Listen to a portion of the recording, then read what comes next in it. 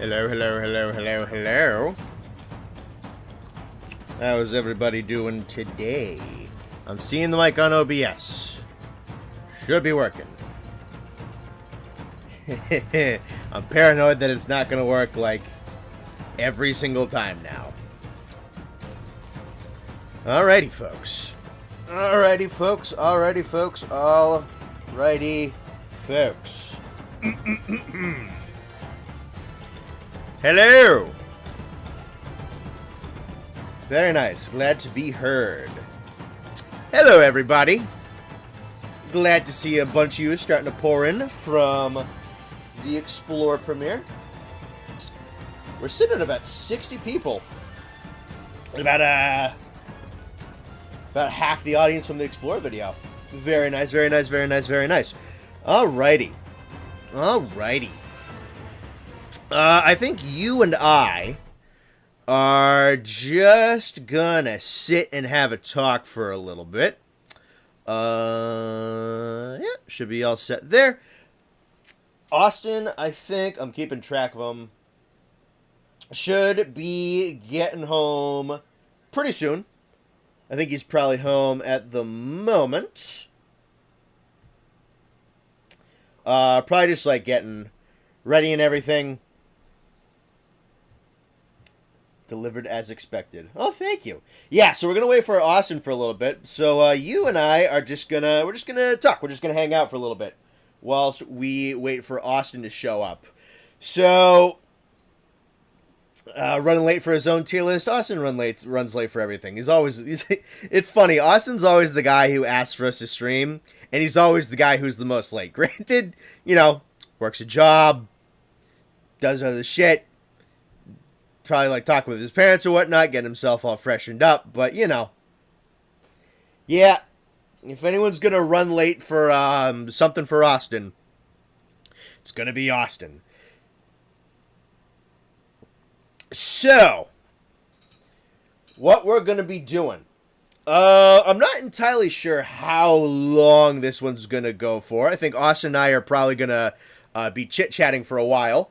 But if you haven't been keeping up with what we've been talking about on stream for the Bone Boy streams, so what we are going to be doing today is Austin has fought everything in base game Monster Hunter Worlds.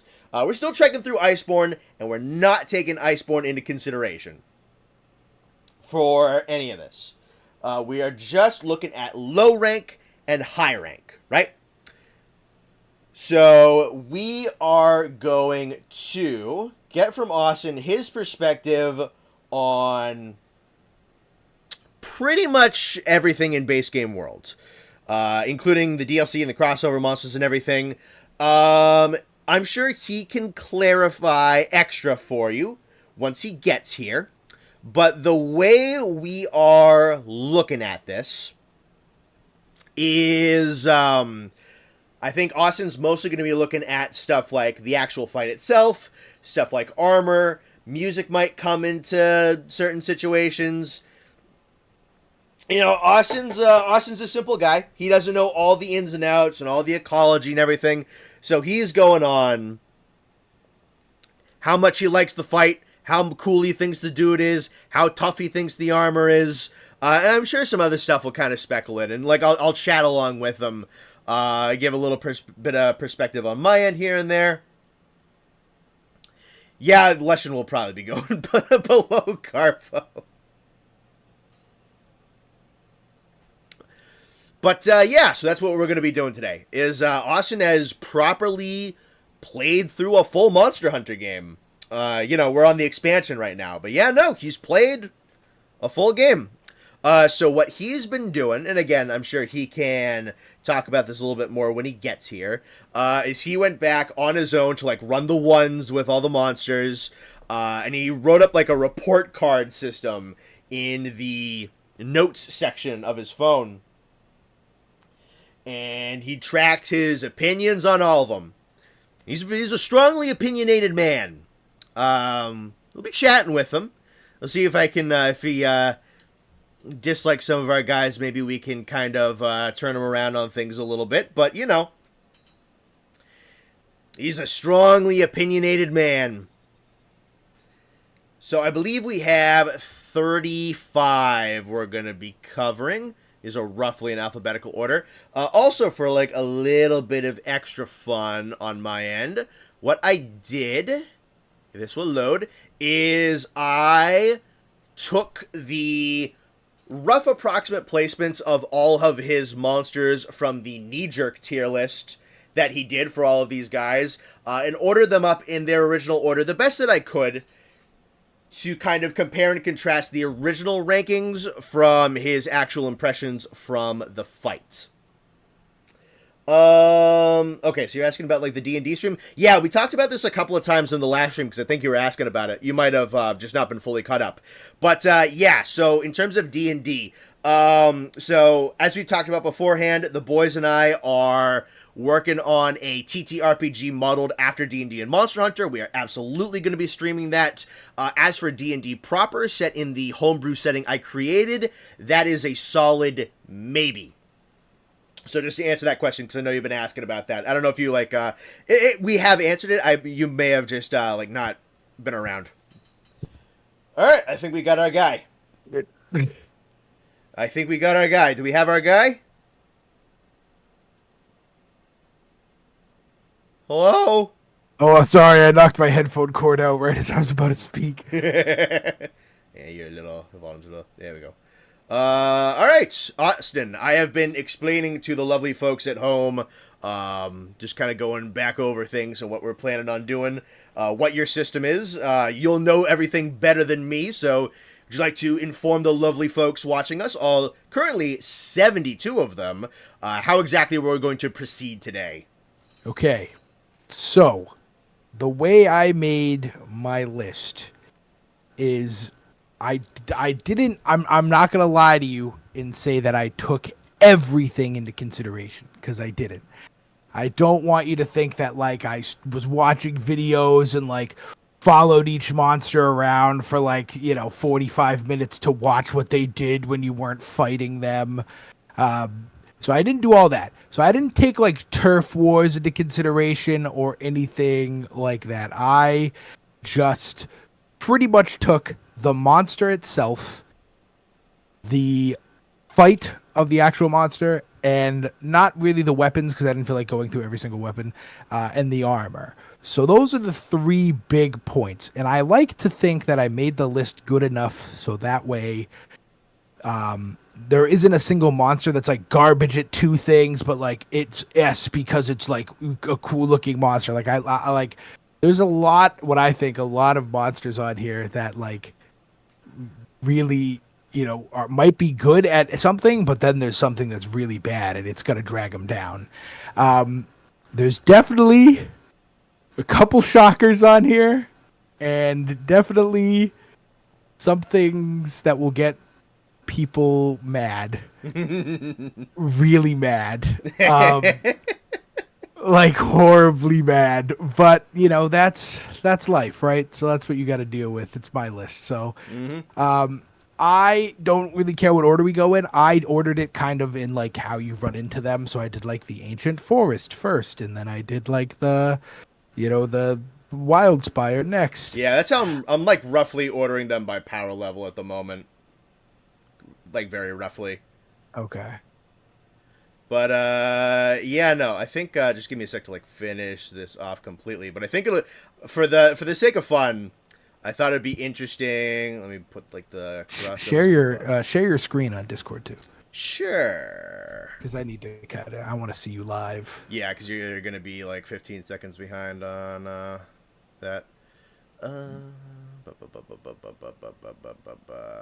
That's good, Dank. I'm glad you don't play Monster Hunter, so you can't get mad. We'll have to do a real official Bone Boys radio another time, because I really would love to get people on here live to comment on our opinions. Yeah, that's something that's just gonna take like timing and organization that we didn't necessarily have. Okay. So I know we don't want to like comment too much on things just yet, but like I said, I went in and with like rough recreation, I went and I replaced all of your knee-jerk reactions on a tier list. Now, like, this is spread over like the course of like 3 different tier lists. So some of these are like very like roughly approximated, because like Kieran was on one, Xeno was on another. Because this is a 1st gen monster, this is a 5th gen monster. So, like, they're all on the tiers that you place them in, and in a very kind of, like, rough order. But I thought it'd be a lot of fun to, like, go back and forth and look at where you put things on gut reaction and where things will actually turn up. Because I don't know all of your placements just yet, but I know that some of this stuff is... There's some brutal takes on here. I'm looking at them right now. But, yeah. So let's get to work. I have all my notes. I took time and I literally fought like every monster one-on-one.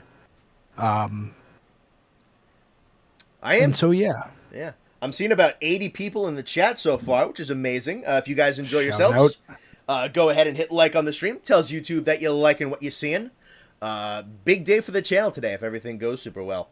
But yeah, so I think we agree we're gonna do like a rough power level type of thing, not super ordered, but I'll give you a name and we'll go from there. We'll chat about the guys. So we'll start with Rusty Trusty, the very first monster in the game, your first large boss monster in Monster Hunter, that being the Great Jagras.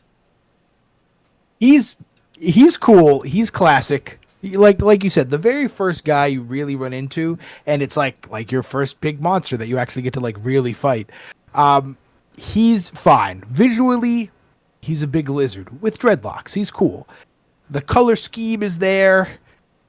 The fight, not so much. I mean, I understand like his job is kind of to be that like intro monster, and like that's kind of it. And he's not supposed to be hard.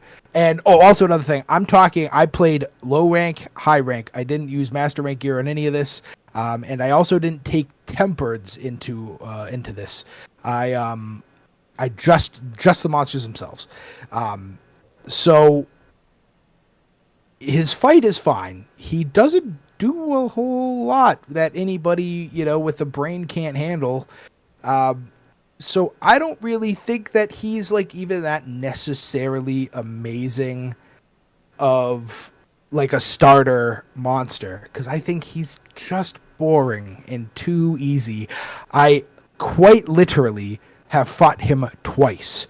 When you guys fought him with me and when I fought him for this list. Mm-hmm. That kind of tells you all you need to know.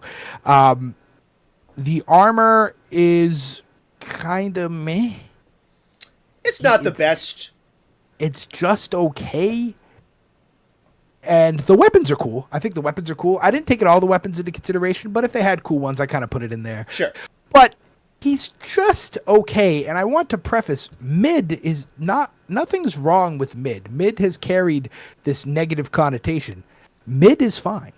Yeah, no, like going by actual definition of mid, it's medium. High is above average, and mid is just, he's fine. He's good. Garbo, that's bad. Like, if you're below mid, that's bad. The monster itself, I would put in low-high. The fight is kind of mid, and then the armor is kind of mid. So I think that kind of drags him down into high-mid area. Okay. But I'm gonna put him in mid just because I think that's kind of his whole aesthetic. Yeah. He's fine. He's fine. But again, if you had to say, hey, let's go to the ancient forest, what are we hunting? It ain't him. Mm-hmm. I tell you that it ain't him. Sure. He doesn't have an OST. I know they kind of all have they all have the OST, the same OST. It's just Ancient Forest Big Monster. Yep. But I'll get to the point of what I mean, like when we get to the monster I'm talking about, but it just doesn't feel right for his kind of fight. So he's fine. He's just a big lizard. I guess you really can't go wrong with it. Cool looking, kind of boring in actual fighting him. Yeah. Not for like the purposes of swaying your opinion, but just for like kind of more like the sake of conversation. You mind if like I was gonna say, in order to make this a long enough stream, you need to give some back and forth. So let's debate. Let's give it to me. I'm gonna be reading chat. Like let's get to it. So, I don't particularly disagree with you. I think, Great Jagras to me very much seems like, he was designed to, with the knowledge that World was going to be the first Monster Hunter for a lot of people. So, there's a number of, like, starting out monsters that are considerably more interesting than he is. And, I think he is very much kind of designed around, he's this big, pudgy, fat lizard with some like pretty big telegraphs to his attacks, because like they wanted people to like get in there and be able to take out a boss monster and feel like, okay, I got this. I definitely feel like he's kind of that. What I do actually really kind of like about him is the way he's kind of set up and introduced.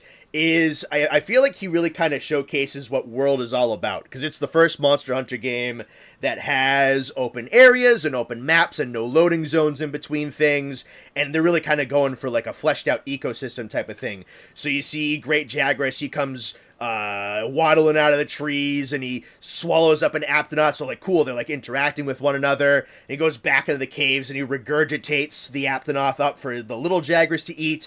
And then, you have like Anjanath that comes barreling in, and he can beat the snot out of this guy.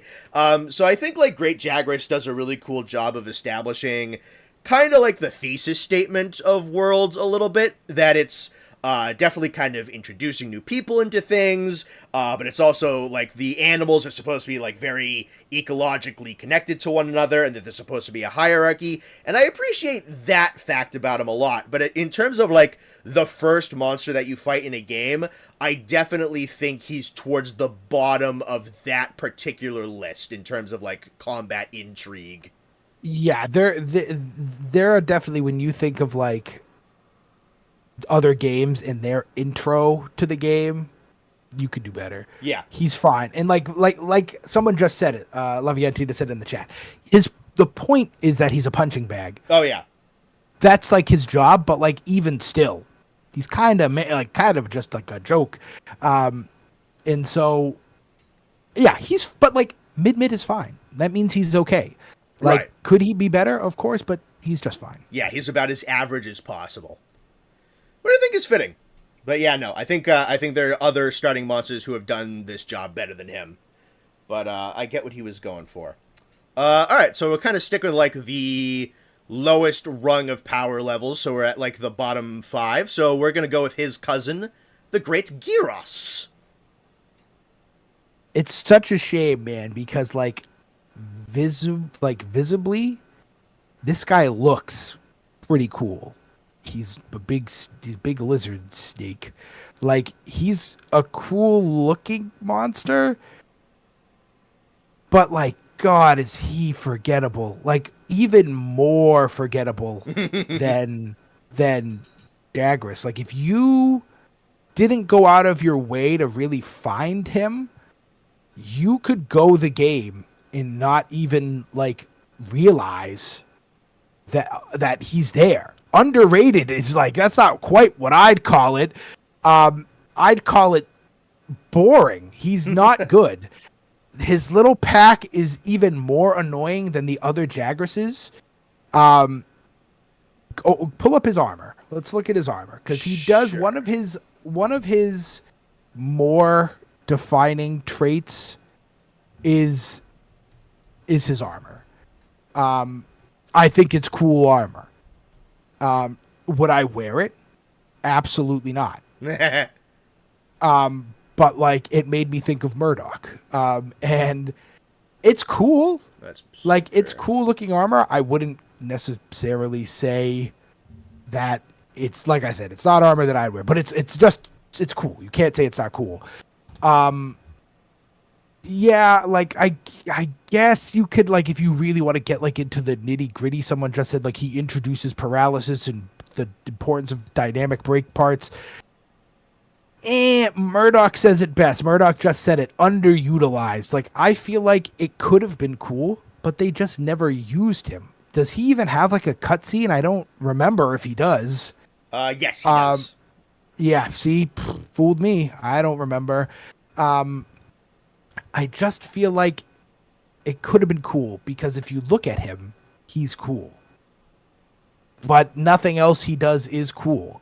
When I went to fight him, it took like 46 seconds. Mm-hmm.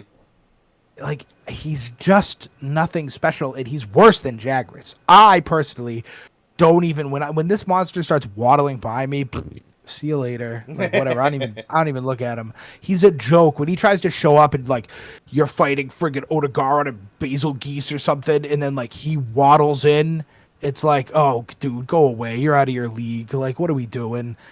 I really found myself not liking him.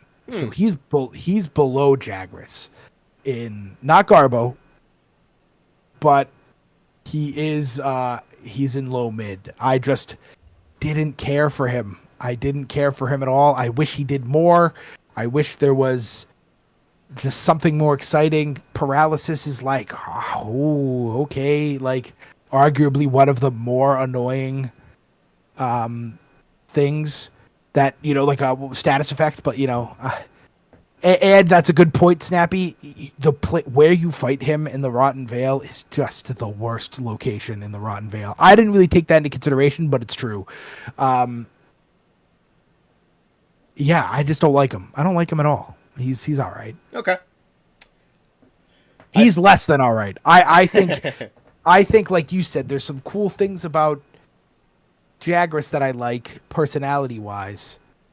I don't like Gyros. I just, and I say that about a lot of monsters. I wish there was more, because I just feel like they didn't do anything with him. Mm-hmm.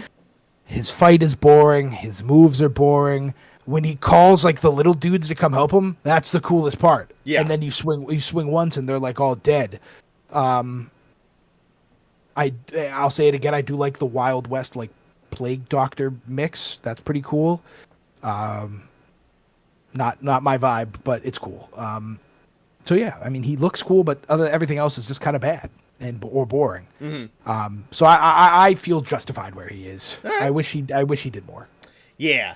I think I personally am in camp underrated for Great Gyros, at least for a little bit, because I think a lot of people share your sentiments. A lot of people don't like him. A lot of people don't remember him.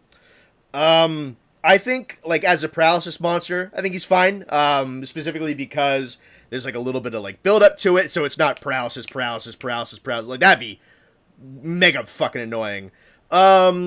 His roster of attacks are interesting. What I do like about him is that since he's a lot less chunky than Gyros, his moveset is a little bit different.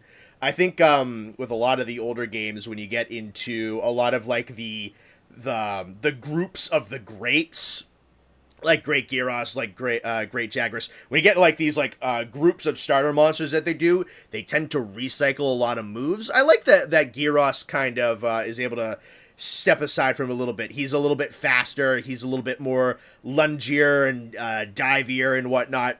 He's got like a little bit more to him. And yeah, no, I think the fact that he's like a pack caller and actually has some coordination with his team is pretty neat. And having a bunch of Gyros around can sometimes be kind of beneficial, because if you like knock a monster down, they'll start to gang the fuck up on other monsters, and they'll get paralysis off for you, which is kind of neat. But yeah, no, I definitely like him a little bit more than some people, but this is a take that I definitely understand. Again, I agree. I think the armor's cool. I think the design is super cool. I think he's the best looking of the three big lizard bosses. Yeah, no, I like him. He's definitely kind of one of those monsters that I think is just kind of like one of those little guys I think is neat. I think if this was my list, with this one particularly, I think he'd be higher mid for myself. Yeah, I just one of the biggest factors was like when I went to go grade him, did I have fun? And I get that he's weak, and I was using high rank gear, but man, I was just like, this is so dumb. I was like, this is so dumb. So he's fine, and I'll say it again. I think Murdoch said it best: underutilized. I feel like they could have done a little more. Yeah, I think that's also a kind of an issue that I think World has a little bit, especially in its earlier stages, is kind of like what I said with Jagras, is they definitely wanted to kind of ease people in a little bit. And I think a lot of the earlier level monsters, though they have some like cool ecology and some cool personality, I think there are some very underbaked movesets in early game world especially. And so yeah, no, I totally understand where you're coming from. Yeah, La Viente, I agree. Great animal, not a spectacular fight. That's a good way to put it. I like that. All right. Next. All right. Kulu Yaku. All right. I'm going to get my shit off. I don't know why you jabronis like this guy so much. He's so dumb. That Final Fantasy quest, which I did not take into consideration when doing this, made me hate him more. The monster himself, stupid. It's a bird, and that's it with a dinosaur tail. The fight, stupid. He does like 3 moves, and they're dumb. He runs backwards and he jumps at you. He pecks his face into the ground. And that's like it. And I'm going to say this. I'm going to say it nice and loud for the people in the back. Being a spaz is not a good enough defining trait to make you a cool monster. Being a big stupid bird is not enough to like, get him up on the list. Like, there are so many other things. There's someone else coming up who is a spaz, but he does like 10 other things to make it way cooler. Kula is just a spaz, and that's it. And there's nothing cool about it. And the best thing about him is his armor is all right. Like, that's it. But the fight sucks. He sucks. And I hate that you guys like him. Because he's so stupid. I'm seeing a couple of W takes, a couple of L takes. You got some people on your side. Yeah. Thank you, Spark. Spark agrees with you. Yeah, like, he's just if he could do something, like, I'll say it when the monster gets up, who I mean by, like, spaz done right. It ain't him. I think he's so dumb. But is he garbage? No, he's not garbage. But he's going to go with Gyros as low mid. He's just underutilized is a great word for him, and that's where he belongs. Not being used, ignored in the basement is where he belongs. He is just, oh God, he's not good. I don't like him, but he's not garbage. He's not the worst monster on Earth. There are definitely worse monsters. So low mid. All right, I'm going to assume below Gyros. Yes. Columbus, you're damn right. Kulu could be worse, but not by much. You're damn right. Yeah, no. He's just not cool. This is when I agree with you. And when I did my personal 5th gen tier list, I got a little bit of heat for this one. This is another one of my... I guess this is kind of like a lukewarm take. It's not quite a hot take. Because a lot of people seem to not like him. But a good amount of people do. Yeah, no, like, he, again, neat animal. Like, this is, like, he's a dinosaur. Like, that's something that could have existed a couple of million years ago. And you know what? That's kind of neat. I don't like the fight. I don't like the fight. He's this hoppy around, narrow, skinny-ass little hitbox, and then, he grabs a rock, and then it's even more obnoxious, and he's got, like, a couple more things when he comes back in Rise, and he just gets, like, even, like, hoppier around more. Like, I like him less in Rise, because they gave him a couple more things. Other people in chat said in Rise he got better. I think he got worse. Yeah, I don't like fighting him. Yeah, like the stupid chicken, big rock, tee. Like that's not a good trait. Yeah. That's a good point, Stan. Even when he is like holding something that blocks, like I feel like when I hit him, it doesn't hit. Like, I hate his hitboxes. I hate him. He's not interesting enough. Like, there are some monsters where it's like, dude, stop moving. But, like, it's still cool. Yeah. He is not cool, and he won't stop moving. And, like, just, like, Dodo Dinosaur, I don't even think he's that cool of a animal. I think Gyros is superior in every way animalistically. But like I hate this guy, dude. I hate him, but like not enough to like put him in Garbo because there's worse monsters. Yeah, no. Like this guy coming up. All right, let's talk about the Greek special. Oh yeah, Taziki. Zitzi Yaku. Oh man, I mean, the fight is trivial at best. Like the first time you fight him, it's if you fight something 10, 15 times, like, and it gets kind of like easy and trivial, like, okay, you don't even have to fight him once to have it be trivial. He has like 2 moves. Like the camera move is brain dead. He's a cool looking little dinosaur guy. Purple. I like purple. The moveset is brain dead. Like, oh my god. Comatose level moveset. It's terrible. It's, I would say, arguably one of the worst fights in the game. In my opinion. It's cool when like he waddles up in the middle of a fight when you're fighting Otogaron or like Lumu, and he's like, "Hey, smile, fellas," and then runs away. Like, I think that's kind of fun. But like, if you have to actually sit there and fight him, like, he's the guy when I'm like, I don't know how to use this weapon. I want to like test it out. I go to this guy because he can't fight back. He doesn't do anything, and like. That's flashbang and nothing else. That's exactly what he is, Grizzly. He's got nothing going for him. And not even to mention, I'm not even taking into consideration the master rank armor, but his armor sucks. The armor in high rank is fine, but holy crap, is that armor in master rank just deviously disgusting. And I just, oh god, I mean, like, he's an okay like looking dinosaur, but like that's about it. And like I would argue the worst, like, that's pretty cool. That's the high rank armor. It's pretty cool. Yeah. Like I said, I didn't take it into consideration, but the master rank armor is just downright gross. I've seen bigger movesets on small monsters. It's probably right because he does nothing. He does nothing. He does the one move where he runs back and then runs at you again and like jumps.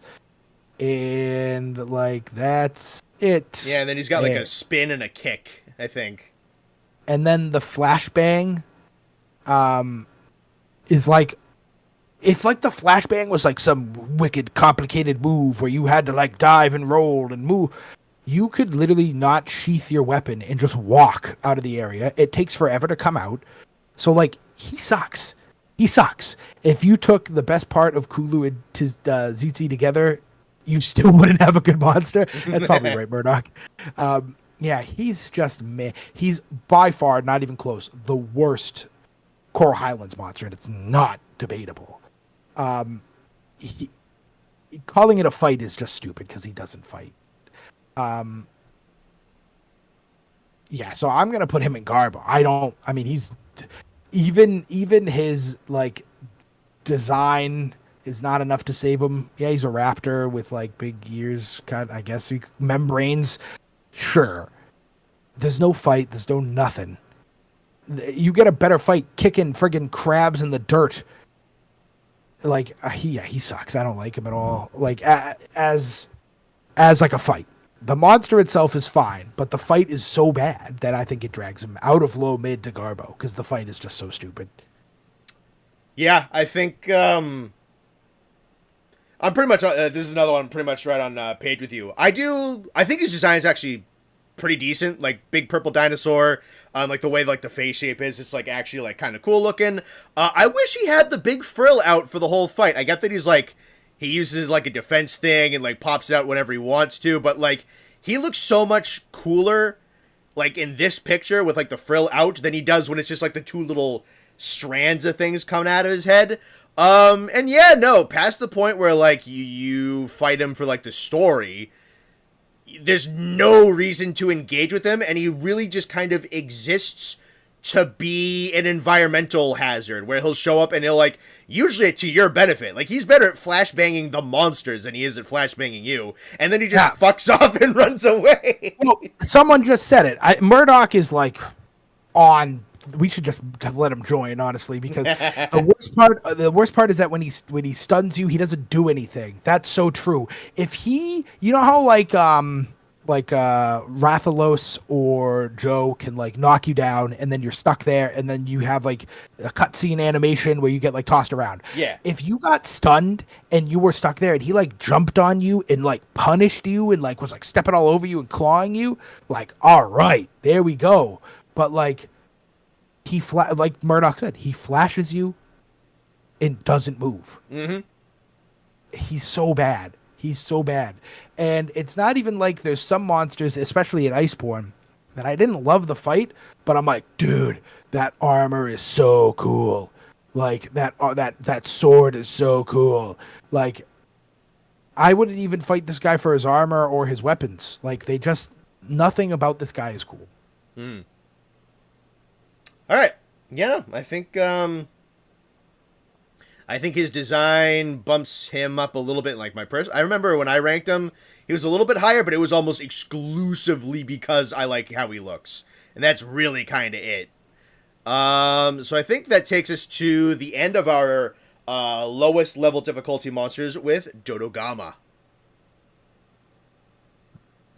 I'm sorry. He's an S tier monster to watch chunk around and be fat and roll. I like that when he goes to sleep, he sleeps underground. He eats rocks. Holy shit, does his fight suck. Holy shit, is he a waste of space. Like, yeah, he spits flaming rocks at you, and I like when he charges at you like a train, but like, what else does he do? He kind of blows. Not even to mention that his armor doesn't vibe with what I think he looks like. If you showed somebody who doesn't know anything about Monster Hunter, they would think that that's like bug armor. It doesn't look like I don't think it looks like him. Unless the entire aesthetic is being based off like his chin. That doesn't look like Dodogama armor. That looks like bug armor. That looks like beetle armor. Like, I don't think that looks like Dodogama at all. Like I said, unless you're thinking exclusively his chin. But like, I do still respect that he's chunky and fun and like a goober who eats rocks. Slightly more so than Kulu. Being a spaz is really not a defining trait. Neither is being a fat, chunky goober. It is more so, but I just really don't like that fight's bad. That fight is bad. It's not fun. He spits at you. He runs I almost said he ran. Oh God! I almost said he runs a train on you. It'd be more memorable. It would. It would. Yeah. He runs at you, and he does like the thing where you're to his side and he rolls. Yep. Like, he's a light work fight. And again, I understand that his role is not to be some powerhouse. And like, some people are gonna say like, well, that's not his job. Like his job, in the friggin' toughest area of high rank, where there's Joes and Basil Geeses and, like other monsters, his job isn't to be like super crazy scary. Like I love all the cute little like fan art and like stickers of him being fat, and he's fun to watch like waddle around, and I love when he goes underground. But like, it's being a goofy goober is not enough to save a shit ass fight and shit ass armor. I think that armor's terrible. Go to the tier list. He is still the boy, but he ain't higher than mid. He's fun to watch get chewed up by Joe. That is true. Mm-hmm. I would put him personally one ahead of Jagras. That's really where I see him. He's not a fun fight. I feel bad fighting him because you guys make me feel bad. And so, like, even if I did want his armor, like, I don't want to fight him. When you do fight him, it's not fun. Like, he's another one. I fought him once when we fought him. I fought him once by myself, and I accidentally killed him. And then I fought him when I did this. Yeah. And, like, that was it. Like, I never ever think, like, I'm going to go hunt Dodogama for the fun of the fight, baby. Like, yeah, no. Like, I don't know. I don't like him as a fight. He's an amazing monster. But I just don't think him being a chunky, goofy goober is enough to, like, make him a cool, actual mechanical monster at all. I even got Moy to switch their opinion. Moy said common Austin L in the beginning and then said actual W take.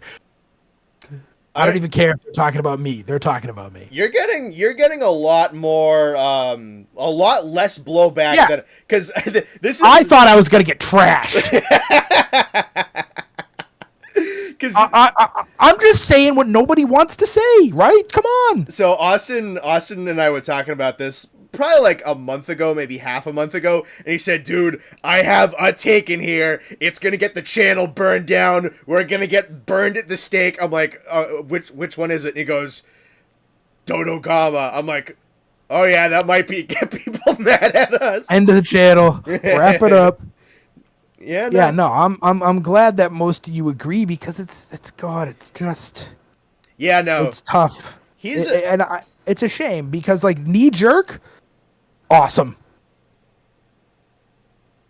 You're more people. You think Snappy? You think people are more mad about Kula? That's sad. Yeah, no. I got a lot of people coming around. This is good. Okay. I was scared. I do think my top monster is really going to surprise people. We're not there yet. But yeah, Dodo's a dude. I'm happy he exists, and I like to see him do more, but I kind of echo that a lot. It's like, Dodo, I have never, ever gone out of my way to fight. Like, oh man, Dodogama's on the map and I'm doing an expedition. Fuck yeah, dog. Like, no, that's where I'm going. Like, no, never. I never thought that. I like that he exists. I like looking at him. I think he's cool. I think he's funny. I like seeing him waddle around. He's another monster where I think he can be kind of useful, where if I'm fighting like Azure Rathalos or Uragon, and then there's Dodogama out in the background, like 100 feet away, just ripping off lava pot shots at the monster I'm fighting. Yeah, that's fun. And then I think like I like the armor in isolation. I totally get it. It's like they modeled the entire set off of his chin and then painted it like even a different blue than he is. So I do like it in isolation though. I do think it looks cool in the master rank even more so. But yeah, no, it's not like super duper close to him. But yeah, no, this is another thing I kind of agree with. Dodo's a cool fucking dude. I'd love to see Dodo back. Couple new moves. I'm glad he exists. Like, he's to the benefit of Monster Hunter. Do I love him for the fight? Not particularly. No, it's stupid. Like, yeah, I feel medium, mid might be even too high. But that's where he's gonna go. Yeah. Now, like right around average. Yeah, that's fine. Okay. Yeah. No, I think we're good. All right. So next up, we got. We're gonna bust out of like the bottom monsters that kind of like set up like the lowest levels of each zone. We're gonna get into some of like the lower mid-level monsters. So we're gonna start with Pookie. This was my first surprise of the whole thing because like I said, I kind of did them in like locale order. Yeah. I was surprised at how much I really actually enjoyed the fight. Oh, I'm kind of happy to hear that. I kind of panned this guy just for being a weird looking guy. Yeah. But the fight is fun. It's not crazy, but it's fun. And I like him a lot. His armor is actually kind of clean. Pull it up real quick. Yeah, it's not bad armor. Let me... And now, if we're talking his master rank version, no way. Oh, that one I thought you'd like because it's kind of rangery. No. Sorry. The monster itself. I like the roguish, stealthy kind of look to this. It's cool. Yeah, like Do I think it fits the monster? No, but like I think it's cool. It's just cool though. It's not like whoa. It's not like there's some armor coming up that like blows my pants off. Like so good.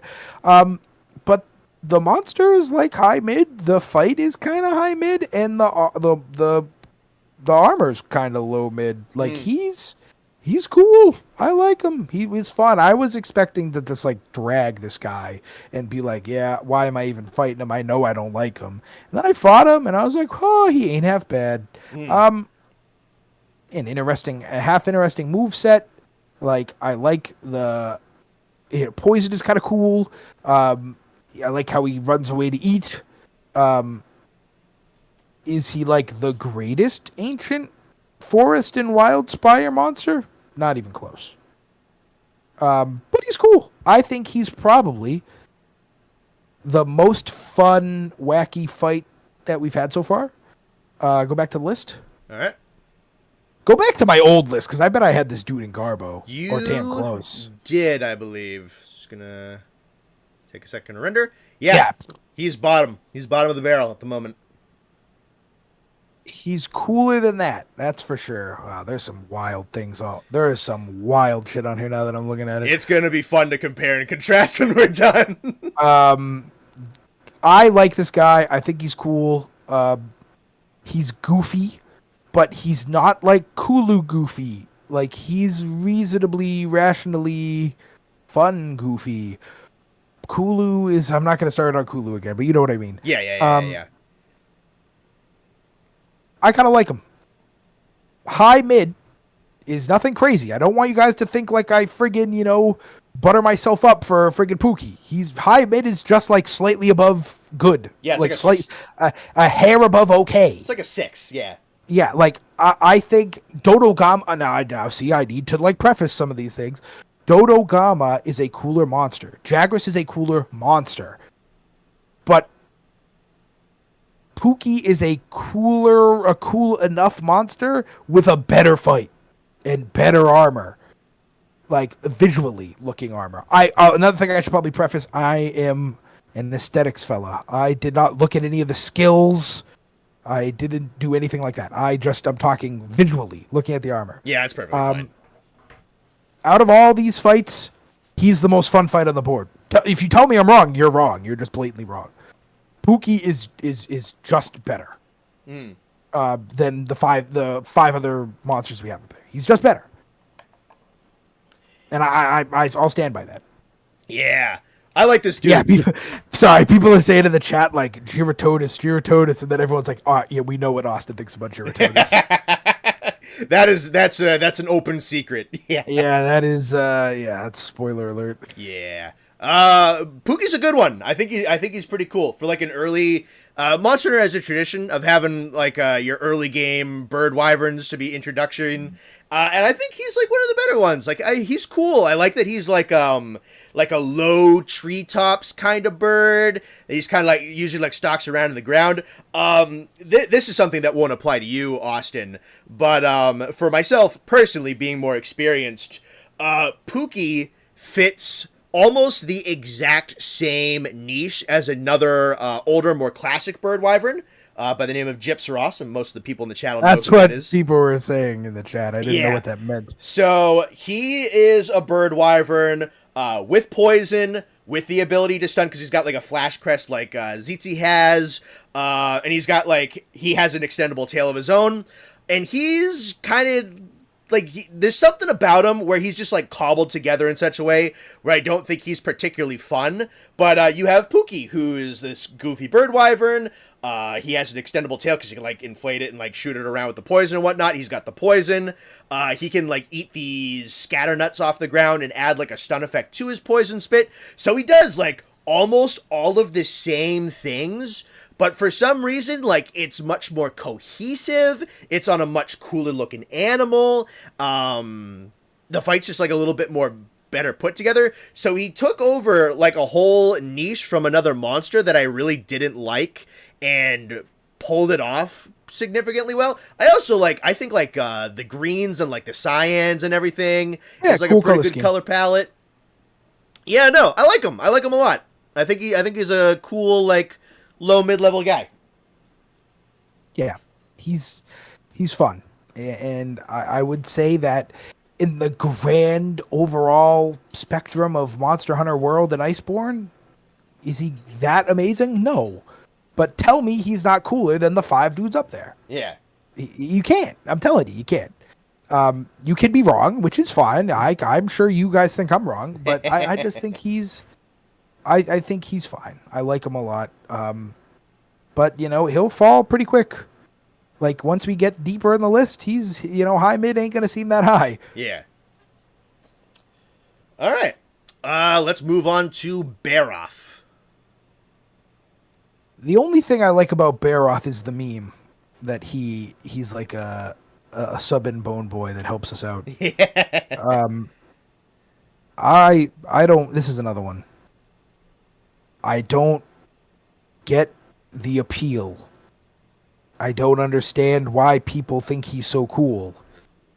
He doesn't do anything at all. He's the monster itself. Pull up a picture of him. Sure. Let's.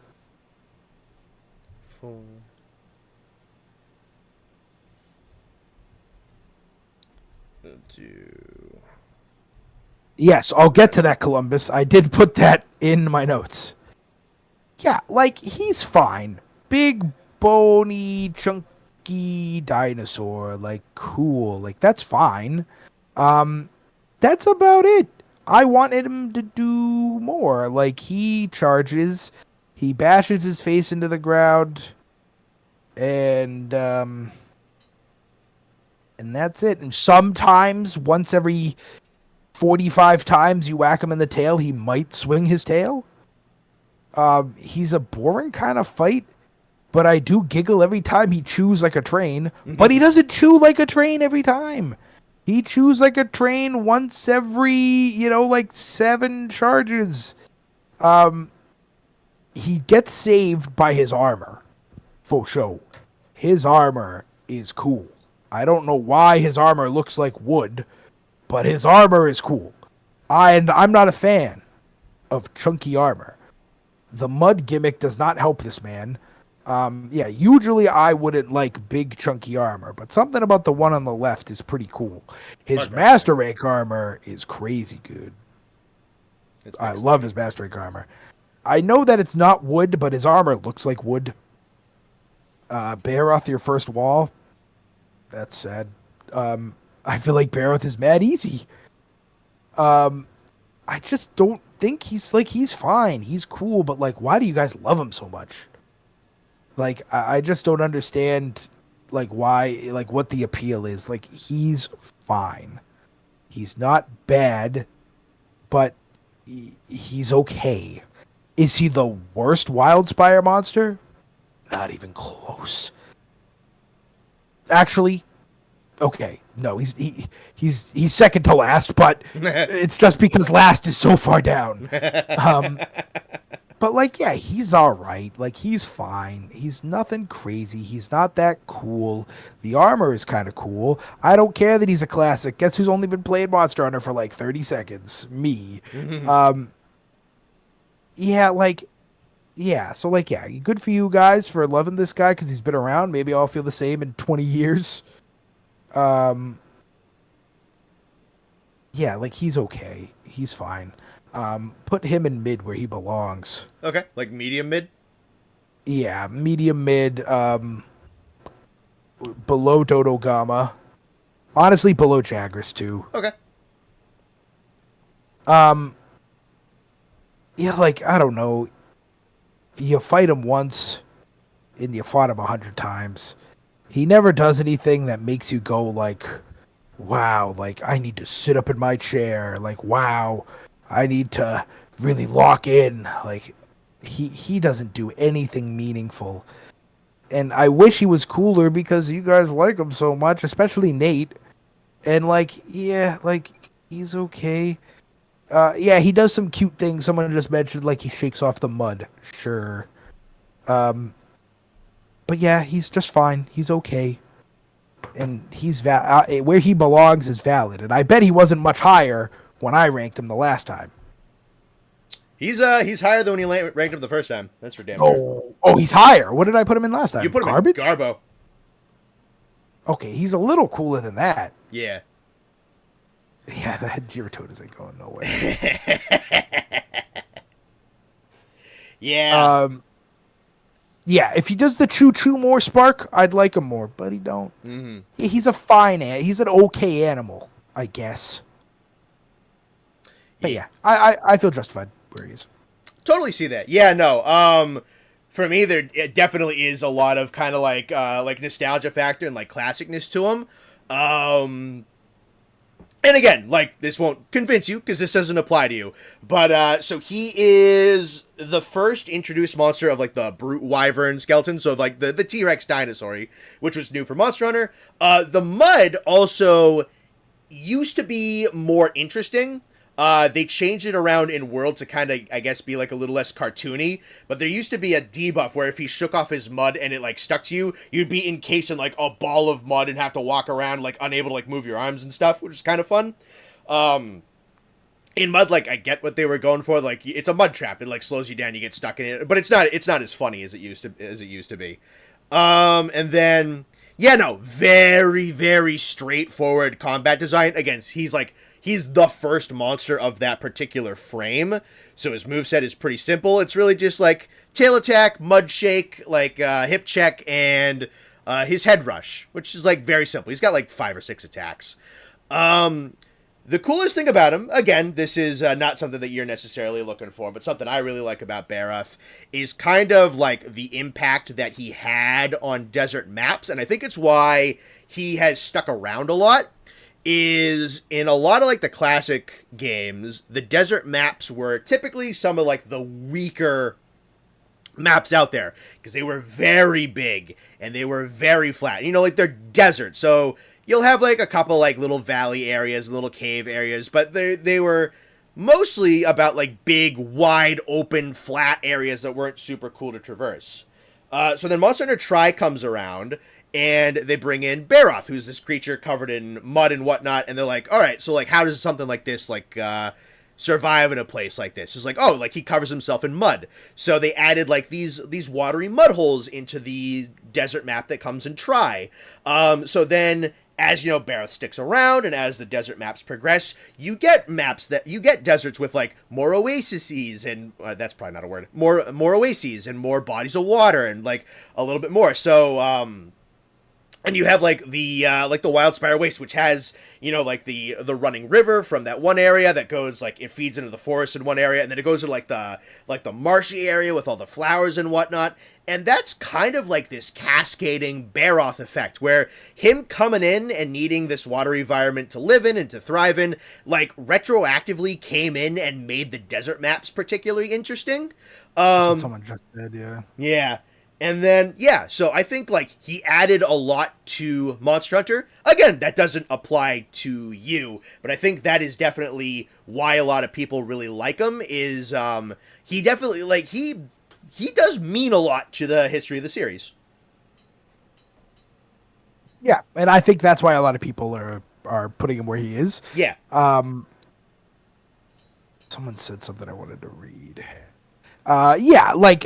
Spark said, if they made a version of Barroth that had a soft head with a slightly different ecology, maybe has a horn he breathes through or something, like, I would like him more. I agree. If he, like, used the horns on his head, like, you know, like he chews like a train, Like, and it fought comes with out sound like and shit. Yeah, That'd be kind of sick. That'd be kind of like, sick. or like, you know, if he like tilted his head at you and like out, like, you know, because he's rolling around in the mud, he's bashing his head in the mud. If like his horns on his head got clogged with mud and he like tilted his head and like shotgunned mud out of his head at you, like, that'd be cool. Like, if he could chew loud enough that like you kind of got stunned and you needed earplugs and like that was like his roar, like, that'd be cool. Yeah. He doesn't do anything. Sure. I wish he was cool. The moveset is definitely simple. I will agree with you on that. Yeah. So, like, yeah, he's fine. He's perfect. And again, mid is not bad. Mid is okay. So I feel, yeah, I feel where he is good. And someone else said, I think it was Tig Can said, we need justice for Tony. It's coming, baby. It's coming. I love Tony. The walk, the noises he makes, the roar, the little like chittering he makes. This is who I was talking about. We're talking about Kulu.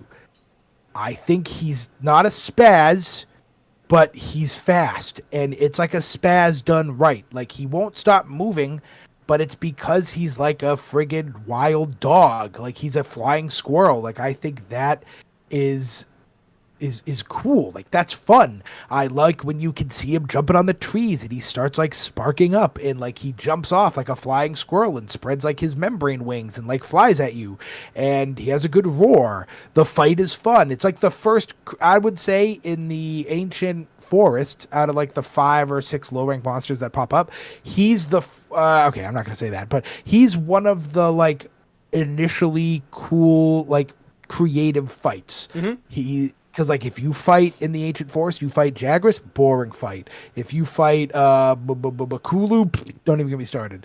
You know, we'll get to the other guy who I really like in the ancient forest in a second. And I think Tony is an S tier monster with a high fight. But holy shit.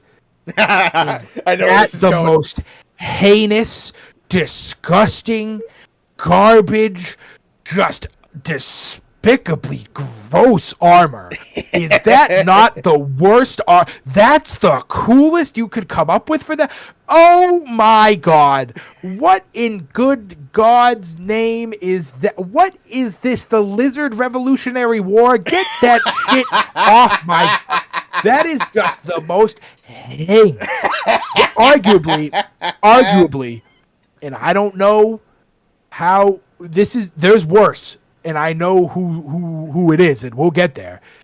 Arguably the worst armor in the game. Arguably, it's not the worst armor in the game, but it is arguably the worst armor in the game. That armor is ugly, it's stupid, and I'm not gonna say I don't give a shit about the skills. All right. It is so bad. So bad. And it's like, that's the coolest you could do for the tough friggin' the way he's like his back, like he moves like he's hunting at all times. He's slithering, he's sliding. The noises are so cool. He looks so dignified when he walks. I wish he used more lightning. I do wish he used more lightning. I do like when he lifts his tail and he like sparks. Oh, when he sparks, oh my god. That's the best you could do with that armor. Pull up the master rank armor. I want to see it. I don't think I've actually ever looked at it. I'm not going to it's not going to change my opinion. It's not going to help. Some of the weapons are... That's it? Yep. Okay, that is better, but it ain't by much. I'm glad people are saying someone finally said it. Yeah, that is just the... Like, holy crap. You're telling me you make... You were like 80% there. You made a cool fight. You made a fun fight. I struggled with him. He was probably my first low rank solo. I don't want to say wall because he wasn't that hard. I don't want to act like I'm some like professional Monster Hunter player who's like I never struggle. But like he was tough. Like I like how fast he, especially me when I was using hammer because I didn't really know how to do it. But the spark up is so good. The flying squirrel move is so cool. And then you get to, again, I did not take this into consideration. You get to like the snakier one in Master Rank, and he's even cooler. That armor does not look like it belongs to him. Like that is especially terrible. This one. That is terrible. And everything else about him is so cool. So like, I'm not going to lie. He would have been S, but that armor is so bad. So bad. So he's going to drop into high because everything else I think is cool. The fight is high. He's S, but the armor is just so bad. And then he's another one. A lot of his weapons, I didn't really like put this against him, but a lot of his weapons are just like the copy of other weapons from other like the bits on sticks. I hate that so much. It's the worst part of the world, honestly. Yeah, that armor is so terrible. Yeah, if there was like some snow lizard, I'd be like, okay, that armor fits. Like when we get to how do you make cooler armor with you know what? I'll wait till we get there to say who, but there are some monsters that like have way cooler armor that don't really like fit the monster 100%, but they look cool. And it's like, you couldn't have done that with Toby. Like, God, I mean, it's such a shame because I like him so much. He's one of the lower rank monsters out of like the people on the board right now that I go, I want to go fight Toby just for the fun of fighting Toby. I don't, but the armor is just despicably bad. Yeah, I still put him in high snappy because he should be S. He should be S, but he's not. He's not. I would even, you know what? Let me take a look. Who's coming up? Let me just make sure I'm in the right area here. You know what? This is not like chess. We're gonna be, because this is official. Sure. I'm gonna slide him down medium high. Medium high. Because I feel like he's an S monster with high fight, and I feel like the armor is like so garbo that it should probably bring him down more than one level. Yeah, I want the armor to be so cool because he's so cool, and I have a lot of other monsters coming up that I feel the same way. But yeah, that one is like, holy crap. Like, what are we doing? Oh, well, see, and I say this a lot about big stuff like this. Mm-hmm. One dude didn't make that armor. You know what I mean? Oh, yeah. A room full of people said, oh, yeah. Like, that's it. Signed off on it. Signed off. Here we go, baby. Like, that's when I think of electric lizard flying squirrel snake, I think of bundling up and going to fight in the friggin' trenches of friggin' New England in when the Revolutionary War. Like, what? That armor's terrible. Mm-hmm. Yeah, no, I'll knock that off. The armor sucks. Like, it's bad. It's really bad. I've never wanted to wear it. And I felt like maybe not like viscerally at the same level of you, but you are a little bit more emotive than I am. But I saw that armor for the first time. I'm like, wow, that's fucking disappointing. But yeah, no, dude, as like a dude, like, talk about like a fucking sick early game monster. I mean, you you said everything already. The jumping around on trees and shit, and like the springboarding off of them, and using the flying squirrel gliders, and like the static electricity that he runs up his body to like supercharge himself. Then he gets all like poofy, and like the mixture of like squirrels and lizards and like snakes and shit, and the red eyes. Like the blue coloration's really cool, and he's like slinking around up in the treetops and shit. Like he's so cool, and I think he really starts to kind of get like the ball rolling for like what world can do with its animals. Like where like he's like right dead in like the middle of like the treetops and shit, and he's like using the environment for traversal and whatnot. Like he is so fucking cool, but I don't want to make anything that he has. I like fighting him. Unlike a lot of these other guys, like I will fight him for the sake of battle. Like the fight is that good. Look up the gun lance. A lot of people are asking for the gun lance. Sure. I'm just curious to see what it looks like. It's Moy said that not every. I don't know if this is referring to what I've been saying. Moy said not every armor is going to be Power Ranger. That doesn't. The armor's bad. It's just bad. It's just bad. It doesn't matter what you compare it to. It's just bad. Yeah. No, that's sick. That's sick. Yeah. That looks like him. Yeah. Yeah. No, there's cool armor sets that ain't fucking Gundam robots. See, what I like hate too is like, you know, sometimes I don't know how to word this. Like I like that some of them, and it'll come up in the very next monster. You know what? Let's just move on. Let's just move on to the next monster so I can make the point. Sure. It's very relevant. Giratodus is terrible. Just like undeniably terrible. No matter how you look at him, he's terrible. He brings punching bags fight back. He doesn't fight back at all. He stands up, he spits at you, he goes under and like jumps up with like the most predictable attack. Like that's literally it. He's terrible. But holy God, is that armor sick. And it's like, what does that armor have to do with Giratodus? That armor looks nothing like Giratodus. But Fish Paladin that's gas. I think it's... It's that one. Yeah, I forget which one's the high and which one's the master. The one with like the like friggin' Valkyrie wing ears is that's the one. Right. That armor is gas. Fish Paladin is so tough. What does that have to do with Giratodus? I don't know. Why couldn't they do that for Tony? Why couldn't they just make Snake Knight? They made Fish Knight for a significantly worse monster. I'm not even like. Mudfish is just terrible. Good point from Tin Can. The armor is awesome. The skills are walk fast in water.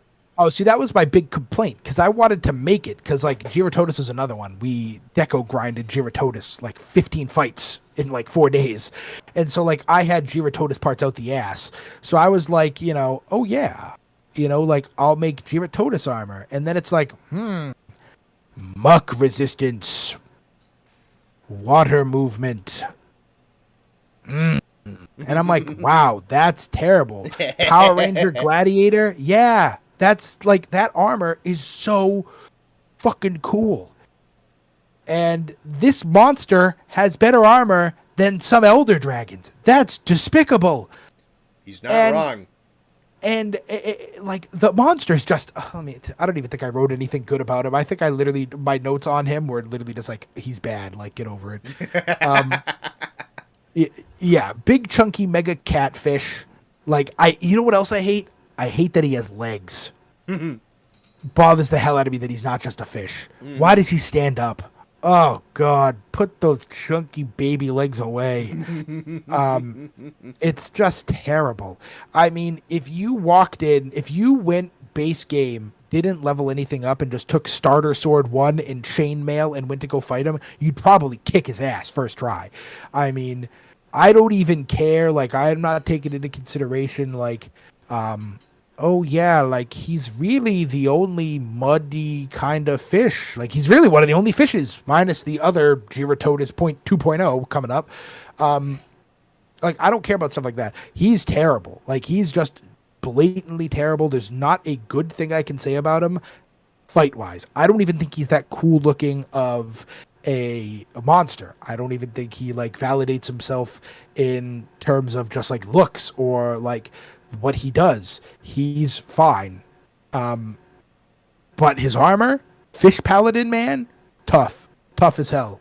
That's not enough to save him from Garbo. He's terrible. He's just blatantly terrible. I don't like that he walks. He's okay. He's not the worst monster on this list. All right. Yeah, come on, slide him back. I meant like in terms of the whole list. Okay. Okay. I see. I Yeah. I see who's going below him. Yeah, none of his moves are interesting. I will say, I do like when he. I didn't take this into consideration because I said I wouldn't. I do like when he like fights Baroth and he like slithers in circles around him like a snake and then kind of like somehow body slams him.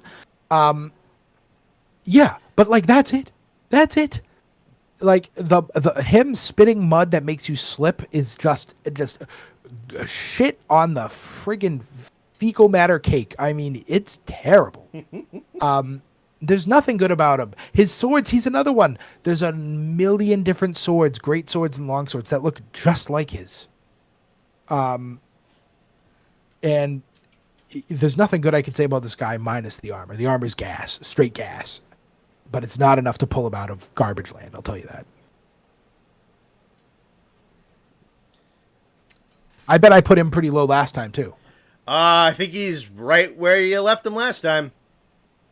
Let's get an update here. Where did I put Baroth down there? Yeah, Gyarados down there, yeah. Yeah, Toby in medium high. Okay, Toby's on the money. Toby's where I put him last time. Yeah. I know these things. Yeah. Jagras is one tier higher than he was. Kulu's one tier higher.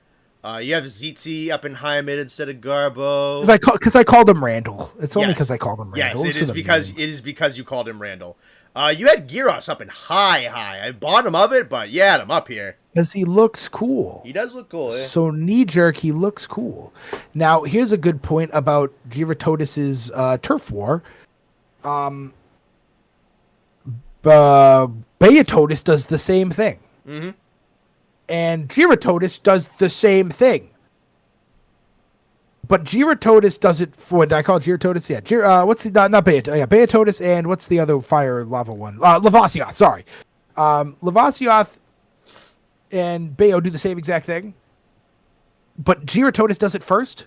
And somehow it's not his like move. I feel like he can't even claim the coolest thing about him. I feel like it looks cooler for everybody else. Yeah, he's terrible. Like terrible. But damn it, do they put out some good investigations for him? Yeah. Okay. Can't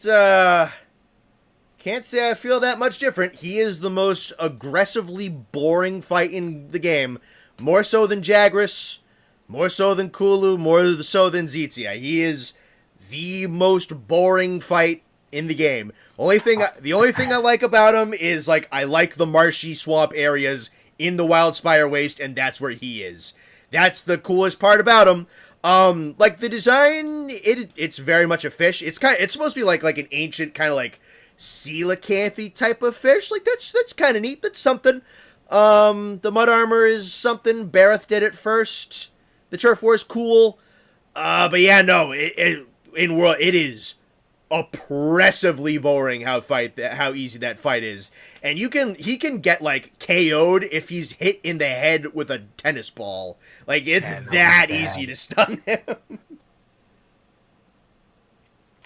I would say like the most interesting thing about him, and kind of like going off of like the merits of like Bareth and shit like that, is like what he kind of brings to the table, and that's like I think it is kind of cool that they added these like shallow water fights in World where you have like a pond of water that's like waist deep on you, but they have an animal that can actually like swim around in it, so you can still have like an aquatic fight without having underwater. That's kind of cool. It lets him like actually kind of like move around and swim around and shit. It's kind of neat.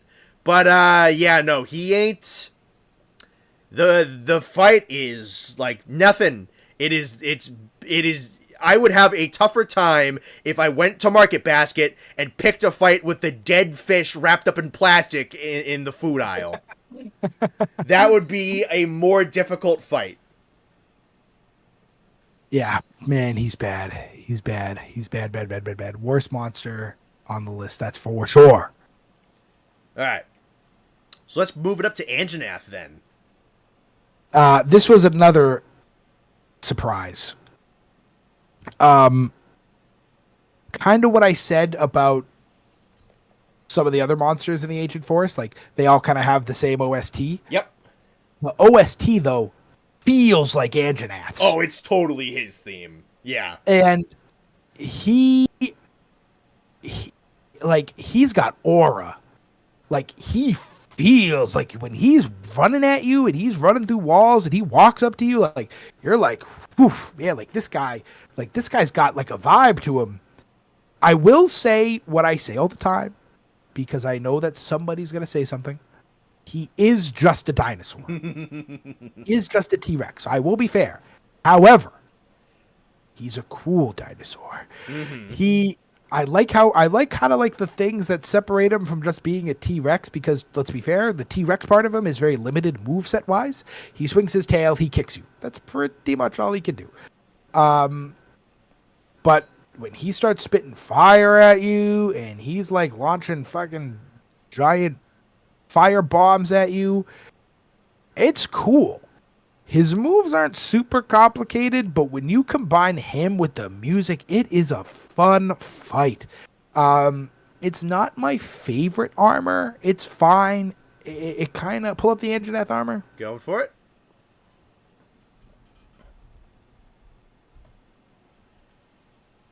It kind of reminds me of, like, mid-game Dark Souls armor.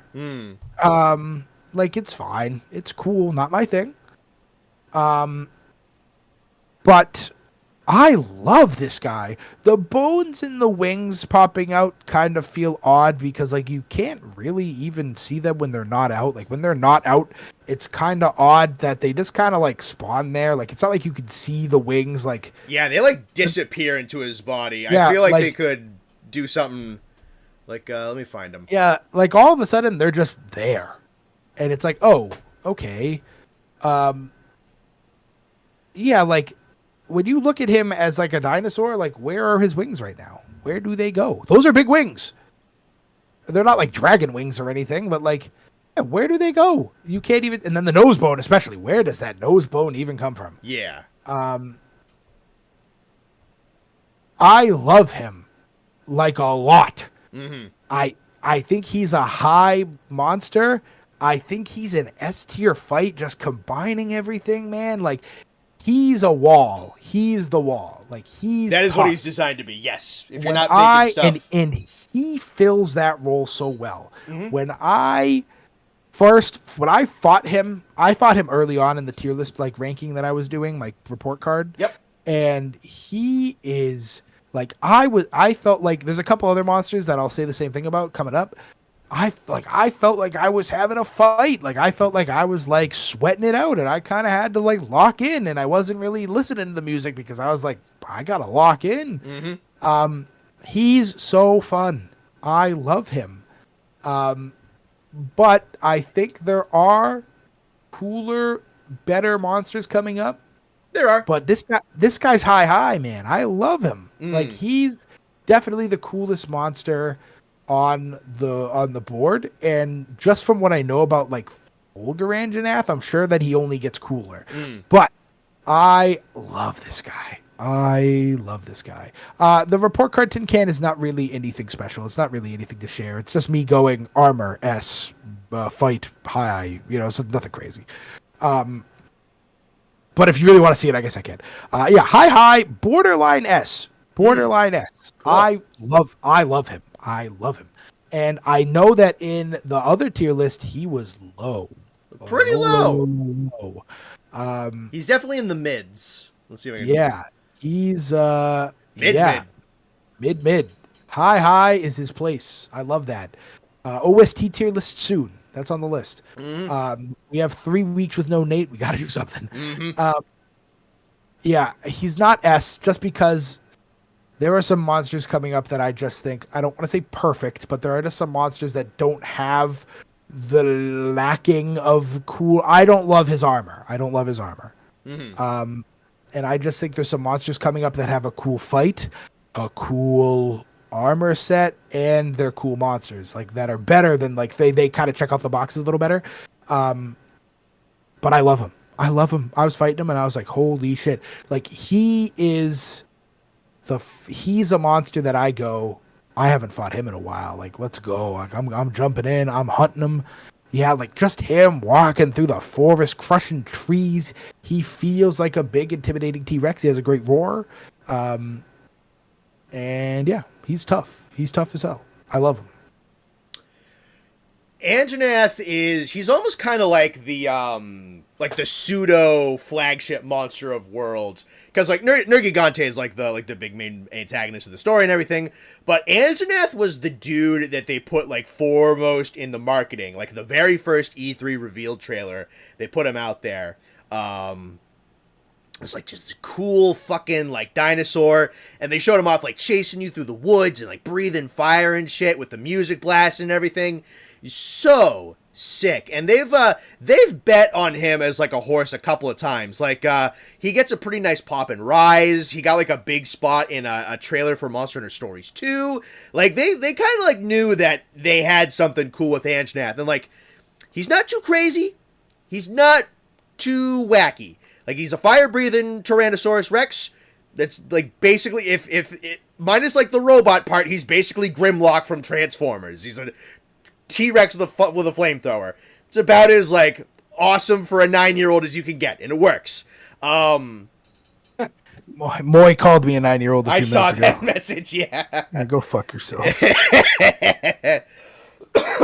But yeah, no, dude, he's just fucking cool, and he's pretty down to earth and shit. And I agree 100%. Like the fact that the nose bone and like the sail just like fucking dematerialize into his body is really weird. Like that's something about him like I've always thought is odd. They themselves though I do like, and like they have some cool like functions with his biology and stuff. Like he does neat shit with it, and when he gets like super angry and everything flares up and he like gets like nice and big, and like the fire starts like flickering out of his mouth, he looks so sick, dude. Yeah, like especially the bone. Where does that go? Yeah, no, it's just gone. Like, how would you even make that slide back into his head? I agree with you. It's a little weird. I like what it does for him, but it does just evaporate into his nose. It's a little but I do odd. like him. Yeah. I like him a lot. He's awesome. He's so fun. All right. Let's move on to Paolumu. Lumu is fine. He's there. Mm-hmm. I like his anger. I like his angry face. Yeah. The fight is cool. Like he's different. He's got some creative moves. Nightshade is cooler in almost every facet. The armor is shaky at best. But he is a fun fight. He's a different fight. No other monster really has that kind of vibe that he has, like the balloon Dyson vacuum vibe. And yeah, he's cool. He's like a low high look with like a mid high fight with mid weapons and armor. Pull up the armor. I just want to take one more look. Sure. It's a segmented collapse like a telescope. Yeah, I'm not visualizing it. I'm not gonna lie to you. Yeah, no, I get that it's like, I get that it like folds into his head, but there's just like, there's no marking for it. It very much seems to just like disappear into his face. I feel like even if there was just like a seam on his nose, like that would be better. Yeah, see, like, look at this armor, right? I think that's it makes sense. Right. He's big and fuzzy, and it makes sense that he makes big and fuzzy armor. Do I like it? No. But it's fine. It vibes. It tracks. Yeah. So Yeah, like I think he's a cool look with like a cool enough fight with whatever armor. I do think he's different enough to kind of separate him from like the chunk at the bottom, but he's mid high, he's high mid or low high.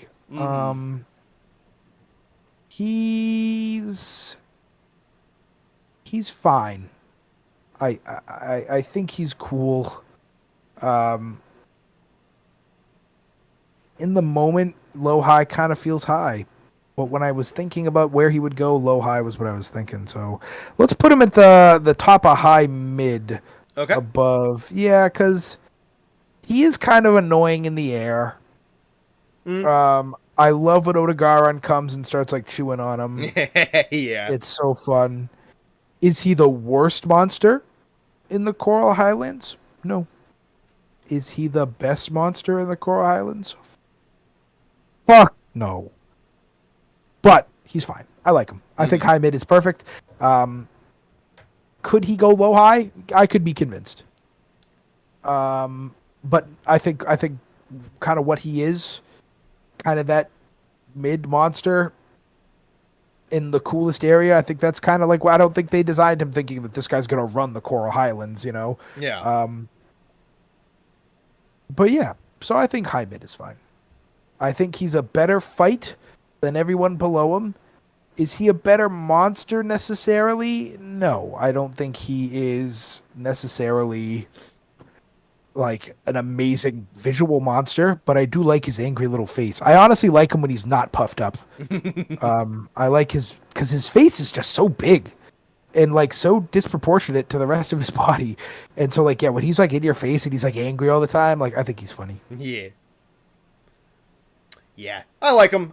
He feels a lot like Dodogama for me, but just maybe like a little bit more so. He's like, cool animal, glad he exists, pretty cute design. Favorite fight? No. Yeah, he's fine. Terrible fight? No.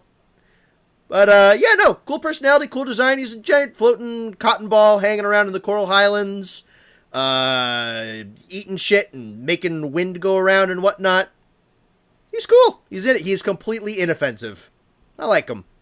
Look up his Palico armor. A lot of people are saying Toby's armor. A lot of people said Toby's armor, and I just ignored it. So let's look that one up too. Toby's Palico armor, and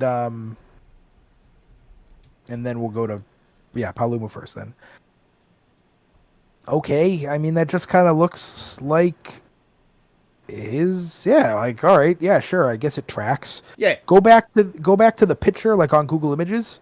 Sure. Toby's armor's down there to the left. This one right here? Yeah, like, again, that's cool. What the fuck does that have to do with Toby? At least it has, like, the wing flaps. That's about it. Why is Toby making winter armor? He hangs out in probably what I would imagine the most humid area on the map. Probably. That's a good point, actually. Oh yeah. I mean, like the Wildspire's hot. The Coral Highlands, I would imagine, is cool. And then, like Elder's Recess is probably sweating, but it's not humid. Yeah, like Toby is like a rainforest lizard. What is he doing making... is that armor cool and adorable? Yeah, it's adorable. But it's also a cat in it. If that was on a person, I don't think it would look that amazing. Why is he making winter armor? Sure.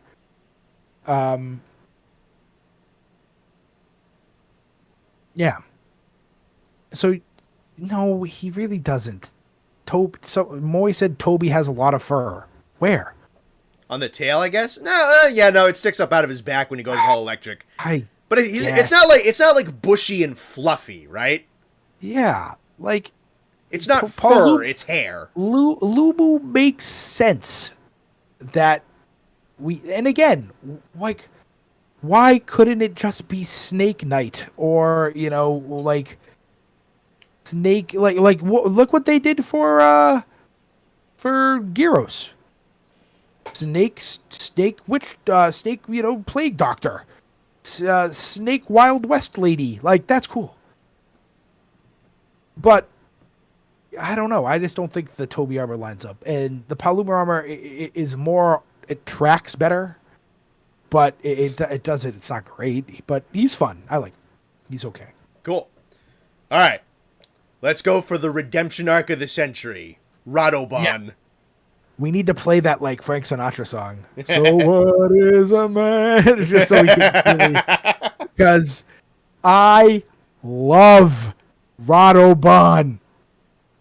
Radobon gets so much hate, and I don't get it.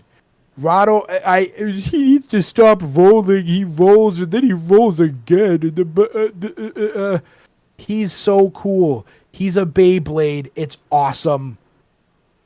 Tin Can, thank you for the $5. The number of Radobon appreciated is a number of unspeakable quantity. Tin went from a bit too far with trying to become a bone boy. My bad, guys. Radobon is awesome. I think he's so cool. I don't get why people don't like that he rolls. You can knock him out of his rolls too with like the slinger pods. He's a Beyblade, man, and it's tough. He looks visually cool, and I don't like spiky bony armor, and he looks visually cool. He's a way cooler rolling monster than the other guy coming up down the list. And don't even get me started on his armor. His armor is so cool. His armor is like Power Ranger villain. It is so tough. He is arguably one of my favorite monsters in the game. Top 5. Look at that. Tell me that dude is not a Power Ranger villain. That is so cool. His armor is cool. His hammers are cool. I think the spins are creative enough for me, at least, that I don't go, holy crap, stop spinning. Like, I'm not one of those guys. I think him spinning is really fun. It's really cool. I kind of like what he brings to the Veil of like rolling around. How he's like rolling from area to area, and he's like loud, and he kind of comes flying in, and he like crashes in. I love the spin move where he goes on his side and he like spins around and he jumps. I like when he bangs his head into the floor. Like, I think he's way better than his cousin, I guess you want to call Uragan. Yep. I think his weapons are cool. I like how he always surprises me when he puts me to sleep. I never see it coming because he does it so sparingly, at least. I hate bulky armor, but I love his armor.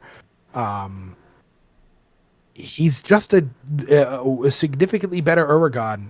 And that's not saying much, I understand, but I think he's a high tier look with, I love his fight with S tier armor, and I just love him. He is my first S of the night. I love Radobon so much.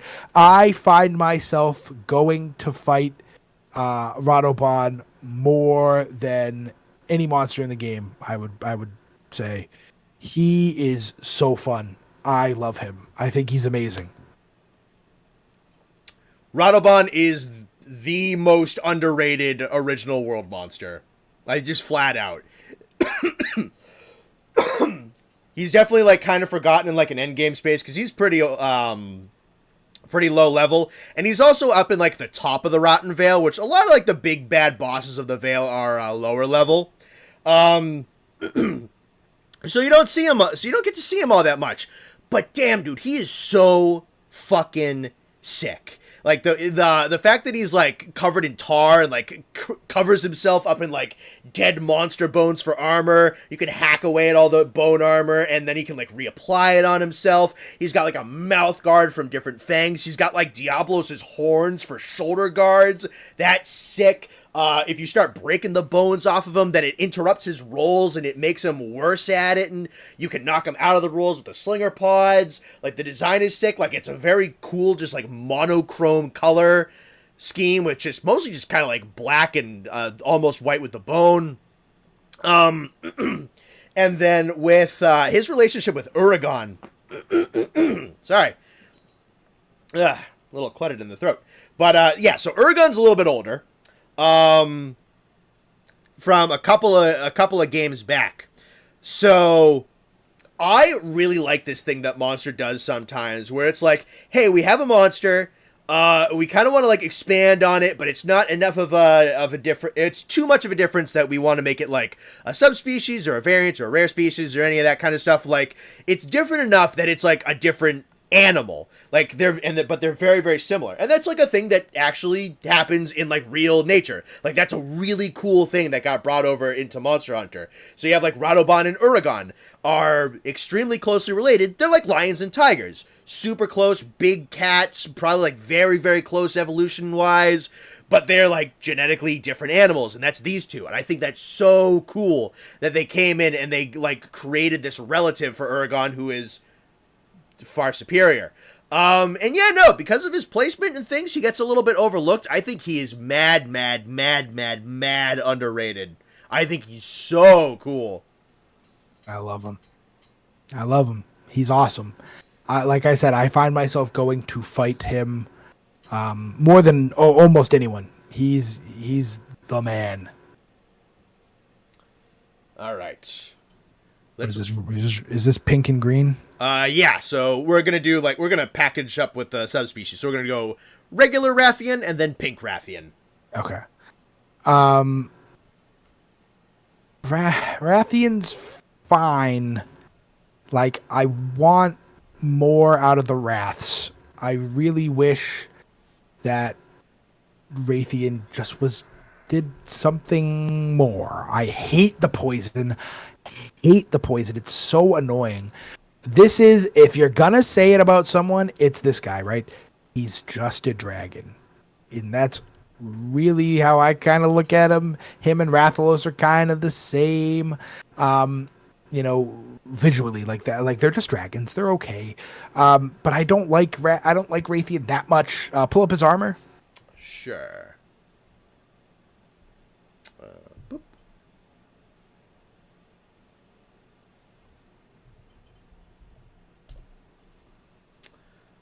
Yeah, the armor's meh. I mean, does that not look just like Dark Souls? Like, that guy, put that guy on the left on the cover of a Dark Souls game. It's exactly what it looks like. Like, it's fine. I don't like that pointy mask. I don't love. Yeah, I don't love. I don't love him. I wish he did more. Boring hip checks, tail spins. I hate when he flies up and like spins and like whips his tail up. Oh God, it's like I just want him to do more. I wish he did more. It's like, and then like the one thing he does do, the poison, is like so annoying. And yeah, I just don't like him. I wish he did more. He should do more. I understand that, like, like, I don't know, having just a dragon is not cool enough. Like, there is some, there's something. Okay, Moy just said it, right? Moy just said he's just a dragon, so Anja is just a dinosaur. Yeah, but Anjanath spits out fire and like does things that regular dinosaurs don't do. What does Rathian do that regular dragons don't do? He's just a copy and paste dragon from Fiction Dragons, and whatever. I keep saying whatever. Who cares? It's a fucking dragon. Yeah, boring. Like, I just want more. What I want, I'm not sure, but I just wish there was more. So like, he's mid at best. Okay. And then, I mean, there's not much more to say about Pink Rathian. We'll move him when you want to. Pink Rathian is, you could put Rathian above Dodo. Okay. Pink Rathian can go one spot behind. Okay. Yeah, do regular dragons have poison tails, Moy? The worst part about Rathian is not really something you should be defending. Pink Rathian's like almost worse. They spin more. And it's like, like, there's nothing, like, the next monster on the list is also kind of just a dragon. but it like has a theme and like things happen and like it has like there's like a theme behind it and an idea, but like Raytheon is literally just there to be like, I want to test this weapon, but I also want there to be a fight, like better than ZZ. um so yeah, like he's boring. Like I really wish there was more. I really wish there was more. um and I don't like either of them. I really think they're both very boring. Yeah. All right. Definitely don't blame you. I definitely understand where you're coming from. I think that is a perfectly understandable position. For myself, I agree with the statement that I think Rathian is due for more. She has been static in terms of her moveset for a very long time.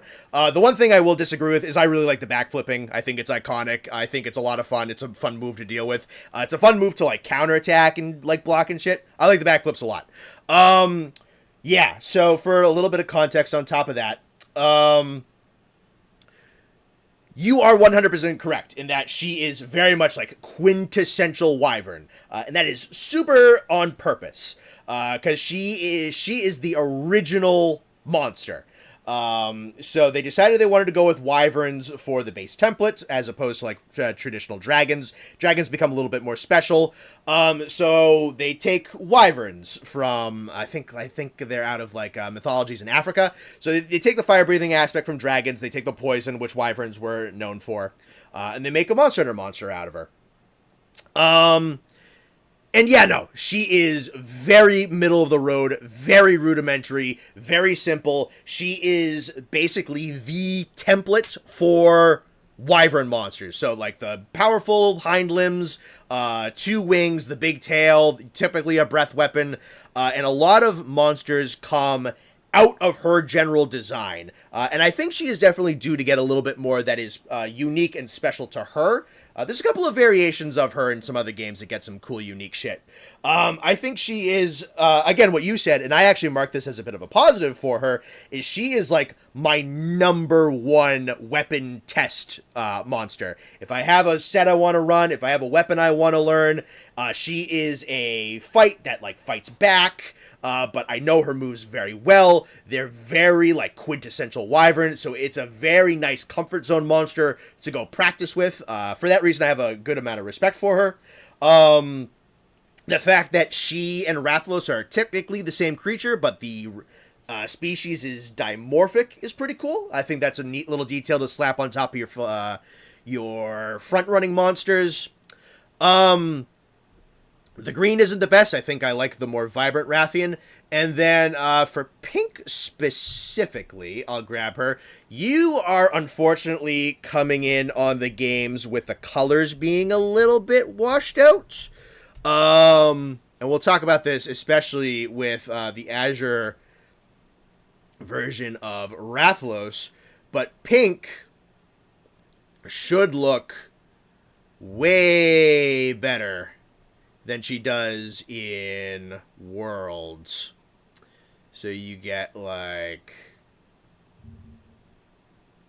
these. So like you unfortunately World is not a terribly vibrant game, so pink looks a lot better in some of her earlier incarnations. Some of the world coloring does suck. Yes, Dr. Berger, I agree with you. So that definitely kind of scuffs with pink, and she also has the diagonal backflip, which is a cool little take on that.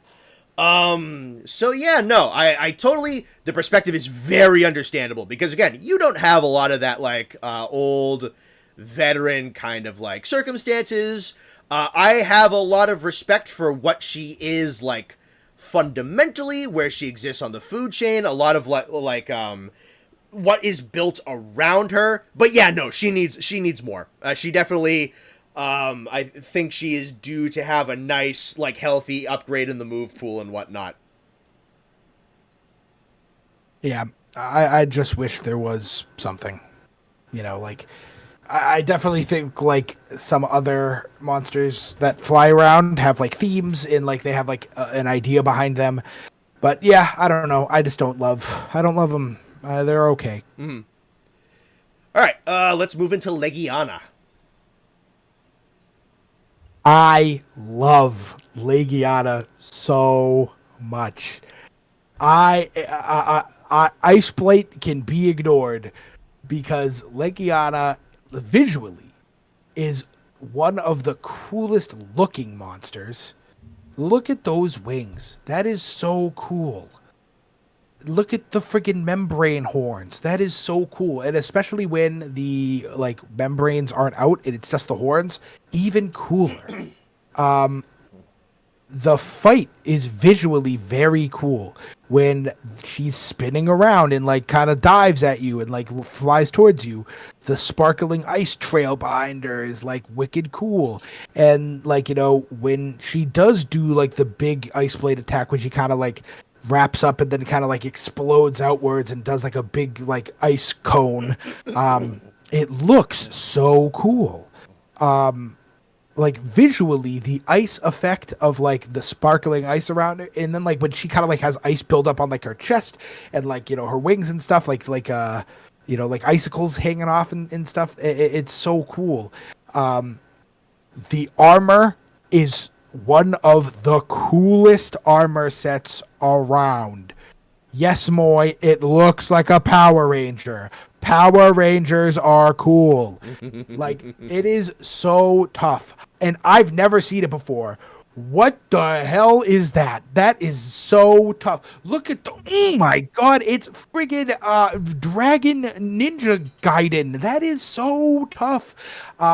That's a good point, Spark. I like how she doesn't just kind of fly around like the other dragons. She glides and she floats and she's low enough for you to hit unless you're in certain areas of the Coral Islands. Some of the areas are kind of questionable, but that's not her fault. But like the friggin' horned ninja knight, that is so tough. S monster, and then don't even get me started on the arguably the best roar in the game. Yes, we're on it. But one of the best roars in the game. I don't care how many times she does it. It's so cool. The Coral Highlands is her spot. It's 110% her spot. Obviously, they designed it that way. S. Higher. S. Higher than Radobon. Number one on the list right now. For sure. So cool. It's like a tough enough fight when you first do it. Ice Blight is easily ignored. It's not something that like, it's not. I don't know. There's worse blights. I feel like there's worse blights. Ice Blight is terrible. Don't get me wrong, but like it's not the worst thing on the planet. I think she's one of the coolest monsters in the game. And the weapons, the ice hammer is sick. Her sword is sick. Why its sharpness sucks so bad, I don't know. I would have made it if it didn't suck so bad, the longsword, because it is so cool. Everything about her is just amazing. I love the music, the roar, everything just blends so well. The ice sparkling around, it's so cool. And double S, I love her. Yeah, no, she's good. Not my favorite fight. I think the fight is probably the only thing that really kind of like holds it back like just a little bit for me. And I'm not even saying like the fight's bad. I just think it's not my favorite. And then like being I'm gonna go grab a water. Keep talking. Sure.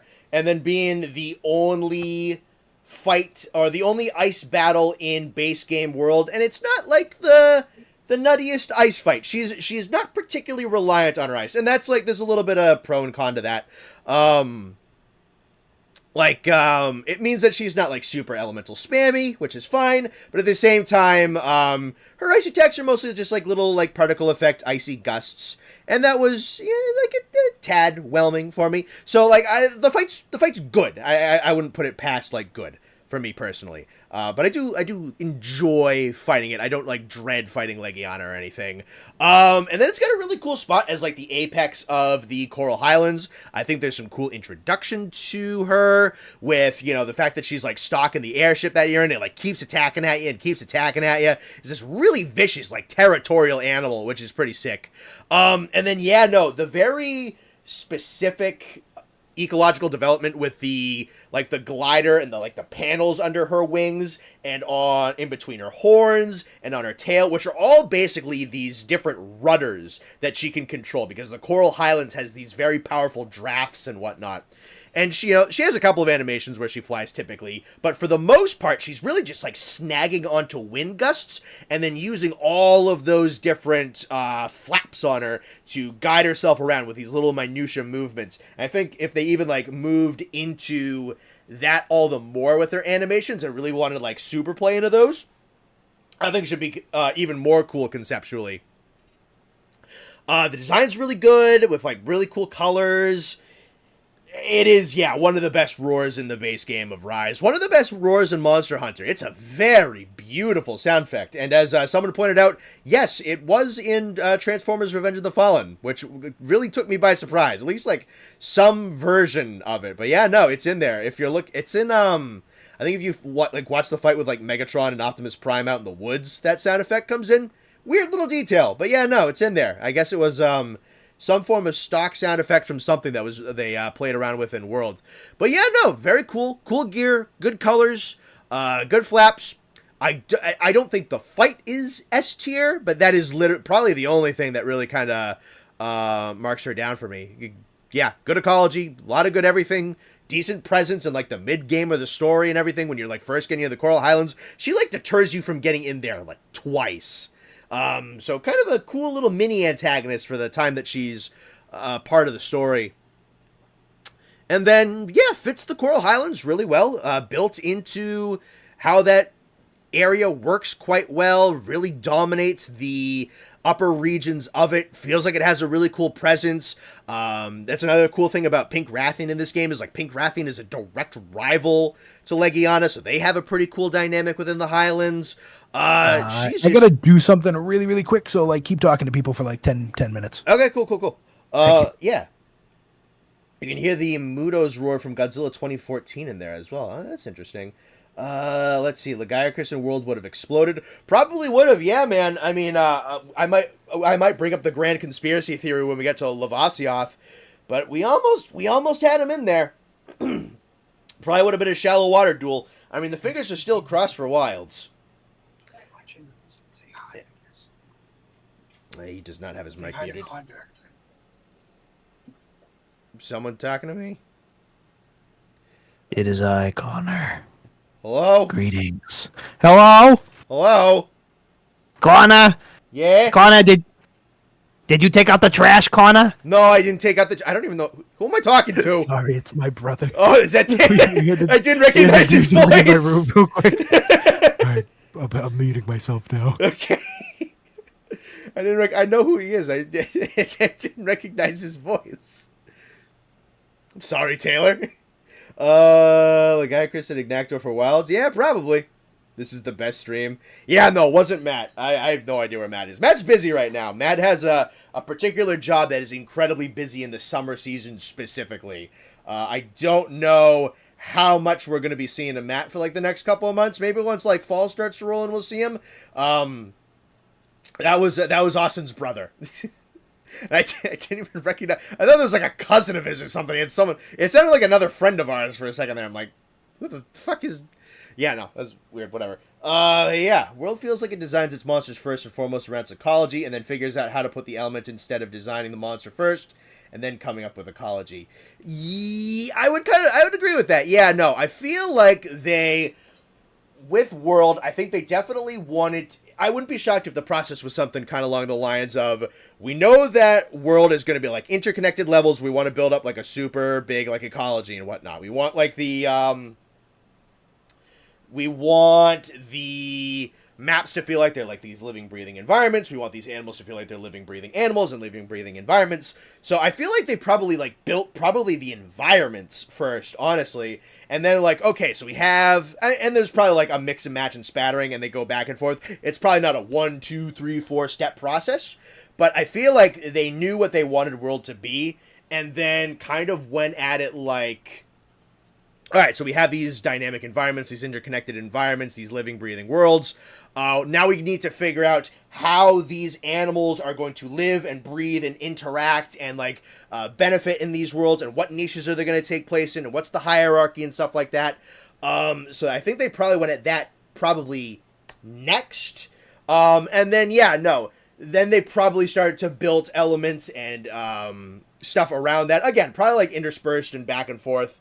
And iterating on one another. It was probably not step, but I feel like the combat components with a lot of the world monsters probably with some of the later considerations and later implementations. I feel like the wow factor of the ecology of World was first and foremost in its design.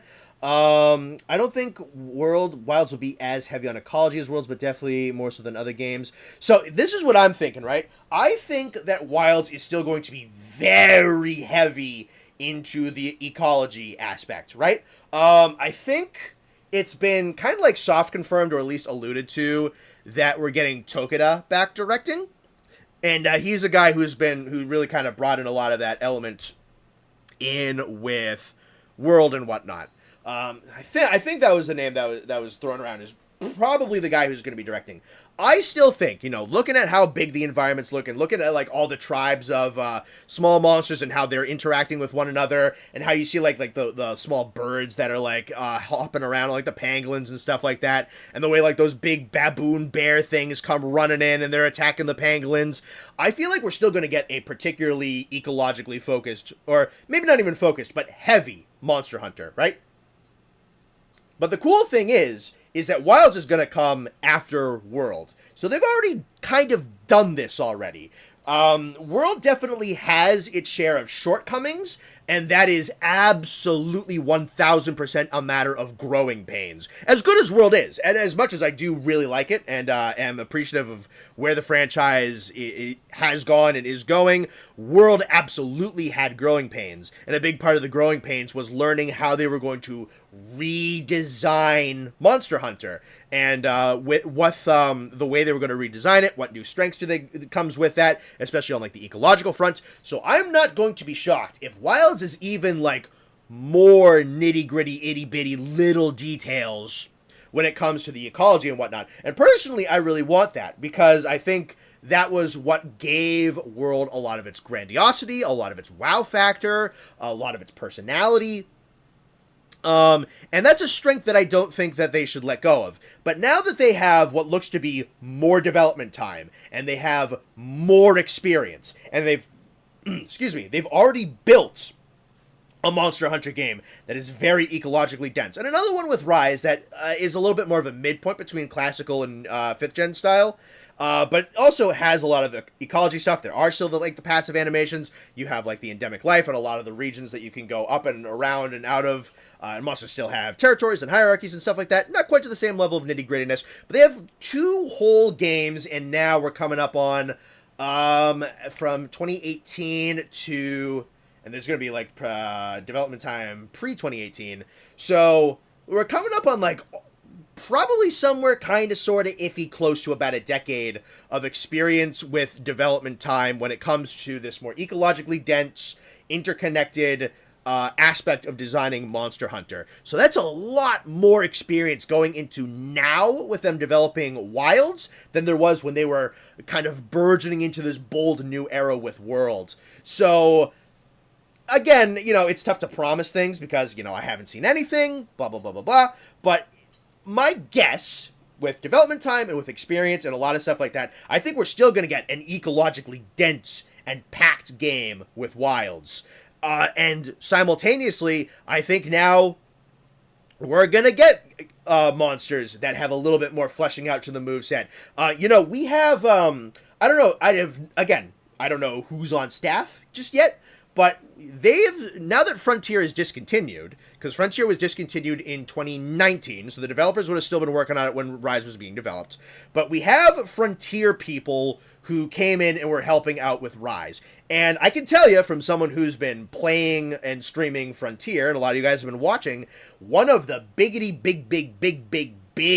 big strengths of Frontier specifically that carries it through a lot of the grindiness and a lot of the kind of like nature of it being very kind of stuffed and packed and dense and complex is the combat design. The Frontier combat design, when it's firing on all cylinders, is really good. You know, I know that sometimes with some of the later fights they default to a lot of AoEs, a lot of like very punishing mechanics and very punishing combos, but a lot of these like HR5 level monsters have very solid combat design.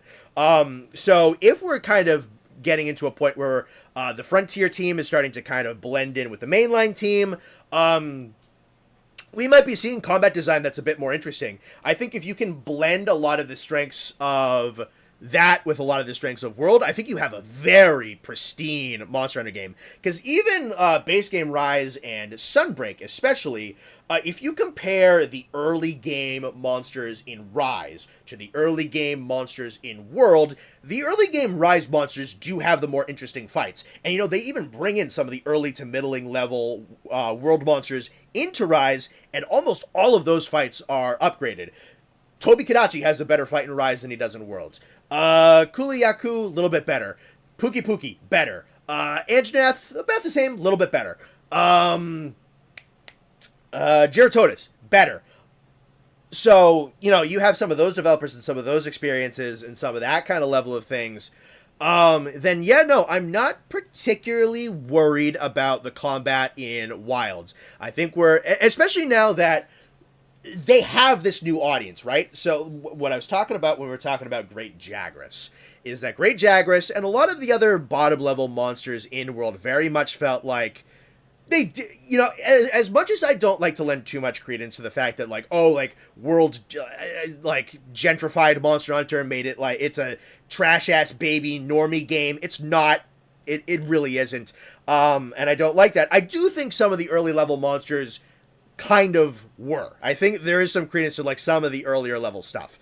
Specifically like your Jagrases and your Zeetsies and your Gyroses, which have about like 3 or 4 moves, are pretty slow, pretty telegraphed, pretty easy to hit. And that's probably because they wanted to get these new people in there, and they wanted people to feel like that they were doing something, feel like they were able to beat bosses, and, you know, beating bosses by, like, their second or third quest. World feels paced very specifically, especially on the second playthrough that I've been doing. I can kind of feel where the pacing is, and where it definitely feels like they were kind of, like, wanting people to come in a little bit and get it kind of acquainted. And then by the time you hit like Tobi Kadachi and Anjanath, the monsters are starting to do some decent damage and have some better move pools. So, and they kind of have this audience now. World has the name now. They don't have to do as much to kind of ingratiate people as much. And like I said, the immediate sequel to World, that being Monster Hunter Rise, has better combat design in its starting level monsters. You know, Izuchi is better than Jagras. Aknosom is better than Puki. Tetranodon is better than Geratotus. Right? Somnicanth is, what would be a good equivalent? Geratotus again. Again, better. Yeah, no. So I'm looking forward to it. I'm very much looking forward to what we're going to be getting when we eventually get around to seeing the things in Wilds. Which, I mean, if it is going to be at Summer Games Fest, that is less than 2 weeks away now, guys. Like, I think it's like, I have like a countdown timer on my phone. Like, I set a countdown timer on a website. 12 and a half days. There's 12 and a half days between now and Summer Games Fest. I think it's, excuse me. Purple all over the fucking place today. It's gonna be what, like Friday the 7th, I think is the day of Summer Games Fest. I think that's probably when we're gonna be seeing it. Again, they haven't said anything, they haven't promised anything. So that's not something I want to sell or anything, but I feel like that's probably kind of like the mass expectation, and it's the best time to do it, right? Because Summer Games Fest is a pretty good stage. It's a pretty big stage because E3's dead, and a lot of the other companies do their own thing. Like PlayStation does their own thing, EA does their own thing, Microsoft does their own thing, Nintendo does their own thing. Capcom doesn't really. They do like a mini showcase every now and again, but it's really kind of like an update thing. They don't do like an E3 presentation. Capcom's big announcements and whatnot are typically on someone else's stage. They usually act for third parties in a Sony or a Summer Games Fest or a Game Awards.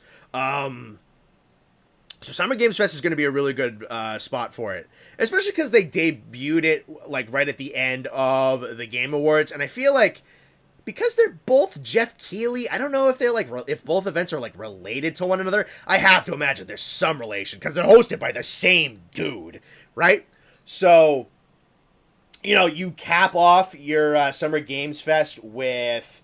Or you cap off the Game Awards with Wilds, and then you come back around in the summer and you bring in Wilds. Like, that makes a lot of sense. My current estimation is that I think Wilds is probably going to get the slot that Mortal Kombat 1 got last year. Because if you remember, the Mortal Kombat presentation was the coolest thing about Summer Games Fest last year. They had a... I'm calling it. We're going to get we'll be announcing more about Wilds in a separate presentation next week at Summer Games Fest. Maybe. You know what? Knowing Capcom, they might want to do a special Wilds only thing. I don't know though, because that's not how they marketed World of Rise. World and Rise got their marketing done in other events. Like Rise was debuted in a Nintendo Direct, and it's like its second trailer was like it was like a Tokyo Game Show, and then it had a Game Awards trailer. I don't know, man. I feel like their main marketing strategy is usually to roll around with big events. And the big event in the summer right now is going to be SGF, unless they want to like pair up with PlayStation. So yeah, no. And I don't know if Sony's confirmed that they do. I assume they're going to. Like, a lot of companies just do their own thing in the summer now. But SGF just makes a lot of sense. Again, they haven't hard confirmed it, so like I don't know. I won't be upset if it's not at Summer Games Fest. But that's kind of I feel like that's where we're all expecting it. We just kind of have to like wait for something official. But if it is, I feel like it'll probably get Mortal Kombat 1 slot from last year, where they gave Mortal Kombat 1 a lot of pomp and circumstance. Mortal Kombat 1 got like a 3-minute trailer, and then like Ed Boon came out on stage and talked about the game for like 10 more minutes. And I'm kind of thinking that might be what they do if Capcom's gonna want to shell out that money, so that people will see Wilds. That's another thing. You got to think about like Capcom wants Wilds to sell big, and they want it to sell bad. They want that game to hit as many devices and sell as many copies as possible, because Wilds is going to be like the game. World break the mold. World broke the niche, and then Rise really kind of held onto the niche breaking and really just kind of like further legitimized Monster Hunter as a powerhouse. When we get Wilds to come in, I think Capcom is really going to bank on... Okay, I'm back. I'm Jesus sorry. Christ, it scared the shit out of me. Oh, I kind of gotta poop now. Hold on. Okay. God. All right, we're good. Roll. What, did you poop in your pants? No, I was talking to my parents. Okay, cool. Yeah, no, I mean, they got my thought. Yeah, Austin jump scare. He was a Was I that loud? I think you might have just been a little bit close to my mic, because you scared the shit out of me. I think your mouth was just a little close to your mic, because you're not that loud right now. Alrighty. But, where were we? We are on Odogaron. Okay. Who was last? Legiana? Legiana, yeah. Legiana is the top of our list currently. Yeah, Legiana's very, very amazing, and I feel very validated by putting it putting her up there. Odogaron. I also love Odogaron very much. He's another one. He's a spaz done right. Let me get him. He is a visually sick-looking monster. Bleed is such like a fitting effect for him. Like it just feels like such, like look at those claws. Like that's what that guy should do. Like bleed, it just seems like such like a cool. I think bleed arguably might be worse than ice blight. Ice blight can go away with the simple chewing of a nullberry. Bleed, you have to sit there and you have to wait, and Odogaron isn't gonna let you wait. Visually, Clifford is an S tier monster. He's so cool looking. His vibe is immaculate. Very similar to it's like Sinister Tony. Like Tony is like very regal and slithery and like kind of like side eyes you as you walk by. Odogaron is like scary and tough. It's like Halloween. It's like Freddy Krueger. He's supposed to look like Freddy Krueger. He looks like Freddy Krueger. Oh yeah. He's awesome. I think he's a spaz done right. He has a very fitting aura. Similar to Anjanath, the theme that's not really his theme feels like his theme. If you Google Odogaron's theme, that theme pops up. Yep. And it's called Odogaron's theme. If you Google, Gyros' theme, it says big monster theme veil. It's like, no, it's his theme. It's so cool. Absolutely goated armor set. Oh my god, it's so cool. Friggin' ninja, samurai, demon mask. Like, it is so fitting and so cool. And since everybody loves bringing it up, the Palico armor is also very cool. It's pretty much cat version of what we're looking at right now. How do you not like that? Like, wooden demon mask with the hair wig and like the big rope belt. Like, that is so cool with like the baggy kind of samurai pants. Odogaron is goated in almost every way. The weapons, I don't think he really has that many weapons. He has some. He's got a couple. He actually is pretty fortunate having a couple original ones. Yeah, every monster has sub weapons, and they're just as cool. I mean, everything about him is S right across the board. He's another S. I don't love him as much as I love Legiana, but I do like him more than... maybe I don't. Because what it's really coming down to right now is I don't go out of my way to... Okay, here's the thing, right? Sure. I go out of my way to fight Radobon more. Mm-hmm. But when a Radobon shows up, I don't really think about it. When a Odogaron waddles through into the area, I kind of go, ooh. Like, ooh. Shit, like the boy is here. And his fight kind of makes you sit up and like kind of makes you think. I don't know. He's not cooler than Legiana in my mind, but he is definitely S. It's just kind of coming down to, is he 2 or is he 3? I think Radobon's fight may be cooler, but I think Odogaron is a cooler monster and a cooler armor. So I'm going to put Odogaron at 2. All right. I love those 3 base game monsters. I think all 3 of them are amazing. All right. Sick. Yeah, man. Everything you said. He's like just straight up one of the coolest out there. Especially for something added in World. He's turbo sick. Like, I love this dude. He looks awesome. He's freaky as fuck. He's tough. I like the small scrappy dudes. Like, that's kind of a fun dynamic where he's smaller than almost everything else in the Veil, but he can beat the shit out of almost. He's got like Fisher Cat, like Wolverine type of energy, which is tough. And then like he looks like he's like made out of muscle, even like down to the skin and whatnot, like the red kind of like bumpy texture and everything, and the double layer of claws, like he's just tough as fuck. And he's got like cool sound design and shit like that, and he's just awesome. The fight's wicked fun, really agile, really quick, really kind of dangerous. He gets like those sneaky bleed shots in there, and then tries to follow up and wombo combo you while you're bleeding out on the ground. He's tough. He's awesome. Yeah, he's like I said, bleed just seems like such a fitting blight, and I can't think of. There's not many monsters that do bleed, like loads of them. There's some, but like it just feels like his status effect, like in world, it's just so cool. Yeah, he's very, very good.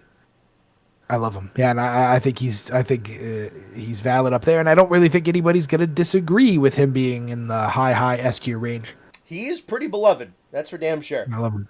Yeah, I love him. All right, let's get to the Rathalos pair.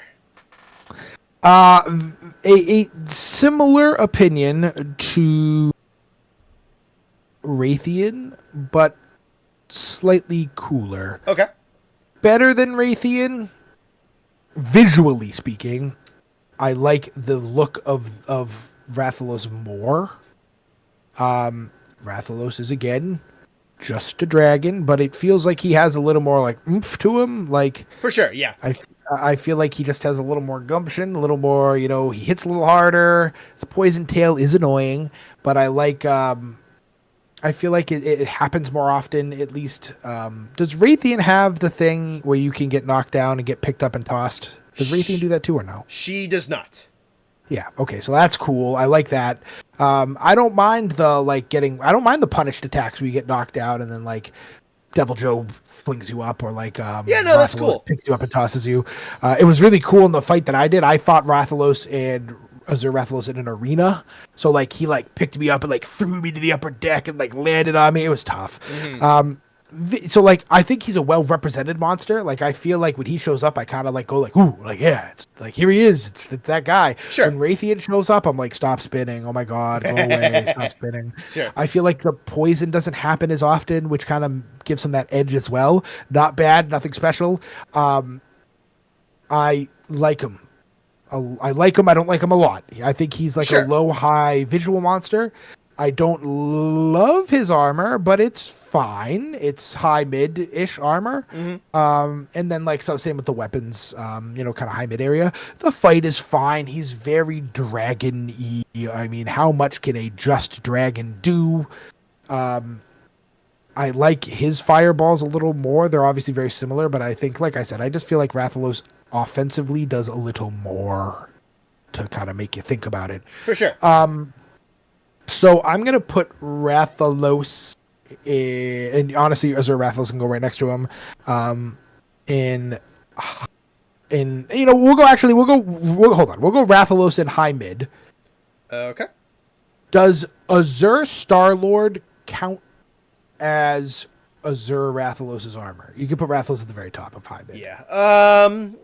Not technically. No. Technically speaking, you have to use a lot of Azure Rathalos parts, but you also have to use like Dodogama parts. Yeah. So if the armor is okay, so then his armor is just Rathalos' armor, but blue is cooler. Blue looks better. Is it like the brightest, like coolest, like holy shit blue? Like no, and like you said, the colors kind of just suck in this game. A little bit, yeah. But blue is cooler. He hits a little harder. He stays in the air a lot longer, which makes him slightly more annoying. That's typically people's problem with it, yeah. But blue is cool. So he's going to go one step ahead. So here or up in low high? High mid still. If the Azure Star-Lord armor counted, I would have put him in high. Sure. But if it doesn't count, then no, but that armor is tough. Yeah. So yeah, and again, I don't think they're supposed to be anything better than low, high, mid. I think they were designed to be that well represented, often showing up mascot monster. Like, I don't really think they intended for him to be like the end all be all of monsters. Like, I think that like he was designed intentionally to be middling, designed intentionally to be like the, hey guys, look who it is, cool enough to be cool but not cool enough to be like the guy. I think that was intentional. Yeah. So I think he's a very well represented monster, better than Raytheon, better than Pink Raytheon, I think. And I don't mind the harder hitting blue, similar to I don't mind some of the other secondary subspecies monsters. Sure. And blue is just cooler. Yeah. Yeah, no, you're pretty much right on the money. So Rathalos and Rathian very much kind of designed to be, again, like quintessential wyvern, fire breathing, using poison, and then Rathalos is the male of the species, you know, the heavier hitting one, the stronger one, the more aerial inclined one, takes like a step up. But yeah, for almost the entirety of Monster Hunter now, Rathalos was very much designed to be like the perfect 4, 5, 6 out of 10. Like the very kind of like right on the line, cool enough, very recognizable, very marketable, still pretty good, but there's definitely like, there's a lot of stuff that's lamer than him, there's a lot of stuff that's cooler than him. When we get to Rise, specifically like Rise and then into Sunbreak, I will be very interested to kind of like get your opinion on him there, because in like Rise and Sunbreak, the most recent Monster Hunter games we have, is the time where I feel like the developers were like, all right, we're gonna make this fight like sick, and that's going to be something for you to discover in a couple months when we get there. But yeah, no, for a very long time he was very designed to be very middle of the road, and World is no exception, and we're talking about World, so it makes sense. But yeah, no, he's like right on the line, right in the middle. I also, since we are talking about like blue being cooler and like the colors not being that good in World, especially in like a vibrant sea, let me show ya how good Azure specifically can look. So this is like 3rd and 4th generation Azure Rathalos. I don't know if I would have to show me the current World one as well. I just want to like I like how his wings aren't green. You don't like the green? Oh no! Oh, that hurts my. I love the green so much. I like the blue more, but I don't like the green as much. I don't think it. No, you. Oh, that makes me sad. I love the green. I feel like the blue is more. If you look at like that one right there, the blue one. So if you look at that blue, I feel like it's more of like a realism color. Like I feel like that's what a real. If dragons existed, like that's what a real dragon would look like if they were blue. Yeah. And then I feel like that one is more of like a cartoonier, like fiction, like I don't know what I'm trying to say, but you know what I mean. More like, fantasy blue. Yeah, fantasy. That's the word, fantasy blue. Yeah. Yeah. I do like the blue on the green winged one more, but I don't like the green. I just don't think it vibes. I wish it was just another type of blue. Or gray or something like, or black, because like he has black scales too going down his neck, or gray or whatever. Yeah. Like I wish that's kind of what color. Yeah, I don't love the green. I'm a bit. It definitely pops more, like you're saying, but I don't like it more. It's okay. I like the green. What is this? Your YouTube channel or something? Yeah, you know what? Yeah. Yeah, and then Glass Shoot is my dog, bro. I'm telling you, we got shooters out here, brother. For sure. He's on. He has never. Yeah, I don't think he's disagreed with me all night. Hey guys, it's me, the monster from Monster Hunter. Yeah, Moy, honestly. All right. Let's get to Uragon. Very similar to another monster on this list. I was fighting him, and I'm not gonna lie, I never fought him. Until I had to for this tier list, only really because of you guys, because you guys were like, oh, he's so bad, he's so terrible, like he sucks, God, he's terrible, like he's the worst. So I was like, well, I don't really want to fight this guy if he's that bad. So I started fighting him, and I was like, I don't think he's that bad. I was like, he's fine. Like, I was like, what's people so upset about? Like, what's he so? And then we kept fighting, and we kept fighting, and we kept fighting. He's tanky in this game. I was like, God, this guy sucks. God, he's terrible. He has a lot of fucking health in this game.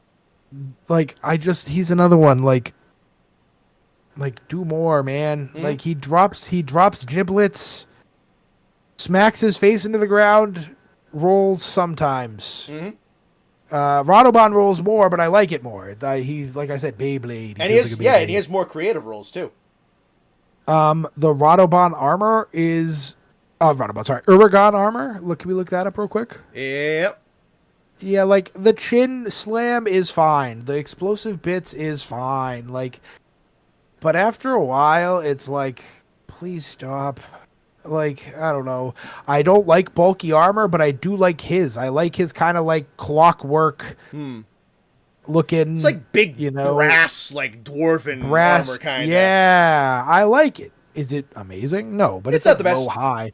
It's the best part of him. And that's sad. The fight is not good, and he is not good. I don't like him visually as a monster. I don't love the giant butt chin. I know Radobon kind of has something similar-ish going on, but it's not as bad. It's better on Radobon. I don't like his teeth. I don't like his weird tire treads. And like the fire thing that he does, Radobon kind of does the same thing, but sleep. That like when he kind of like lays down and like explodes, like sure, like it's fine, but like I don't know. He's just like, why are you here, dude? Like go away. So like he's Garbo for sure, but like he's probably king garbage. I don't know. He's just like he's one of those ones that like. Yeah, the fight isn't the worst, and the armor is pretty cool, but it's not enough to save him from just how blatantly kind of bad and annoying he is. Okay. Low mid is like the highest I'd go. I just don't like him. Like I fought him once, and I was like, "Yep, never doing that again." He's fine right there. Honestly, actually, no. Put him ahead of Kulu. Okay. Yeah, I figured. I was just putting him there like preemptively. Yeah, like I get it. Like, you know, he's a big giant boulder basically. So like I get that he's like he kind of has a lot of health, but like after a while it's like, dude, just die. Holy crap, just die. Yeah, I don't know why he in particular seems to have an absolute mountain of a health pool in this game. But I definitely feel that. Like, I don't think his fight is terrible, but it fucking drags, and that like hurts his like long-term enjoyment. Yeah, and I kind of wish the like, for lack of better term, balls that he drops. I kind of wish they did more. Like, I feel like they don't blow up unless he blows them up. It's not like Basil who drops the bombs, and then even if he's nowhere near them, they still blow up, and they're everywhere. He drops the balls, and the balls just kind of sit there, and like wait to be I don't know. slammed. He can literally. Another thing that kind of annoyed the hell out of me too is like, and I get it, it's like a trap, it's like meant to be there, but like, you know, in one of the caverns, kind of where Lavasioth hangs out, there's like the middle part of the floor that spurts lava up. If this man can literally shoot flames out of his stomach, why does that lava affect him? That kind of also annoyed me. That's like a minor thing, but I was just like, that feels dumb. Like, I feel like him and Lavasioth shouldn't take damage from that. Lavasioth swims in lava. Uragon shoots lava balls off his ass. Like, what? Like, so like that annoyed me too. And like, yeah, the fight is just like whatever. That is also true. Someone, Zerverus just said, using a sword against him is like impossible. Like, his hitboxes kind of blow for swords. I had to switch to a hammer mid-fight. I had to like leave and like go get a hammer. Yep. Because I was like, dude, fighting this guy, I get it. He's a giant rock basically, but I was like, God, like no monster should just be impervious to like a weapon type. And yeah, every time I hit him, clang, clang, clang, and I was like, whatever. I tried to fight everything with the same weapon, but like for him, it was like, oh my god, I'm just gonna get the hammer so this fight ends. I captured him. That's how annoyed I was with the fight. Yeah, it was just kind of like, go away, dude. Like you're not cool. Like there's nothing really identifiably amazing about you. And yeah. So like yeah, I don't think anybody will complain. I think people might say I put him too high. So I definitely don't think I'm gonna get any crap for this one. That's for sure. Yeah, I don't think you will. From what I've seen, Uragon is not a fan favorite by really kind of any stretch. I think I like him a little bit more than most people, but even myself, I don't think he would cross the threshold into high for me. I think like higher mid would be where I'd put him on like a good day. Like him rolling around in the half pipe is pretty fun. His moveset is okay. Yeah, no, like what Zephyrus was saying was like against like Blade Master weapons, his hit zones stink, so he feels like he has a million health. But apparently, he says you can melt him with gunner weapons, which is interesting. I think the design is fine. It's cool. It's kind of chunky. It's kind of goofy. I kind of like monsters that are a little dorky sometimes. I kind of agree with you. I think like the bombs should be like a little bit more of a threat when they're coming off of the tail. They really just kind of like limp dick roll onto the ground and wait to get blown up. He's fine. He's about as 5 out of 10 as you can get in my opinion. He's all right. Like yeah, I don't love him at all. Everyone says that like the little subspecies are worse though. That's all I hear. Wasn't Steel Uragon like the worst rated monster in that whole giant rank every monster list that Monster Hunter did? Yep. So That's bad. I get that someone had to do it. You know what I mean? Yeah, like, yeah. Someone had to be last. But yeah, no, it's his subspecies came in dead last. That and the subspecies of like a two-parter. Like he ranked with like a monster who is barely his own boss because he comes with like a two-parter. That's how low he ranked. Shout out 91 people in the stream right now. Thank you for coming to listen to our opinions. Yeah. I kind of like this like hangout type stream. Yeah, no, this has been chill. Yeah, this has been good. Thank you for coming. Alrighty, who do we got? Oh god, Lavasioth is next.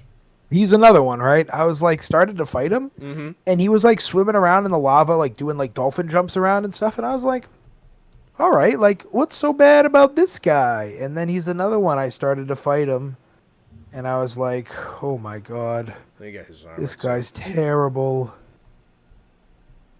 I was like, his armor is not as cool. I don't like the bulky shoulder pads. His lava fish paladin is not as cool as regular fish paladin. Yeah, that's the master. It does not help him. Yeah, it's the one. It does not help him as much. Thank you, Nightlight. You're very, very kind. Yeah, everyone liked the stream too. 27 likes to 92. I don't want to be one of those guys who's like my stream, you losers, but like it helps Connor a lot. So like definitely like his stream. Cuz Connor and I love streaming very much. So yeah, give a like. It would be very helpful to Connor. So Murdoch's about to dip out. It's got to finish up for finals. Good luck with your finals, buddy. Goodbye, Murdoch. Yeah, fighting Lavasioth sucked. Everything about him got progressively worse as the fight went on. I hate how he just sits in like sometimes he doesn't chase you and he just like sits there and like spits lava at you and it's like annoyingly accurate and like from distance too, like he's sniping me and I'm like, dude, I'm just trying to sharpen. He knocks really easily too, but then like it also took a while to kill him. Like he was annoying. Everything about him was just annoying. The lava, I will say though, I don't think this is debatable. Lava is just cooler than mud. I hope you don't find too much blowback on that. That's if anybody disagrees, you need to go get checked. Well, actually, I think mud is considerably cooler than molten lava. Yeah, so like Yeah, lava fish is cooler than mudfish, but like, is that really anything to write home about? He's a garbage monster with a garbage fight with like mid armor. Come on now. Go join your boy down in garbage. He's terrible, but he's one ahead of Giratotus. Mm-hmm. Obviously, as I've said. Yeah. Yeah, and I feel valid there. My note verbatim on the report card was just terrible. Hey. That's it. So, go ahead. Yeah, I hate him. He's terrible. I don't care. And everyone kind of prepped me for that, though. I was prepared because other people said once one time in Bone Boys, I said something along the lines of that I haven't fought him yet because I just don't want to because he reminded me so much of Giratotus. And everybody in the stream was like, oh, well, he's worse. And I was like, okay. And then I started fighting him, and I was like, is he, though? I was like, he's fine. And then as the fight went on, I was like, he's not fine. He's absolutely terrible. Yeah. So in my perspective, I might have told you about this, and I think I've definitely said this on stream before, but do you wanna hear like the grand Lavasioth conspiracy theory? Sure. So, okay. This is kind of layered. And this goes back to like the shallow water fights with like Giratotus and everything. So, we've definitely seen I've shown you this guy before because this is one of the ones from one of the previous tier lists. But there's this guy called Legiacris. He's a big old fan favorite. He is like the poster boy of Monster Hunter Tri. He's a big old shock crocodile looking motherfucker. Yeah, where the fuck does this loser come into any of this? Okay. Not this guy. Where does Lavasioth come into any of that cool guy right there? This is the start of the conspiracy theory. So, we have test footage. So this is an early build of Monster Hunter World. And Laggy was going to be in this game. He was going to be in Worlds. There is an issue, however, and we know this now, that he has a particular skeleton where his belly rests on the ground. And because of the fact that World has very uneven terrain, it was a nightmare for them to get like the rig to work and to get the skeleton to work. So here he is in like the test footage for World in this image, but he's not in World. They had to cut him. They couldn't get the run to work. Like this is just like test footage. This was basically like a pre-built cinematic that they had going that they showed behind closed doors. So this is a dude who was in the game, got cut from the game. Now, Legiacris has a very closely, similarly built monster from the same era called Agnactor, whom we've also seen on previous tier lists. Let me get, like, this guy. So, exact same issue, right? He has the exact same body structure, belly dragging along the ground, very snake-like, uneven terrain, nightmare to get rigging and whatnot. So, Agnactor has a gimmick. So you see like the lava on his chest, on his beak, on his forelimbs, on his tail. So he has a gimmick, right? Where his body, if he touches lava, all of those parts of his body will heat up. They will ignite. They'll catch on fire and they'll soften. They'll get much, much, much easier to hit. And then you give it like a little bit of time and whatnot, and they'll start to cool off and they'll start to like get like really, really rigid and really, really tough and whatnot. But he goes like in and out of the ground and in and out of the lava so fast that there's like a rhythm to it. And also he can like heat up parts of his body with like certain attacks. Like he can heat up his chest. He can heat up his beak. So... Okay. So that is the mechanic that he has. So he has this like cooling and uncooling lava armor, dynamic on certain parts of the body, and he has a mechanic where you can chip off the lava armor on his legs, on his chest, on his belly, on his tail, and everything. And if you chip that off, it can't ignite or harden. So it'll like you can turn these defensive points into like weak points and whatnot. So this was something that Agnactor had. And Agnactor is very closely related to Legiacris, so they're both in the game. Lavasioth in World is absolutely nothing like the Lavasioth from his previous installations. So Lavasioth is a monster that existed in previous games. He dates back to like Frontier, so like 2007. He used to be much, much larger. Let me find generations. So he used to be much, much larger. He used to look a lot different. Here's like an action shot of him. He used to be a lot different. He had his own moveset. He was very different. Like a lot of the original Lavasioth moves are not in world. Like, he has a whole kit that you haven't even fought from his previous incarnations. Lavasioth also, because he has the heating and the cooling armor, like Ignactor has. Previous versions of him never, ever had it. It wasn't a thing. It was purely static. There was no, like, cooling and uncooling and heating and whatnot. And unlike Ignactor, Lavasioth has much, much less of a pace of going in and out of lava, and he has fewer and fewer attacks that, like, heat up different parts of the body, and fewer body parts to break off and make into weak points like Ignactor does. He is not built for that same dynamic. So the grand conspiracy theory that I have is Lagiacrus and Ignactor were going to be in-world, got cut for the skeleton, but they had the lava armor gimmick already all set and programmed, and they probably at this point already had Giratodus. So in a panic, they took Giratodus, they cloned it, they gave the lava armor programming to him, they scaled him down, they cut out his entire original moveset, gave him Giratodus' moveset, and made him a lame clone piece of garbage that is absolutely nothing like every other version of him from every other game he's been in. That is the Lavasioth conspiracy theory.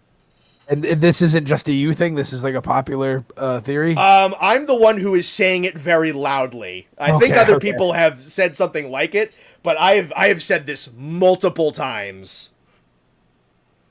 Interesting.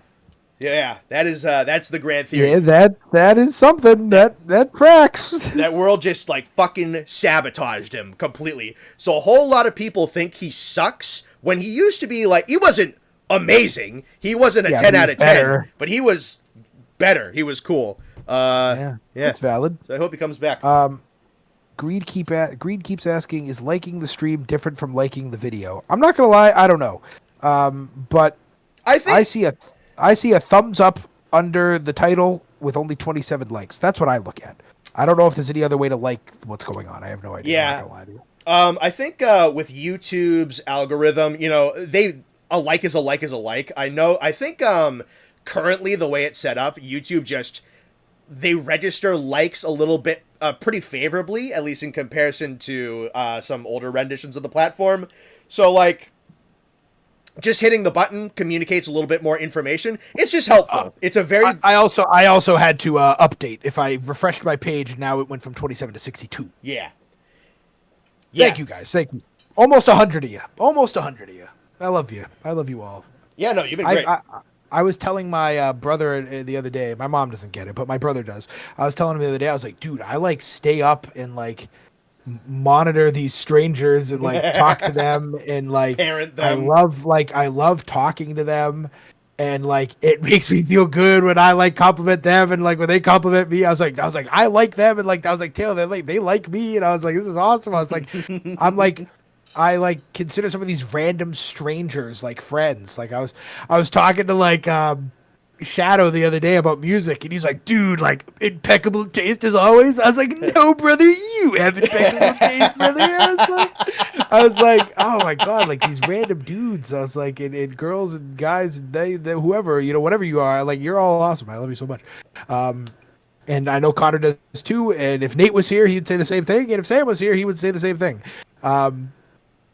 But yeah, like you guys are so cool, and the fact that 100 of you want to come listen to us talk, and it's like a recognizable 100 of you. Like I feel like we all just kind of meet up, the same 100 of you. Like that's awesome. And then there's names I don't recognize, and that's even cooler. Yeah. And this has been a very consistent like upper 90s. Yes, yeah, and it's not my stream and everything like that, but like it feels good that you guys like Connor and I so much because I like Connor and I like me. So like I always thought me and Connor were cool. cool and funny, and now it's kind of validating. Anyways, enough sap. Yeah. You guys You guys stink. suck. Make me money. All No, sorry. right. Diablos and Black Diablos is where we are next. See, if anybody listened to old Bone Boys, I used to talk about how I avoided Diablos like the plague. Because as you may have seen in the very first stream we ever did, legendary moment. Yeah. All-time classic moment. Diablos was kind of like my first enemy. Like, he was tough. I had a hard time beating him. Like, he was legitimately tough for me. And funny story, when I went to go do the tier list, like, grading, and I, like, went to go fight him one-on-one, I literally jumped in and I was like, Jesus. I was like, this guy's kicking my ass. I was getting dragged. I couldn't even move. And then I paused the game and it's like master rank. And I was like, get me out of here. I like couldn't hit him. I was like, holy crap. But then I went back and I fought him in master rank, high rank. And I was like, holy shit. I was like, this dude's a blast. I was like, he's so fun. Visually, I hate it. I don't like his mouth, and you know me and the horns. I don't love big, giant, protruding horns. Okay. So visually, I don't love him. But he's an S tier fight. Cool. When I really got into like the bottom of the like sand waterfall area, and he started like jumping through, like doing shit that I've like never seen him do before when I fight with you guys because he dies so quick. Sure. I was like, holy crap. I was like, this guy's like wicked fun. Visually, like I said, high mid. Okay. But the fight is goated for real. Like that shit was so tough, especially when he goes into like like I said, the waterfall. I call it the sand waterfall layer. That's what they are, yeah. Yeah, it's exactly what that are. The diving and the jumping it out of the sand is for like it makes for a really fun fight. Like I love when he goes under and like jumps up and like the hole in the roof that he can make and like stuff like that's just such a cool like vibe about him. The tail whipping sometimes questionable hitbox. The running into you hurts like hell, but that doesn't mean it's bad or anything. Yeah, you would assume with those fucking things sticking out of his head. Yeah. The armor, on the other hand, this is where It's not great. I say I hate bulky armor. It's not great. The armor is really bad. Could they make it cooler? Yeah, like I don't like how like the hip pieces, and I get that that's kind of like a samurai-ish thing. That like see like how his hip pieces are like disconnected and they kind of like hook on. Yep. Like it's like hooked on plates rather than the actual like physical on the armor. I understand that like the horns are like a super like integral part of his design, but I don't like them on the shoulders. Yeah, I just don't love him. I don't love the armor at all. I don't like him visually, but the fight is super crazy fun. So for me, that kind of puts him in. He might be the only one. I think he is. If the tier list loads, he is. I don't like him more than Toby, but he is better than Rathalos. So he's gonna go in low high. Okay. And Black Diablos, a lot of people don't like as much. I do. I think Black Diablos is visibly cooler. I like black more than sand colored. It's a very good color look for Diablos, yeah. He's more intimidating. He is aggressive. He hits way harder. She's fucking scary in this game. Yeah. Obviously, the fight is extremely similar, but not similar enough that it's worse or anything. So I think he's in low high, but one step above. Cool. Yeah, I love him. He's very cool. There we go. Yeah, no, these are Diablos is very much all reliable. So he dates back to the OG Monster Hunter, back with like Rathalos and Rathian and everything. Like what? Well, like one of the like old monsters. And he comes around a lot. He's been in the majority of the games. Very much. He's kind of like Charizard-y. Like like Rathalos is Pikachu. Like, he's been in, like, everything. He's, like, the poster boy and everything. Diablos is kind of Charizard. Also first game, also super popular, also, like, really, really big, gets a lot of, like, cool versions and everything. Isn't, like, the craziest, coolest thing of all time, but it's still generally pretty good. A little edgier, a little gruffier, a little puffier, you know? Yeah, Diablos is very Charizard to me. Pretty cool, pretty damn good fight. It's definitely better than it used to be. If you fought, like some of, like, the classic, like, older Diablos, kind of bad. They've definitely made them a lot more interesting and a lot more fun and have like a lot more fun stuff to do in World and vice versa. So I'm glad he got that kind of glow up. I'm quite fond of the design. I don't think this one's my favorite. I think I like some of the like middle generation Diablos a little more. So that's a really small render. But yeah, you know what I mean. Even like the Rise one. This pose in particular, I don't think is particularly good because like this is the same exact model, but this looks way better. I don't love like his like especially in the I don't love his tail either. That's another thing, but like minor. Go to the other picture. This one. Yeah, I don't like how his teeth are like flared out, like buck-toothy kind of like. Yeah, they're positioned a little weird. Yeah, I can see that. Yeah, I don't love him visually, but like I said, the fight is so fun. I love the fight very much. I kind of like the simplicity to him. It's like big tan, kind of like monocolor, and he's just this big like bullhorned desert dragon. It's kind of tough. He looks like a dude who swims in sand. Yeah. And that's fine, obviously. Yeah, the armor does not do it for me in any way. No, it's not good armor. It really isn't. I will not defend the armor. It's not like good.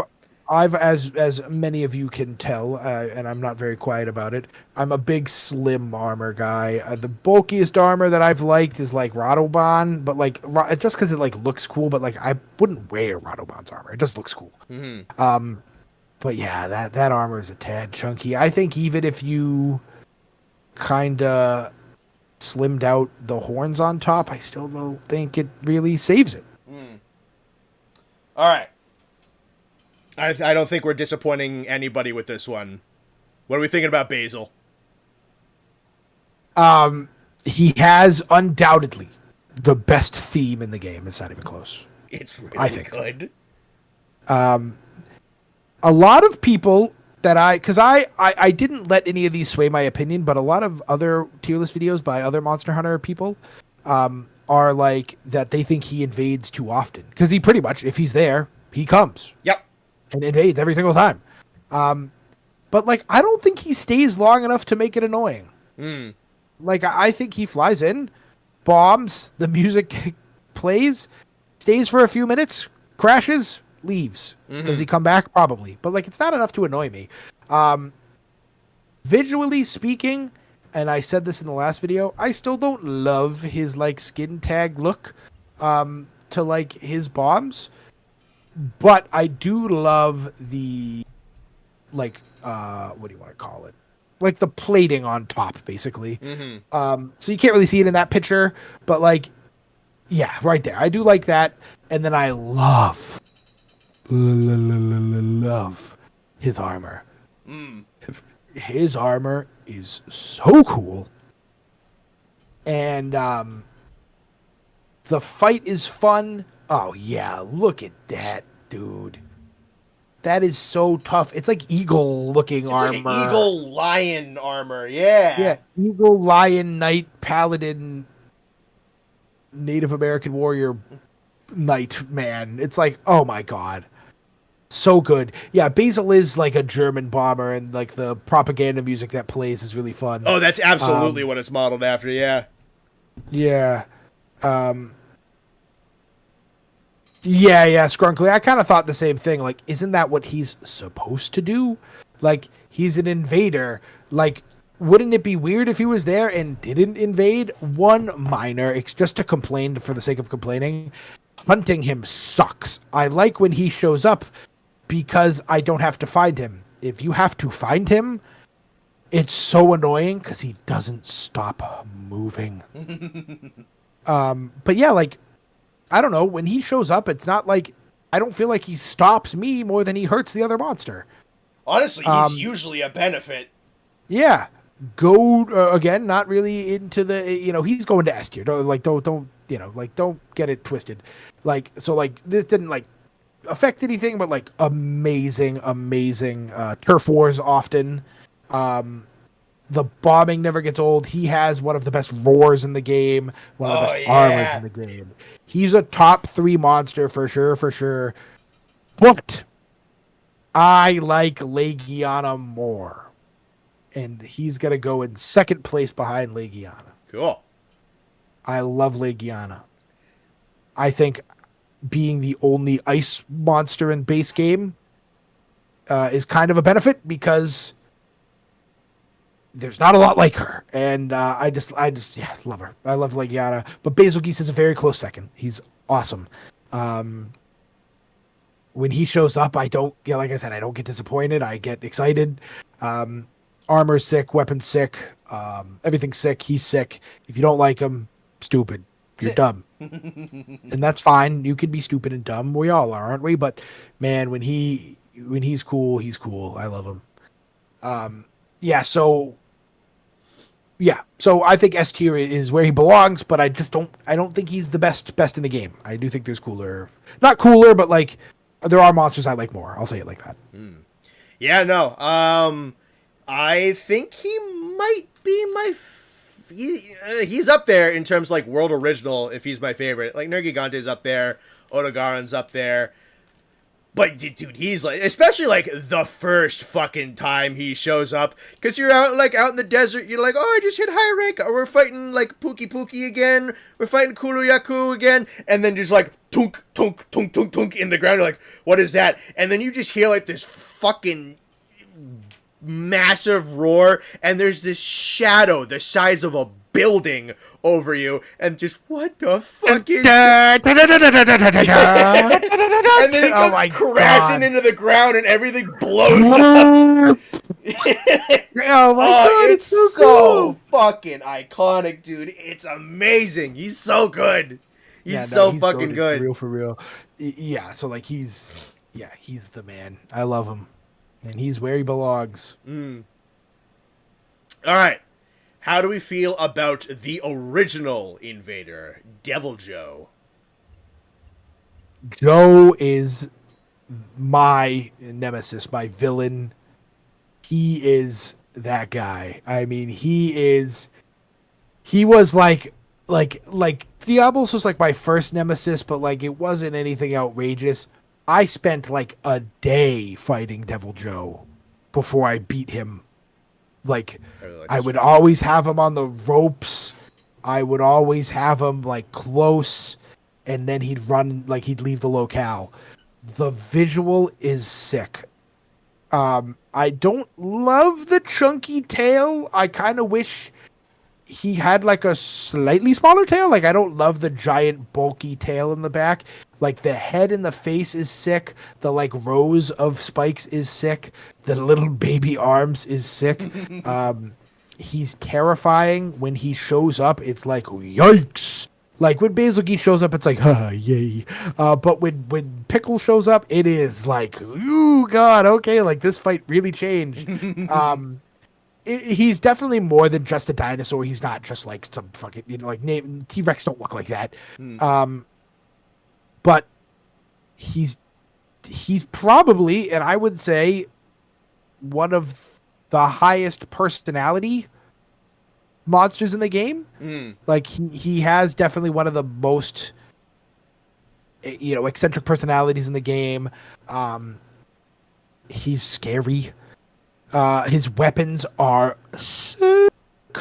His hammers are sick. I don't love his armor. His armor kind of makes me feel like a dude in a Godzilla suit from like an old movie. don't love it. Like I said, arguably the most personality in the game. He's got a super interesting move set. I don't feel like he spams. The Dragon Blight is kind of like an out of nowhere thing. Like, why could he do that? But like, it's cool. It's wicked cool. It's visually very cool, as well as like punishy. Like, if you get hit by Dragon Blight, it's like fuck. It's easy to get rid of, but it's like an actual thing you have to worry about. I like his. I like when he knocks you down and you can like shoot him to get him off you, or like he, when he, knocks you over and like that move where he like stomps on you and like picks you up. That move hurts.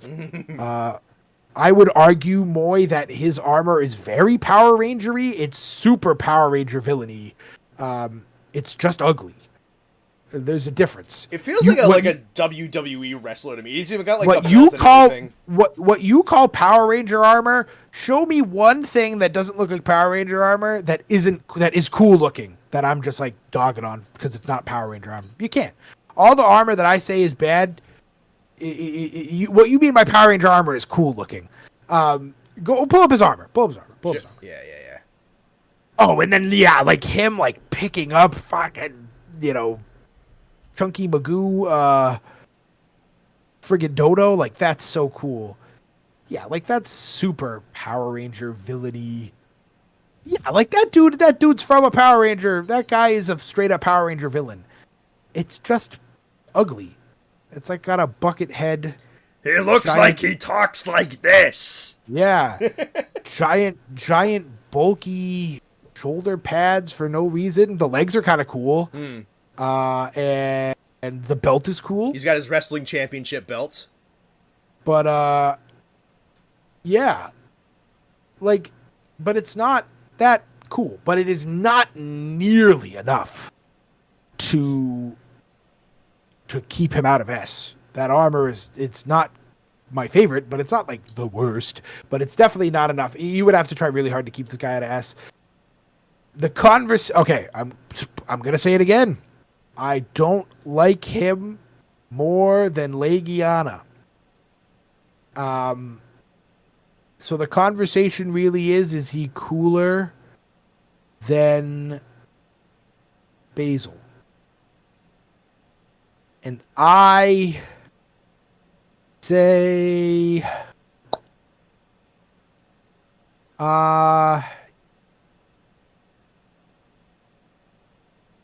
yes. I think he is. I think the fight is a tad more interesting. Mm-hmm. I feel like, and again, I get it, like the shtick of Basil is dropping bombs. But I feel like he kind of relies on it a little heavily. I definitely feel like Devil Joe is way more aggressive and in your face, and his fight is a little more creative. I feel like Basil Geese kind of relies on the shtick, and Devil Joe kind of is just a tad more fun in your face and creative. But it's close. It's very close. So yeah, I would say Devil Joe is top 3 monster in the game. Ooh, man, I got a hard decision coming up with somebody. Yeah. Go ahead. In my head, that was the top 3. I didn't think that would change, but I see somebody coming up. Okay. That is definitely going to change that. Yeah. Yikes. Okay. Devil Joe is definitely one of the old school legends. So he is the pioneer of the whole idea of invader monsters like Basil. So monsters like Basil and a couple of the ones we're going to meet in like Iceborne, that whole concept like exists because of Devil Joe. So he was cool. He was one of the few high rank exclusive monsters in the first Monster Hunter game I ever played, that being Monster Hunter Tri back in like 2010 for the Wii. So it was cool. There was a bird wyvern in that game that had the ability to like mimic roars and whatnot. So he would summon like Rathians to fights and like other boss monsters into fights and like get them to like fight alongside him and fight his battles for him. And like, oh, that's a really cool gimmick. But you get into high rank, right? Like the early levels of high rank, because he was like a piddly little like second boss in the game, and he lets out this like really really deep angry sounding roar. I'm like, that doesn't sound like Rathian. And then, like, this fucking Godzilla would appear out of nowhere that was not in the first half of the game and not in the offline quests. And it would just roll up and start killing everything. And this was back when Monster Hunter had like the loading zones in between areas, so you couldn't see it like coming in the distance. It just like materialized in the battle zone, and there was this dinosaur that was 3 times the size of the bird you were fighting, and it can now like kill you immediately, and it was amazing. And ever since then, he's always been like really, really cool. And he comes back in World as, like, the first DLC monster in World. Like, oh, that's really cool. Like, Devil Joe's sick. And then they added the whole thing of him, like, picking up, like, the little baby boss monsters and slamming them into the ground and using them as weapons and shit. And it was so fucking cool. Yeah, no, he's one of the greats. Yeah, he's valid. He belongs where he's at.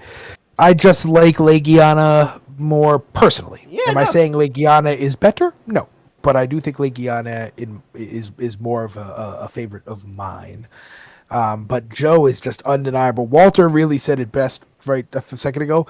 Basil Geese is more of a presence with his theme, and Joe brings presence with his personality. That is so valid. Because like I said, when Basil Geese shows up, it's like tee.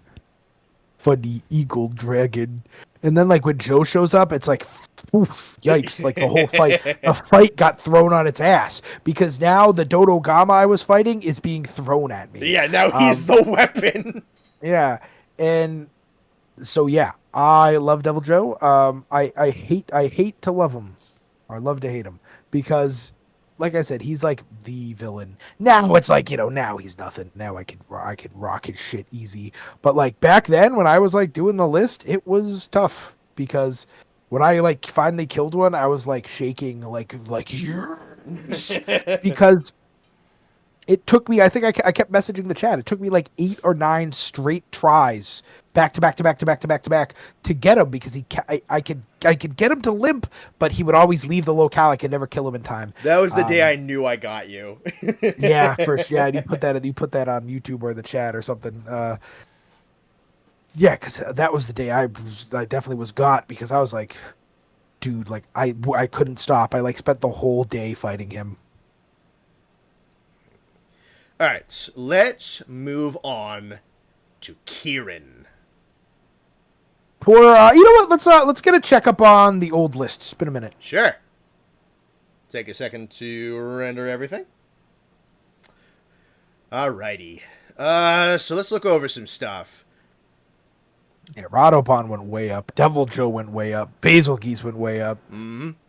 Anjanath went way up. Anjanath went way up. Palumu went down one hardly. Uragon went. What was I thinking with Uragon? I don't know. I think we said the word Thanos chin and you laughed. Probably. Probably. The Wrathso went down a little bit. Not shocked. Their fights aren't the most interesting. Odogama went way down. Yeah. Odo went up a little bit. Gyros went way down. Toby goes up a smidge. Vasioth went down. Yeah. Legiana goes up to I think the Diabloses are right where we left them. Yep. Yeah. Yeah, no, there's a couple, especially like Basil, Devil Joe, and Radobon being like some of your favorites are like Radobon was like a Rocky Balboa-esque. Oh yeah. Man from the bottom story for real. Okay, the winner of the original list. Yeah, this is the original winner. It's a lightning unicorn. The vibes are immaculate. I mean, that's cool. Like, you can't get much cooler than a lightning unicorn. However, I like how it's different than a lot of other fights. Like, I like how the, like, big, kind of like, I don't know what I'm trying to say. Like, like the big set pieces where, like, Kieran gets to their spot. and then like the floor glows and lightning strikes and the glowing spots, Mm. and like the lines show up, and then like lines of lightning come out, like very like not Monster Hunter-esque boss fighting techniques, if that makes sense. Like boss set pieces, if you will, are cool. Like I like how not a lot of monsters have those, so like it feels different. A lot of monsters are more like combat-y, like face-to-face kind of fighting, and like Kieran kind of has like AoE fighting, which is different. However, I don't like how Kieran doesn't really fight back when you're hitting them. Like He doesn't. Kieran He just- doesn't have a lot of physical attacks. no, like once you get in Kieran's face, you got him, because he like kicks once and that's like it. Like he should be running at you and like skewering you and like, you know, horse kicking you up in the air, and like, you know, there should be a lot more. So like the vibe of the lightning unicorn is immaculate. The fight itself is cool-ish in creativity, but not really cool in like application and execution. And then don't even get me started on that armor. Oh, Scrunkly, I'm sorry. I knew you would too, but like we disagree. That armor is, in my opinion, odd to say the least. I don't know why. Why does Lightning Unicorn have like gimp armor? Like I feel like we could have lived without that. Pull it up just so we can take a look.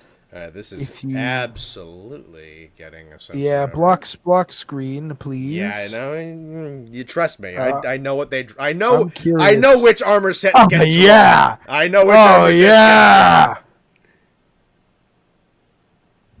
Some of those aren't too bad, but yeah, what the fuck? Get. Why? That is.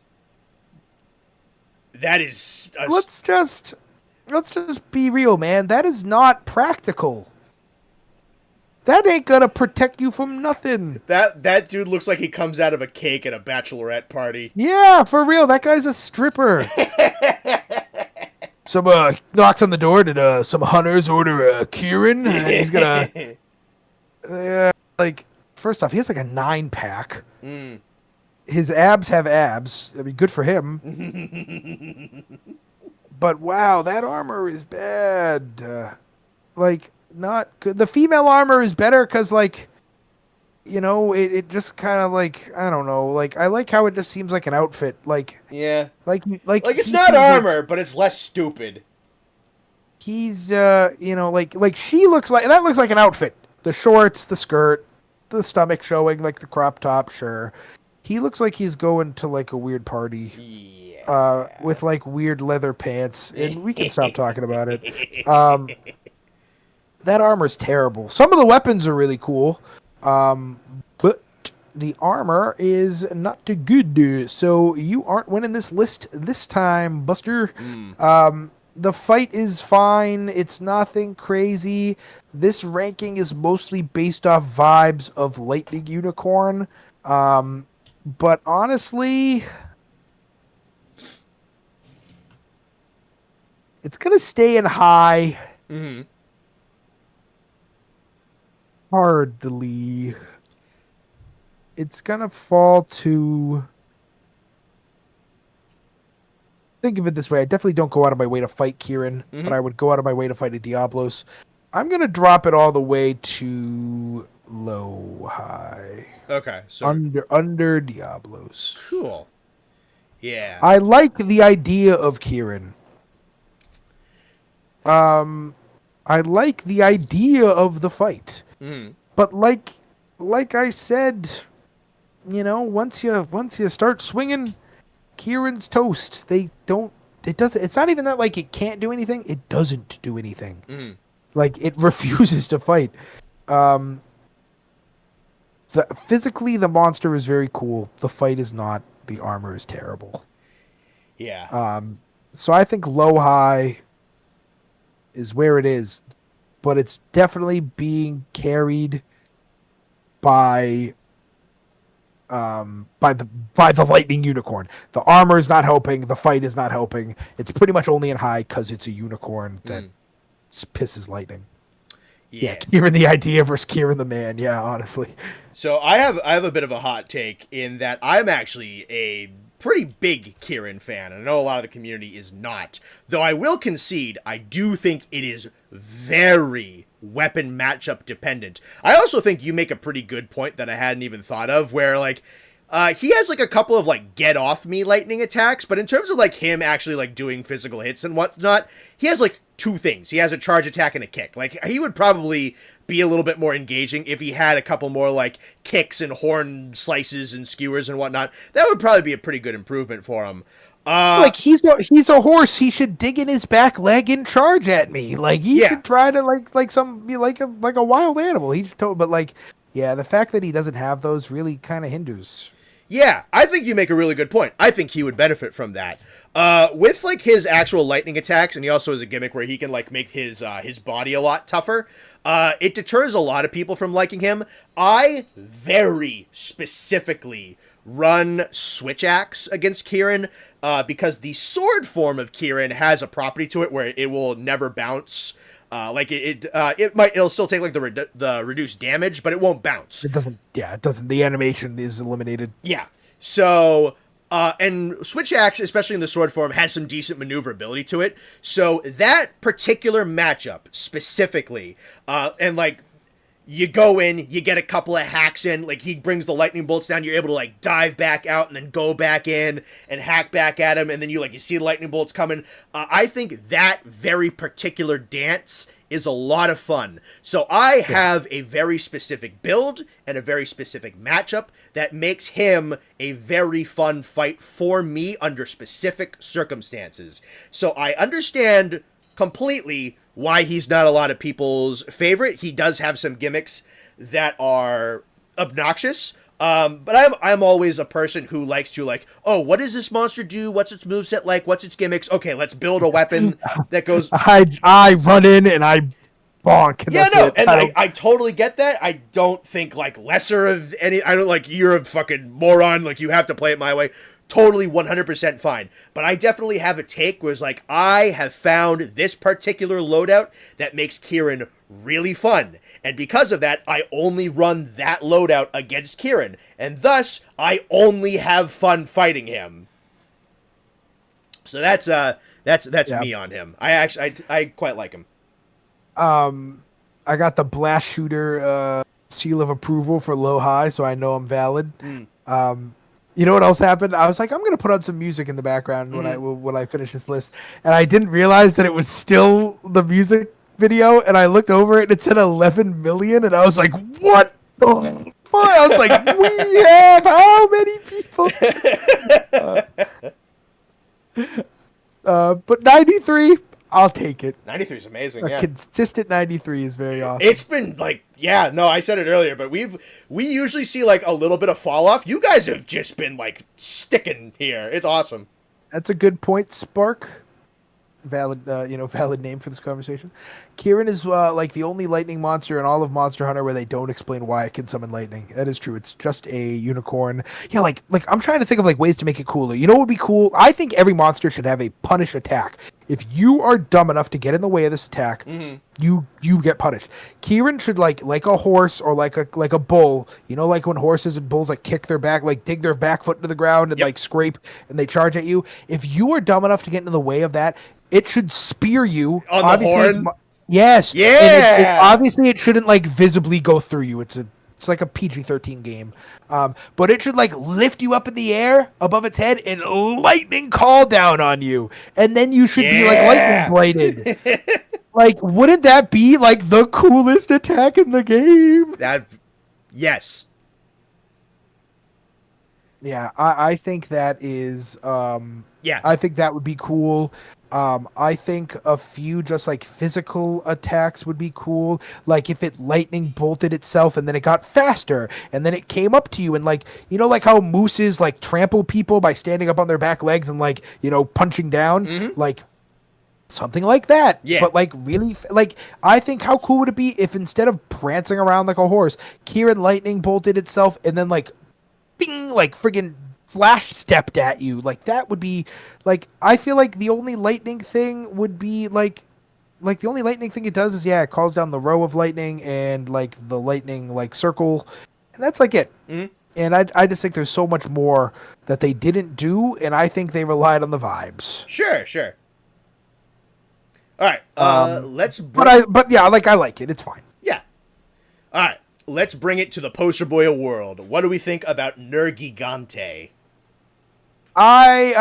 He's not a monster I fought a lot, so when I did fight him the other day, I was like, holy shit, this is so fun. He's so cool. The like when you chop off his horns, it's so chunky and like it feels good. The fight is a blast. Visibly speaking, I love how he looks. I don't usually like giant horns. I don't mind his giant horns. I like how his eyes look. I like the underbelly of him. I like I like his move where he like puts his wing into the ground and like kind of like tries to like, hit you into the boards, hip check you, like where he drags his wing on the ground and like puts his spikes into you. Like, Yeah. He's fun. He's wicked fun. The roar is there. The like visibly he's an amazing monster. The fight is a blast. I love when he like breaks down that wall. Yeah, and then you see like the silhouette and the smoke and shit. Yeah. So cool. I'm gonna say it. You might not. You definitely don't agree. I don't have to say you might. I think he's the best Elder Dragon. Okay. Obviously, I think you may have somebody ahead of him. I might. Just a guess. Just a guess. Yeah.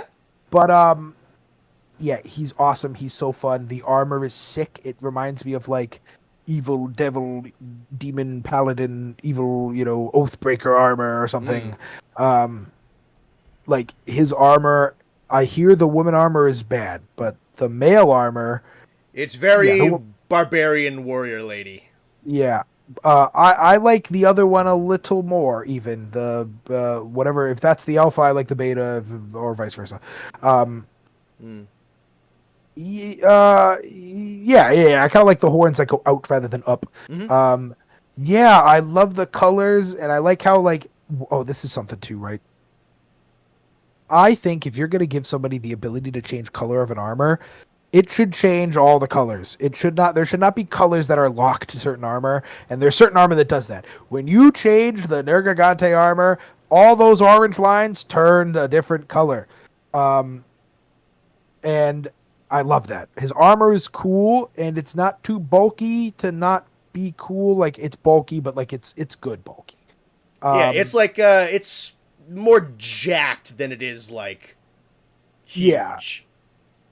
A lot of his weapons that I see, like the long swords and stuff, are fine, but like not enough to hurt him by any stretch of the imagination. I'm sure there is something cool. Like, yeah, the gun lance is kind of cool. That is sick. What is that? That has to be. That's a great sword. Is that just the high rank greatsword? That is the high rank greatsword. Yeah. Fuck off. Okay. Let's check my notes. I've kind of been going ad lib here. Sure. My notes say he's somewhere in here. Goated monster, amazing fight, amazing OST, amazing moveset. That's my notes. Best Elder Dragon. I gotta go with my notes.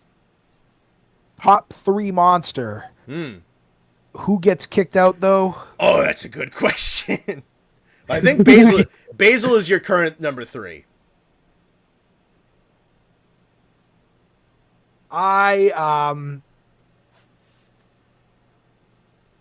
Yeah, okay, but here's the question. Does Joe stay 2 or does Joe go to 3? I think personally, now this is my fault. This is not Nergigante's fault. I have more of a relationship with Devil Joe since I fought him significantly more. That can factor in, sure. We kind of have that thing going. I kind of, so yeah, I have that like relationship with Devil Joe where like I go to him first. Like I think of fighting him first. Nergigante is now on my radar for show. Because that fight the other day when I was ranking him was so fun. So I personally think the relationship and history I have with Devil Joe, history is definitely a better word for this, is gonna put him slightly above, slightly. So Devil Joe is gonna stay at 2. Mm-hmm. Poor Basil Geese in my notes. I put top 3 monster for 4 monsters. You know what? He can also deserve it. But now I'm thinking, is so now we got to think, right? What do I value more? Because Basil Geese has cooler armor and a cooler theme. Yep. Is Basil Geese a cooler dragon, though? Is Basil Geese a cooler monster? Maybe it's close. And then I definitely don't think Basil Geese has cooler weapons. So it's close. It's like 2 for 2. So what do I kind of value more? Do I value the OST and the armor? I do. I'm a big armor guy. Or do I value the... Because I think Nergigante gets the edge visually. Yeah. But Basil Geese definitely may have a better spot in my heart just because of how fun he is.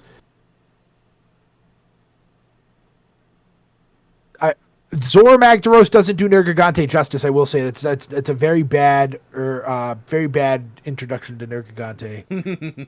He shows up for 8 seconds. You hit him 3 times, and he's like, "Oh, I've been defeated," and runs away. When you actually go to fight him, you know what? And this is again not Basil Geese's fault. You know what puts Nergigante ahead for sure? The what feels dedicated boss area. That alcove with the giant like crystal shards and spikes all over the place, with like the columns that he knocks down, and then like going into that like back cavern area with the wall, definitely puts him ahead for sure. Yeah. The only thing putting Devil Joe ahead of Nergigante is the history that I have with Devil Joe. Everything else, Nerg may be a cooler fight. Now that I say that, not really, but maybe. Yeah. So I love everybody in S. Man, I'm stressing. Yeah, I think I'm good there. Yeah, Nest, if you want to call it that, Blast Shooter. Yeah, Nest is a good one. I like the word layer. It makes them feel evil and like bosses. I like how Nergigante kind of is a little more aggressive than the other Elder Dragons. Like Valhazak is. I kind of like how Valhazak just walks by you. Nerg is a little more like, who the fuck are you and what are you doing here? And like kind of stares at you and like walks at you. Like I like that a lot more. Like a lot of the other Elder Dragons are more regal and just kind of walk away, which is also cool. I kind of feel like that kind of gives them some aura. Like it makes them feel like I don't gotta fight you because I'm an Elder Dragon and I'm tough. Sure. So like, I like that a lot. But yeah, Nergigante in my opinion is the best Elder Dragon. Sick. Spoiler alert for the next 4, 5, 6 Elder Dragons on the list. Yeah, man, that they could be all over the list. So Nergigante, he's a really good poster boy. I mean, he's tough. They slowly start to introduce him in. They build up like a cool menace. He's got a little bit of history with the characters if you actually read some of the dialogue and shit. You find that Baroth dead in the Geratonis quest with spikes all over him. He shows up infiltrating the Zora hunts and shit. It's cool. And then he's apparently riling up the Elder Dragons. And then they built up an Elder Dragon to... They like to make Elder Dragons these big elemental walking natural disaster powerhouses, and then they made one that is just fucking blood and gore and muscle and violence, and his specific role is killing and eating other Elder Dragons, and that's just cool. That's just tough. And then like the whole mechanic with his quills and everything, where he'll hit the ground so hard that he rips his own spikes off, and then he starts to regenerate his own body parts, and they start off like all white and like soft and whatnot, and they're weak points. You can try and break them, but if you don't, then they go like full black and they harden up, and then he'll break all of them simultaneously with that dive bomb. Like, that's such a cool idea. And then every other flagship in 5th generation had a gimmick where you can like target certain body parts to like break them out of more powerful forms, and none of them did it better than Nergigante. He's such a cool like learning monster because his damage is pretty good considering like World is not the toughest Monster Hunter game, and like the spikes and everything. So you start like gradually losing these points on his body where you can attack him. And then he punishes you with like a really, really meaty hit that he can usually one shot you with like where you are in the story at that point. And it teaches you to like be aggressive. It teaches you to be like active, to get up in his face, to like go for it. He's a really, really good learning monster, and I think his combat design is excellent. I think his design is wicked cool. His theme is really good. He's got an even better version of his theme with like the arch-tempered form of him, which I should definitely get you to listen to at some point. His gear's tough. That's what everyone keeps saying. Yeah. He's awesome. So let's move it to Kushala Daora. Visually, the coolest Elder Dragon visually. Mm-hmm. It's hard to beat. Okay, so remember, and a lot of people said it. A lot of people said who reads when you said read the dialogue. I do. So my game's in Japanese, so that was a oversight on my part. But is Kushala actually made out of metal? Because it looks like it. Kinda, yeah. He does have like a bioorganic metal over his body. Which looks very cool. But Kushala gets it. So let me go over the good parts of Kushala first before I get to the blatant, in-your-face, identifiable bad parts. I knew this was coming. The dragon itself is very cool. Is it just a dragon? Yes, it is. Visually just a dragon. Obviously, dragons don't make tornadoes and don't spit wind. Yeah, very dragony dragon design, for sure. Yes, but but it's cool. It's very cool. I like the metal vibe. And, the armor is cool. It doesn't necessarily fit the vibe of, like, Kushala. It makes me, like, pull up the armor. Sure. To me, when I see this armor, I think of like Atlantis fish army. Like, I think of like this to me, especially the one with the face mask on, the one on the left. That's, let's see if we can get a newer one. That looks older. Yeah. Like, doesn't that kind of look like fishy Atlantis-y or like, what else might be a better one? Elfie kind of like look like the helmet. It is a little. Yeah, the helmet is a little like God of War 2018 Alfheim. I'm not sure where Kushala, and then like the earpieces are kind of like fish gills, like fish flaps. I don't know what to call them. Flippers. I know what you're talking about. But yeah, like fish samurai kind of vibe. I dig it, but like I'm not really sure how Kushala fits into all that. But it is very cool armor. It's fine armor. It's nothing crazy. It's like cool. His insect glaive is a squid. Is it really? Yeah, it is. See, like, where does that? He has a very interesting, and I'm not sure where this came from. A lot of his armor and weapons have animal inspirations, and I'm not particularly sure why, but they base a lot of his gear off of animals. His bow is a horse. Yeah, it is. Interesting. Yeah, no, the armor does not fit him. Yeah.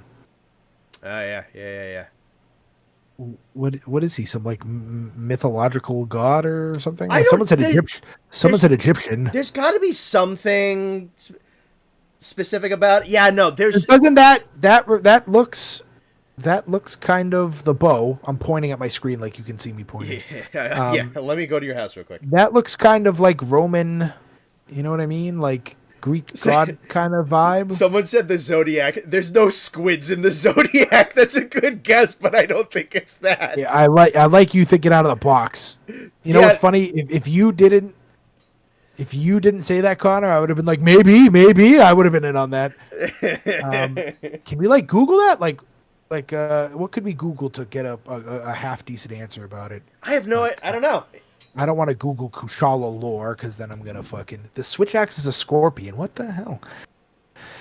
Why is Kushala Day? The first thing that pops up is why is Kushala Daora so annoying?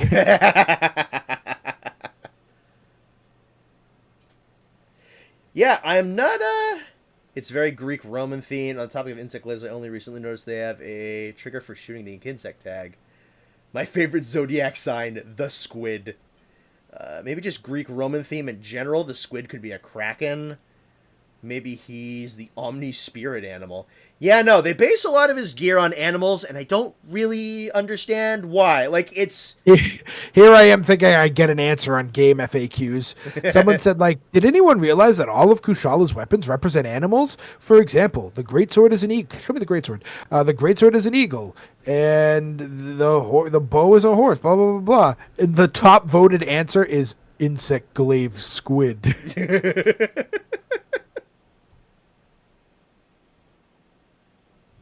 Yeah, there's the eagle.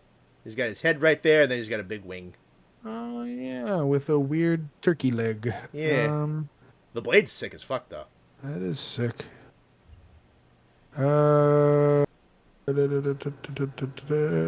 Everyone just keeps saying the insect glaive is a squid. That's not what I need. Yeah, I'm not okay, sure what the answer is. Yeah, I cannot get an answer. But anyways, the dragon itself is cool. Obviously, I think the weapons are pretty cool. Mm-hmm. I feel like that dragon gets in its own way so bad when you fight it. Like it sometimes like, you know. So here's a little story of when I fought it, because I've only fought it twice with you and then with myself.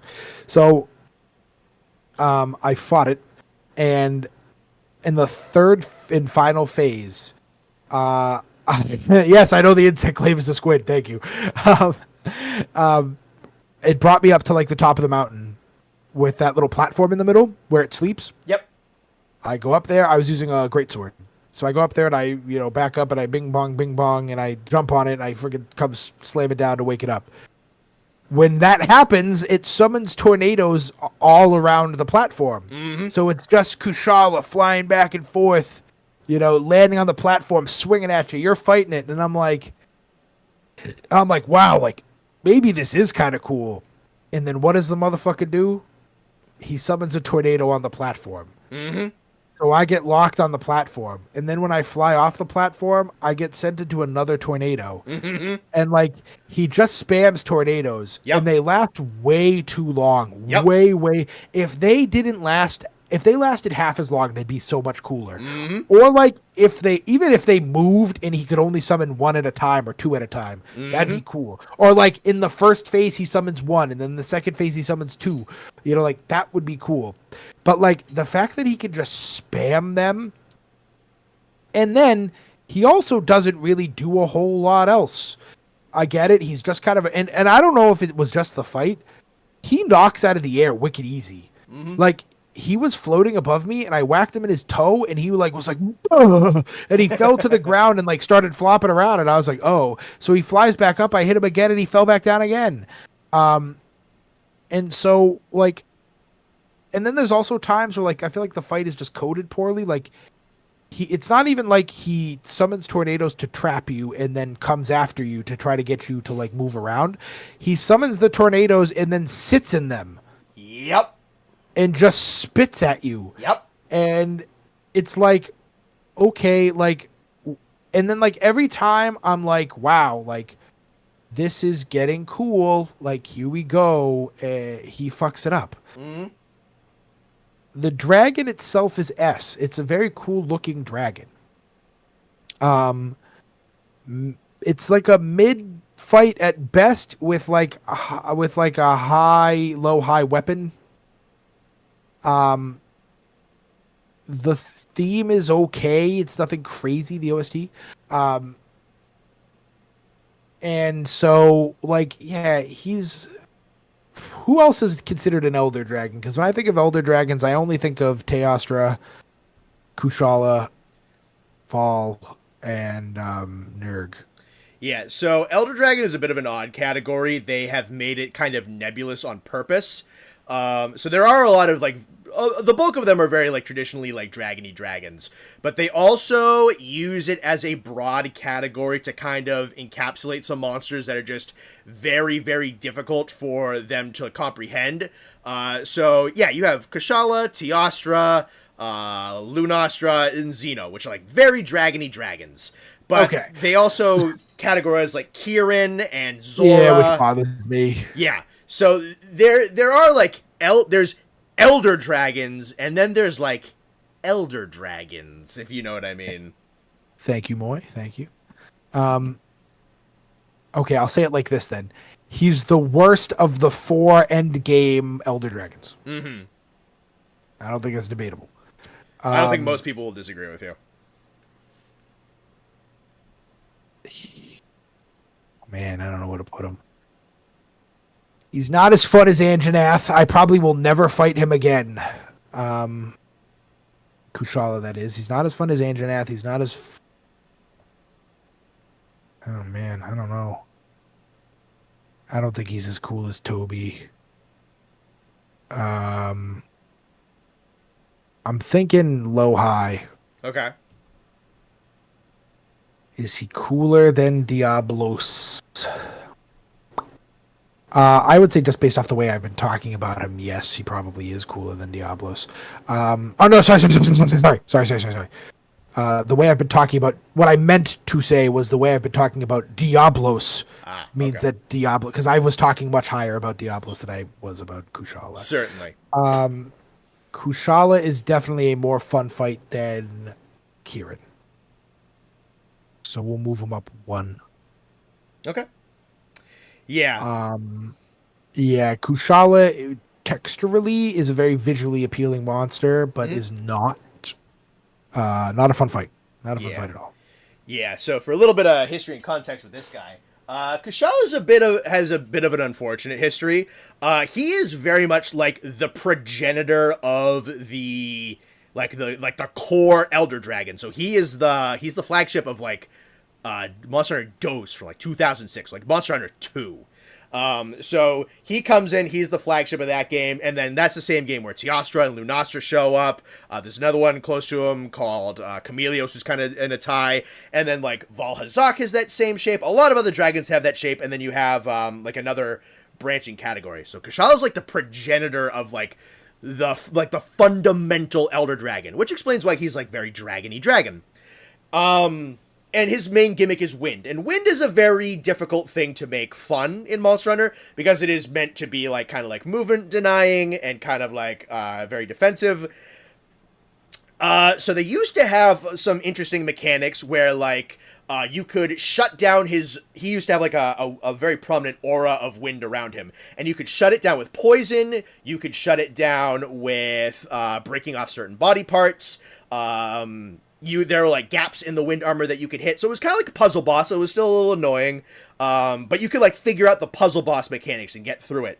And they built him up a little bit over the games, and he got like a little bit more tornado spammy and a little bit more like wind reliant. And some of those attacks were really cool, but some of the ways he interacted with them weren't. And then World is very much kind of the apex of this kind of like mismanagement of his design, where they. Like you said, and you observed it perfectly, they coded him in such a way where he uses his tornadoes to hide, to spam, to disengage, to break away, and they are massive tornadoes that stay put for way too long, and he bitches out within them. He is coded in a way that is very obnoxious. The only thing I like about the coding of his tornadoes is whenever my Palico would put down a Vigor Wasp, it put a tornado on it. And I think that's cool. But yeah, like where he would literally like put down 2 tornadoes and then like hover in them and just like spit wind balls at me, I was like, bruh, like that was mad annoying. Yeah. And like I said, every time I was like, all right, this fight's kind of getting cool. Like he would do something dumb. And so like like I said, if the tornadoes just changed slightly, where like I said, the way I look at it is every phase of the fight is the monster getting more desperate. And it's often illustrated by the monster getting faster and louder. And so, like, I think that if, like, the tornado moved, but, like, it was only one, and it didn't last as long, or, like, kind of like Kieran, where, like, it's like a row of lightning, if he launched a small tornado at you that, like, went in a straight line and dissipated, like, there are so many cool, because, like, Xeno, Vol, and Teostra feel like elder dragons. Nergigante is just kind of a big spiky dragon who just doesn't do anything but like hit you and like physically hit you. Yeah. Kushala feels like an elder dragon because like it's a fucking dragon that can summon a tornado. Like how much more elderly and, you know, elderish and strong and like, you know, mythic can you get than that? And then they're dumb. So like at least when like some of the other elder dragons, like when freaking Xeno'jiva's like beaming at you, that's like, oh, like you heard my reaction, you know, when it first happened. So like the fact that they gave him such a cool idea and then made it so dumb is like, come on, like they shot themselves in the foot. Like that fight could be so cool, so much easier. Like there's so much little you would have to change, but then like they like we keep saying, they coded it so poorly and made it so stupid. Yeah. I'm sure you've been seeing it because they've been talking about this a lot in chat currently. The redemption arc he is going to get in Rise is going to surprise you. It's good because I think he's cool. I want him to be cool. Big overhaul. Scrunkly's heading out. Thank you for joining us tonight. Bye, Scrunkly. But yeah. I think, I totally... Alright. Teostra. Yeah, he's wicked. But... I'll start with the good again. Before I get to the bad. His bad is significantly less than the Kushala's bad. Okay. Visibly, very cool monster. Very different. You know, I like the lion-esque part of him. Yeah. The wings are cool. I like some of his more elder-ish, what I would say godly moves. Like I love when he flies up into the air and does like the supernova. That's really visibly cool, and it like hurts and it punishes you as it should because it has like a 10-second timer. He's not unbeatable, but he is hard, and you do have to like think about it. And you actually have to like, you know, it's a tough fight. I wouldn't call him a wall. I didn't really have many walls, but to be fair, the first time I fought them when they would have been walls, I had 3 people with me. Yes. So by the time I came back around to tier list them, I was a level 49 hunter with, you know, high rank armor and master rank armor. Yeah, he's S. He's S tier for sure. He's the second. No, he's not. All right, maybe he's not this. Okay, aesthetically, he's the second coolest, but he might not be like the second coolest looking Elder Dragon. His moves are very fun. He has multiple different moves. He does more than just swing his tail. He's fun, and you actually have to prepare for him. Yep. The bad is extremely obvious. He has bottom 2 worst armor in the game. Yeah, I know you don't like the armor. It's better. It's significantly better than Lunastra. I do not mind like what is that? The master rank armor? Yeah. To the left? Yeah, to the top left. Okay. Yeah. That's cooler. I do not like the Clockwork Knight armor. I have never loved this set. I'm right with you. I understand the knight armor. He is supposed to be like a king.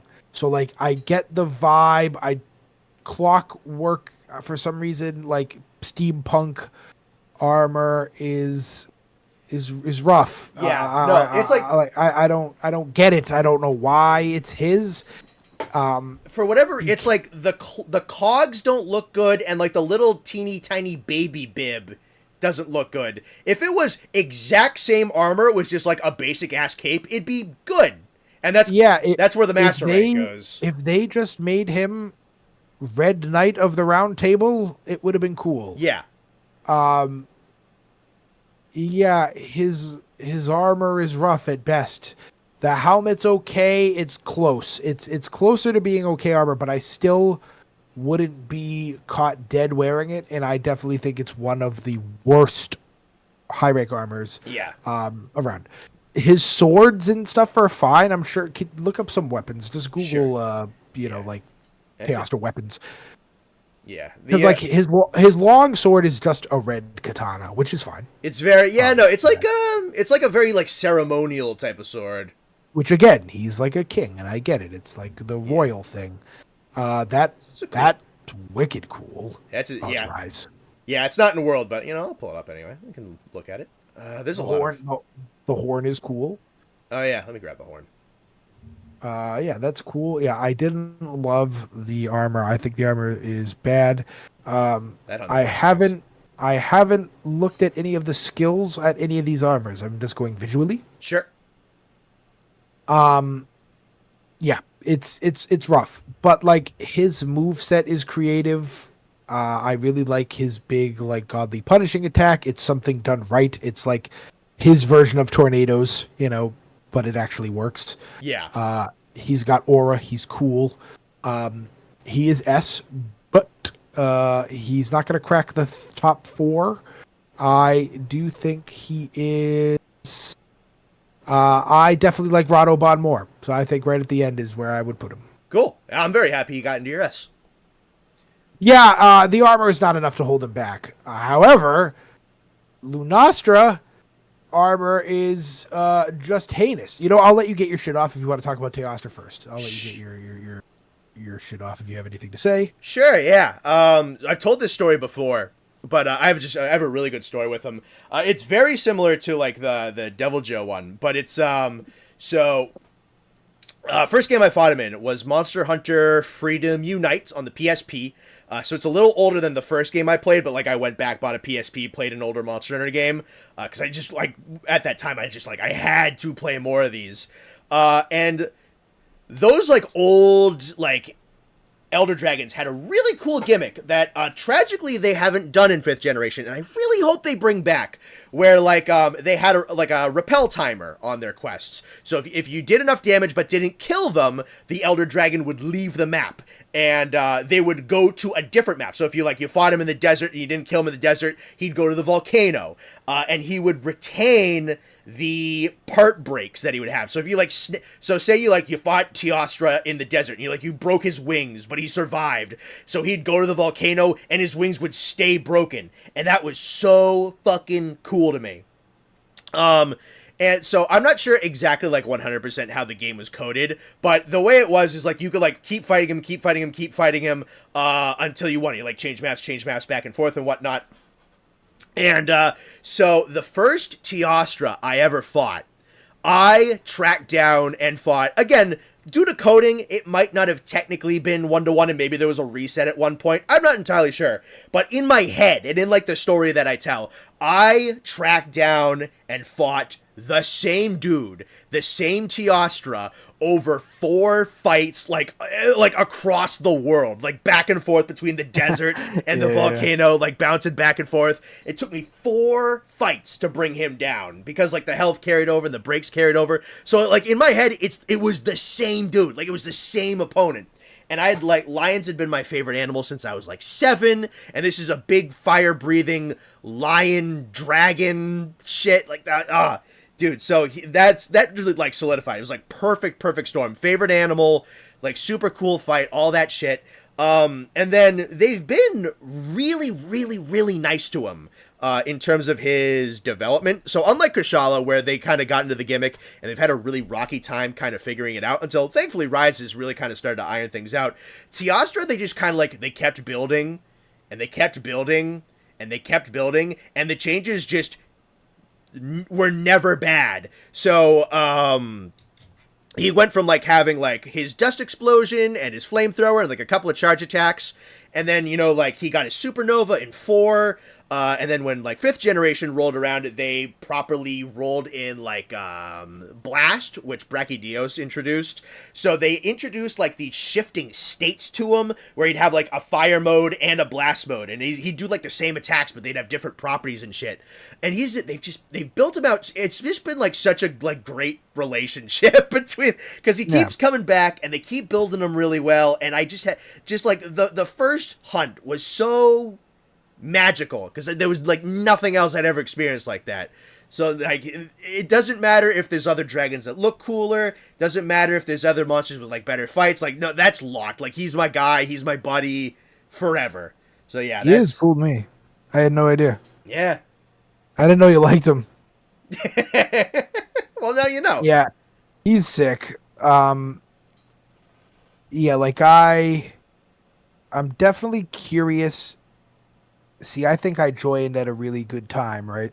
For sure. Because World is a prominent game still. Mm-hmm. Another game is out, so by the time I finish this game, I will be able to slide right into Rise, and by the time I'm done, quote unquote, with Rise, I probably will be right before Wilds. Yeah, very likely. So, like, I came in at a really good time that I get to play all 3 of the newest games, like, back to back to back. Mm-hmm. I'm very excited. I'm shocked at how much I love these games. I've been really sick, so I haven't been playing, like, on my own, but, like, if I wasn't sick, I would definitely be... I haven't been playing anything. But, like, I am shocked at how much I love these games. We should try to play more off stream, too. Yeah, we should, for sure, because I gotta grind for armor. I need to make Brachydios armor. Yeah. So yeah, and I'm always excited to do tier lists. I feel like they're also the most successful streams we have. We've been doing really good tonight. So, I would love to dive right into the Iceboard tier list once that's done, but I gotta obviously go back and rank them all. Yeah. But yeah, so yeah, I love this game. This game's very fun. All right. So let's talk about his wife. You know what I want to know? You know how it's okay. So this may be a stupid question to people in the chat. You know how it is like Radoban or Ragan, and they're related by they're family related. Why does Lunastra have a? I guess it's Lunastra and Teostra, so it's like close enough. But like, why do some monsters like seem super similar, but they have like different names, like Lunastra, Teostra, or Ragan, Radoban? Why does like Lavasioth and Giratotus like not in the same family, but they look almost identical? They're probably very close. I don't think they're that close. That's crazy. Okay. I've already revealed my big secret. Blue. Yeah, you do like the blue. Blue is cooler. However, the fight is not as cool. She is severely more bullshitty. Yeah. I did not particularly enjoy fighting her alone. I had fun with you guys because it was fun to like plan and like prepare. Yeah. Fighting her alone kind of sucked. She has some bullshit hitboxes. Her supernova's a little different. Like I don't love the fight. And this is, without a shadow of a doubt, bottom 3 armor in the game. It is terrible. This one? Terrible. I wouldn't be... That could be the best armor in the game, and it could give me 600 health, and I wouldn't touch it with a 10-foot pole. It is so ugly. It's like... it's like Clockwork Knight, but instead of being a Clockwork Knight, you're like a Clockwork Jester. Like that's no, that's like ugly and weird. That armor, that picture is doing it justice because it has like cool colors. If you look at it in the game, it is terrible. Worst monster in base world, relax. It is bullshit. The fight is definitely bullshittier. The like I said, especially the hitboxes are just terrible. Like The tail one is horrible. the tail is crazy. You talk about 20 feet of grace. I mean, you could be in another room and it hits you. Like, some of the like I feel like her supernova goes a little too far and it's not visually as big. So like that hitbox is annoying. She's like over like okay. The best way I could put it is I felt like they were like, you know what we could do? Instead of doing like the usual thing where they were like, let's make Black Diablos and have him be hit harder. I feel like they tried to like manufacture difficulty instead of making her a wall where you like, oh man, like a perfect example. The best wall in all of video games is the first big boss in Elden Ring. Yeah. When you try to cross in to the actual like castle. The one of the brothers, because it's whatever the fuck they are. I forget his name. Margit Not Moog. is that one. Yeah, Margit. You hit him and you're like, wow, I need better gear. Hi, Bailey, how are you? I need better gear. I need better stuff. I need to get better. When you get to like Lunastra, it's almost like they made her harder for the sake of her being harder, like manufactured difficulty. They didn't make her harder so that way you need to get better and like prepare. They like made her harder by like making her stupid and like they made her kind of bullshit. Like the hitboxes are bigger and like stupidly bigger. Her attacks aren't bigger than Teostra, but they have just bigger hitboxes and they come stupidly fast and they come without warning. And it's like, I feel like that's not good difficulty. They didn't make her a wall. They made her like they were like I said, the best wording is manufactured difficulty. It's not real difficulty. It's like they made her difficult by making her dumb. I just don't like that. The armor is bad. Visually, she is cooler than Teostra. I like blue. Go to the list. We're talking high, but a lot of it is just because of the vibe of like the wife and the blue, and it's cooler looking Teostra. But I would say the fight is really bad and the armor is really bad, and I don't think it's enough to save it from. I don't think it's enough to save it from high. I think it needs to be in mid. Okay. Yeah, that's like Observer has said it. Bigger numbers and bigger hitboxes equals challenge. No, said no one ever. Like that's kind of how I feel too. Like I don't feel like it was actually more difficult. They just made her hit harder for the sake of hitting harder, and like they made the numbers bigger because big number. She's a more like if it was like the way the Valkyries scale in like God of War, where they get like legitimately harder and they have different moves and they kind of do things differently and they like get progressively harder. Like Lunastra is just like so much more stupid than Teostra. So I think it's high mid. The queen of high mid. It's definitely not as boring as Raytheon, and like the bullshit isn't like game ruining, but it is bad. And her Nova is super annoying. It's a shame because like I do think she is cooler. Pull up a picture of her, like a better picture of like one of her like head on perfectly. Sure. That's a good comparison. Dragon Ball, they just kind of made her stronger because strong. No, that's not what I.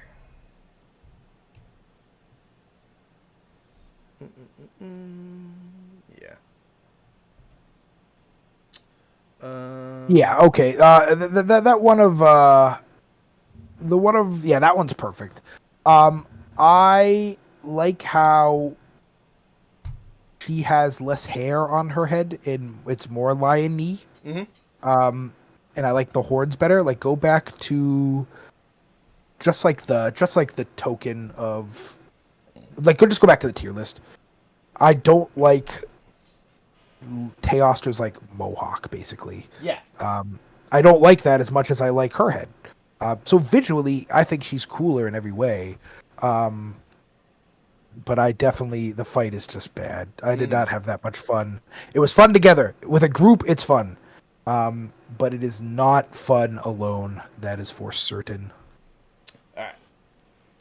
I'm going to say, I think two things can be true at once. Number one, Lunastra does have objective failings. I think some of the artificial difficulty claims are warranted. Her tail hitbox is broken. It's bad. It's disjointed. It doesn't work. The Nova is overtuned. It's a little bit too much damage. It's a little bit too big. Yes, I agree with both of those. The second thing is also true. Lunastra does have gimmicks that require a bit of a build. And if you're not going to go for a bit of a build, I think you're a little bit of a weenie. You can gem in wind resistance into this game mad easily, and that can take care of the wind boxes on the tail and the wind boxes on the Nova. So you can actually very easily save yourself from being melted by the Nova. The fireproof mantle and fire resistance are also in the game, absolutely. So you can mitigate the damage of her Nova extremely easily. There are ways to get around that. Does that mean that there's not some broken stuff? Does that mean that there's not some overtuning in some of the damage? Does that mean that there's not a little bit like too much AoE fire? No, there is, again, some objective flaws, but I think she is very outmaneuverable. She is very buildable. She is very countable. The other thing, the thing that she has that Teostra doesn't is she has an animation where she charges her Nova that you can interrupt. Unlike Teostra, you can stop her from doing her Nova if you are persistent enough, if you get on top of her. So her big bullshit super attack, you can stop. She can never do it if you can get on top of it properly. So I think that there is absolutely ways to lock her down, to figure her out, to plan it out. And she is a DLC monster. So I understand why she is tuned. I do think they overdid it in a couple of departments. But I also think that Monster Hunter is historically a game series where you have monsters that have gimmicks that necessitate armor skills to go around them. World was never good about getting you to build in defensive skills, except for maybe Val Hazak with his Effluvium negate, because that can chop your health bar. Other than that, there really wasn't a lot of monsters that necessitated skills. Lunastra comes out, and Lunastra kind of necessitates skills. A lot of world players don't do that because they look up builds on YouTube. Yeah, which is, yikes. Make it yourself. Use your eyes. Thank you for the $40, by the way, Fua. Thank you very much. That's very generous of you. But yeah, that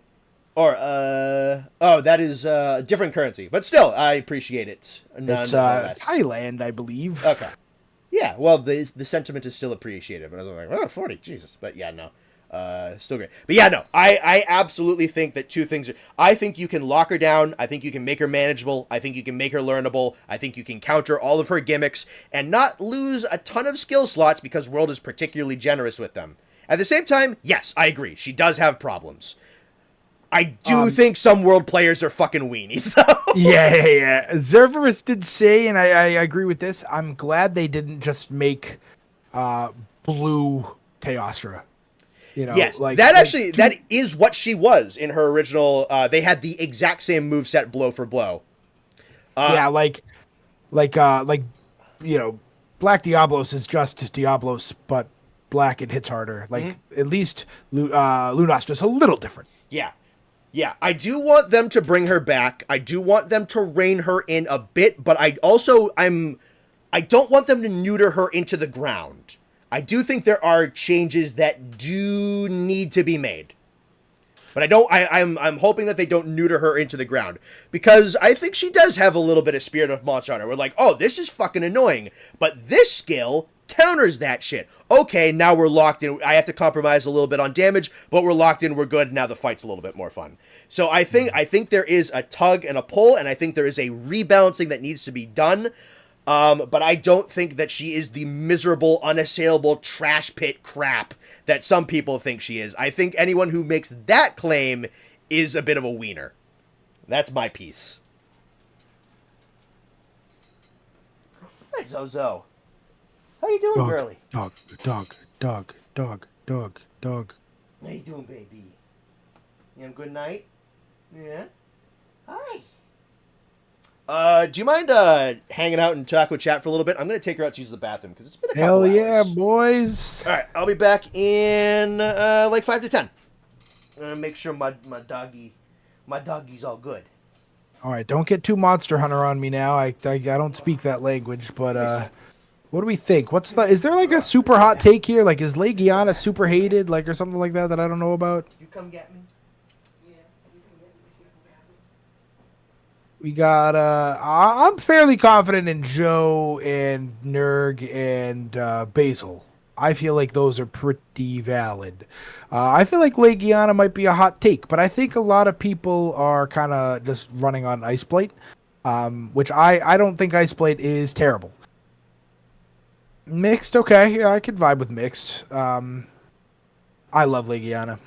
And it was kind of a realization mid-fight just yesterday, actually. And is it possibly a what have you done for me lately? Maybe. But I don't think so. Radoban's goated. I don't know how anybody hates Radoban. Tell Connor's deepest, darkest secrets. You know, honestly, I would.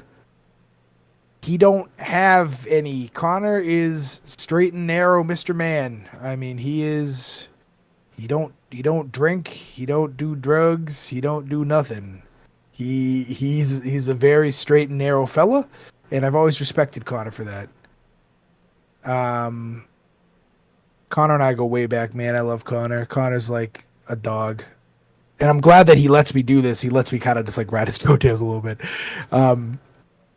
Because I'm a little lazy, and I'm glad Connor's not, and I get to have fun with him because, man, this is a blast. I know this isn't an Iceborne tier list, but I don't think I've fought Shrieking Legiana yet. I don't think so. I'm not sure. I could be wrong. Yeah, Radoban's a dog, Lance. I mean, I feel so confident, and I'll die on this hill for sure. Yeah, right? Like, Iceblade is, like, easy. I mean, like, especially if you have, like, to be fair, I fought her in ice armor. So, like, you know, maybe that's it. But I think, like, anything you can get away with a Nullberry, like, bleed is way worse. I could be wrong. Can you get rid of bleed with a Nullberry? I don't think so. I'm pretty sure the only way to get rid of bleed is to squat, right? Kushala and Lunastra above Rathalos is really? What? Oh, okay. Never mind. I misread. Okay, I can see. Yeah,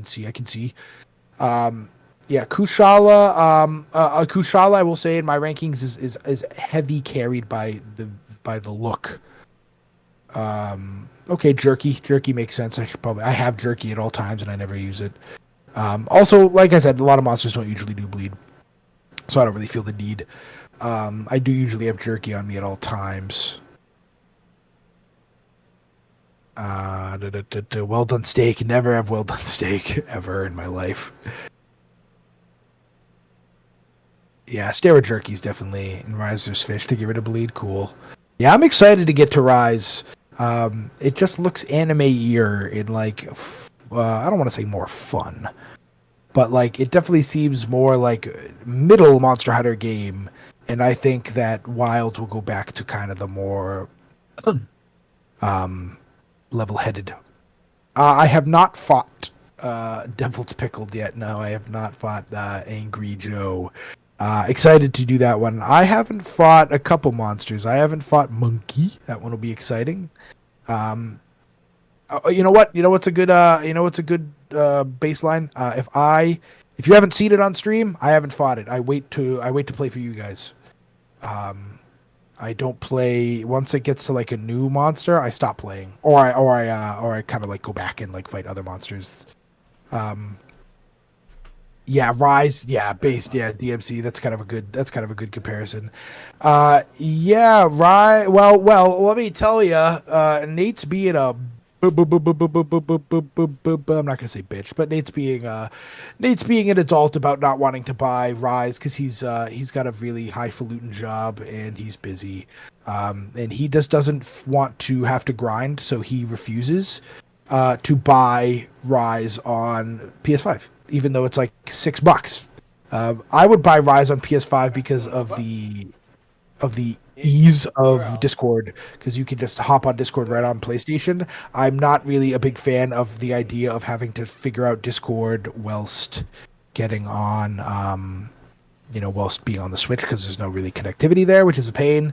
Rise is very anime. Yeah, I'm excited for Rise. Like I said, I saw that one trailer of Bear punching hippo crocodile into like the wall, and it was like fucking he went flying, and I was like, oh yeah. I was like, this is it. Like, I am in. Hello.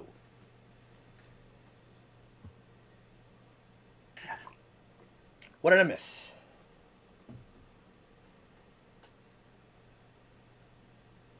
Nothing. We were talking about Rise and how like it's faster pace. Okay. And how I'm very excited for it. And I told them, they're like, if you fought this, and I told them, I was like, if you haven't seen it, then no, I haven't fought it. Because I was like, I wait to fight for stream. I don't fight anything new on my own. Mm-hmm. I was asking if I had any hot takes. They said Kushala over Rathalos was a hot take. Hmm. No one disagreed with. Okay, no one panned me for my Legiana take, but they did say that it's definitely higher than most. Okay, yeah, I would agree with that. I think you rank it higher than most people would. Greed said something I wanted to read. Do you think we might get a new lion monster in Wilds? And if so, any ideas for it? First thought to me was a sound or voice monster. What do you mean by that? Like a monster that talks? Connor and I have had this conversation, and I do think it would be odd, but I don't think it would be the worst thing on earth. If you don't mean talking, then I'm not sure what you mean, and you can explain. I definitely think if it is as savannah-y, African-y, desert-y as the trailer seems, I think a lion, like a lion monster, would be cool. If it was like some lion or tiger with like 3 tails or something, and like, had some element to it or something like some Bengal tiger, or some just like a lion would be cool too. Some fantasy lion. I think that'd be crazy. I think that'd be really cool, especially like I said, if it's as savannah-y as it seems. Yeah, you could do like a very kind of mammalian type of lion, like very kind of typical kind of lion, but like Monster Hunter it up a bit. Or you could do like something like a griffin or something that has like some lion parts, but also some like bird parts and shit. Griffin, I've been saying that for months. Griffin, I think that'd be so cool. Yeah. Utilizes its voice. So it does not speak, but you mean like its yell. I think like a sound wave monster might be kind of cool. Who did I say that about? I said that about a monster. Oh, Baroth. If Baroth used its horns for like sound attacks, I think that would be way cooler. If that's what you mean, then yeah, I think that'd be kind of tough. Would a lion be like the greatest monster to use its voice? I'm not sure. Yeah, I mean, I do think a lion would be cool. Yeah. Hey man, I'm down for everything. I just want to know what's there. Soon, right? In like a week, 2 weeks, we'll get something. If it is at Summer's Games Fest, less than 2 weeks. Which, like, I'm curious to see what they'll do. Do you think they'll release like the mascot of the game, like the showrunner, or they like? Might. My current guess is I don't know if did you see like Summer Games Fest last year, and they gave like Mortal Kombat 1 like 15 minutes all by itself, and then that would be bonkers. I kind of think they might do that. Maybe I'm not gonna promise that to myself, because that's a big thing, but like Monster Hunter Wilds was like the capstone trailer of the Game Awards, so like Capcom is willing to shell out like millions of dollars to advertise this game because that slot ain't cheap. Yeah, for real. Maybe. Sorry, maybe a new subclass of fanged beast. Yeah, give me like a saber-toothed tiger bear or something. Yeah, you can totally do this. Yeah, no, they could do something that's like because the fanged beasts are usually like the more mammal ones. So like the monkeys are fanged beasts. Gammoth, the big woolly mammoth, is a fanged beast. It's very just like big like mammal category. If they want to bring like big cats into it, that'd be kind of cool. Manticore, yeah, I keep saying griffin, but I think manticore is more what I mean. Teostra already kind of is a manticore, like the lion with wings. Well, manticores kind of have like a little bit of like scorpion tail too. Okay, we're almost done. Yeah, a couple more entries. I can't. Is that Vol? I can't tell. That is Val Hazak. Okay. Val Hazak is an amazing aesthetic monster. Very cool theme, a very cool like gimmick about like the wearing the flesh and the the effluvia and the I affectionately call AIDS. Affectionate. Yeah, like the vibe of Valhazak is crazy, and I like the way he does. I like the way he like his like personality, how he just kind of like swims in and saunters around and like whatever, and like he couldn't give two shits that you were there, and he's like for a dragon that is covered in carcasses and flesh and disease, like he's very like passive, and I kind of like that about him. I kind of like how elegant he is. The armor is without a doubt in my opinion, the coolest armor in the game for high rank. I think that armor is that friggin' Death Rider, Nazgul armor is just unbeatable. That is the coolest armor ever, especially me because I ran Dragon for everything. So with my Devil Joe Hammer and my Devil Joe Greatsword and my Dragon Bone Stabber, it was amazing for me to get Dragon Attack 15. I was maxed out on Dragon Attack. The weapons are cool. Like one of his great swords or long swords is like a scythe kind of looking thing. Very cool. However, the fight is not good. It's actually trivial. If you don't have effluvia resistance, it is minorly annoying. But if you do have effluvia resistance, it's not even a fight. He doesn't hit particularly hard. He doesn't have many creative moves. What I call the AIDS beam, when he does that, it is visually very cool. It looks cool, but like besides that, what does he do? Like his fight is just kind of him diving at you, occasionally swinging his tail and like going on his back legs and slamming down. But that slam down attack, if you have effluvia resistance, is like absolutely negligible. I mean, it's ignorable. So like, if you don't have effluvia resistance, yes, it's kind of nice having something that could threaten your life like that. The effluvia, whatever you want to call it, blight. Like that's fine, but like the fight itself is really not good. I really wish AIDS beam cancer ray. That's a really good one too. I really wish the fight was difficult. I really wish that he was more difficult because he is such like an evil entity visually. If you look at just the picture on your screen, I mean, he's like scary. He sleeps on a pile of bones. He sleeps on a body, like a bunch of bodies, like. But the fight is really easy, and like grinding him is so stupidly easy. I wish his fight was harder. I wish he was more creative. So like the monster is an S, the armor and weapons are S, but the fight is like low mid at best. It's really not anything to write home about at all. It's bad.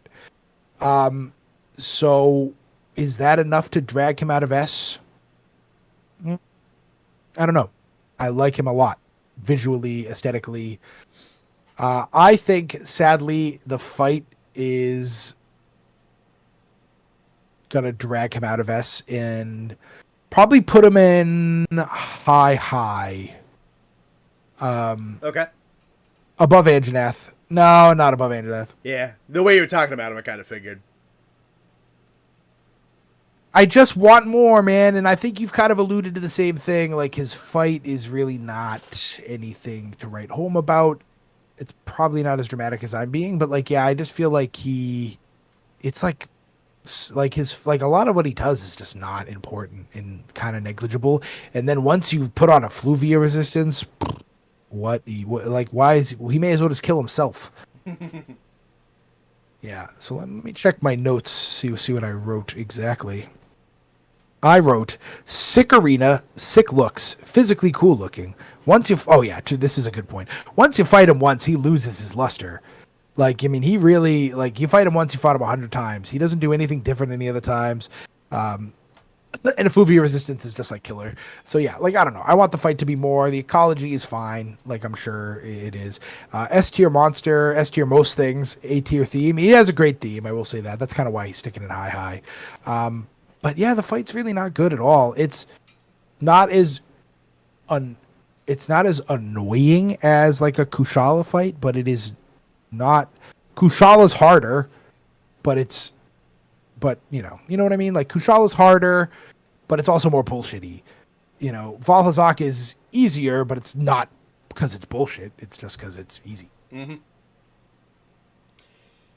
Yeah, they leaned too hard into his one mechanic. Because Effluvia it is spooky. It is dangerous. But they leaned, like, so hard into it being so dangerous and so spooky that they, like, overcompensated by making the rest of the moveset, like, piddly baby easy. Like, if you can get around Effluvia, you can just kind of kick the shit out of him. He's slow. He's super telegraphed. He doesn't have anything. Even if he is slow and he is telegraphed, it's not like his moves are, like, super cool. The coolest thing he does is, like, the thing where, like, pretend knocks himself out and then does like a really quick wake up attack beam that does a lot of damage. That's kind of tough, and that just, like, does damage. But he does that, like, twice a fight.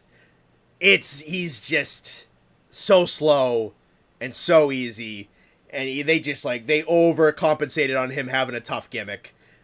And it stinks because he's really cool. He's aesthetically really cool. And his fight theme is awesome. And I wonder if they'd want to bring him back, because he seems, like, so rooted to the Rotten Vale.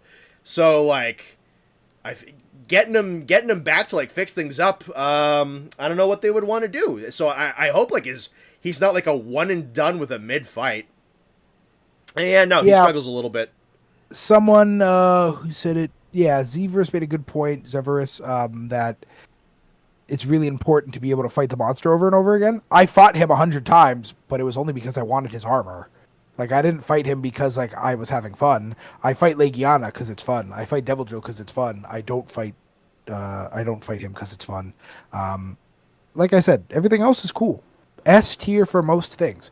The arena, the vibe, him, certain moves are cool. The armor is S tier. Like, everything screams S tier. But the fight is, like, 8 steps behind, so, like, I can't put him in S because it's that bad. It's that bad is dramatic. It's that boring, I would say. Mm-hmm. So yeah, I'm pretty confident where I put him. He's kind of getting carried by the aesthetics, but I'm okay with it. Sure. Yeah. All right. So we are at Zora Magdaros. I'm definitely not going to pan it as much as people said I was going to. People earlier in the chat were, like, saying that it's Garbo tier, and I don't think it's Garbo tier. The monster... Okay, so this is another not defining mechanic that I think is very important. big is not defining mechanic. You can't just be big and then automatically be cool. You know what I mean? Like just because you're big does not make you Godzilla. Walking volcano, kind of tough. The droopy like face tar and mud, I don't love it. It's fine. He looks like I compared him. It looks like he melted like a million tires all over him. Yeah. He's like wet concrete, or like like paving, like a wet pavement, like freshly paved blacktop, goopy. Like it's fine. The fight is terrible. I thought that because when we fought it, Nate was using the All Father Continent Splitter sword. I wish we shouldn't have let him do that. That made that first fight so much worse. Which I love that. He's like, I'm using on-level gear. Oh yeah, what sword are you using? Oh yeah, my Rarity 15 God-shattering star sword. Such a mistake. Yeah, but I'll tell you what. Fighting it with you guys and having to wait running around on the Zora Magdaros is more fun than fighting it alone. Fighting it alone sucked ass. Yep. He just stands there menacingly and does nothing. He roar, breaks a cannon. There's no NPCs to help you. They just all sit on the ship going, rah, get him, rah. You sit there, you hit him a couple times with a cannon, Nergigante shows up, you bonk him twice. He runs away. Like, the fight sucks. The fight sucks ass. Is it like... The fight's garbo, that's for sure. The monster itself is not that good. What he gets carried by is... I like his armor a lot. Yeah, I really like his Lord of the Rings looking ass armor. The one on the left, obviously. They did the woman dirty in this game. There's a lot of bad woman armor. The female armors always get the short end of the stick in Monster Hunter, unfortunately. Yeah. They were like, chicks don't play this game. Yeah, I love his Lord of the Rings ass armor. I think it looks cool. So the fight isn't so bad. The fight is garbo. I mean, sorry. It was honestly better with friends just because we could like talk, but like other than that, the fight itself was terrible. He's not terrible as a monster visually, and his armor is pretty cool, and he has some cool swords. Me saying that the woman armor is bad is misogynistic. I suppose me saying that chicks don't play this game. Okay, me saying chicks don't play this game might be fact rather than.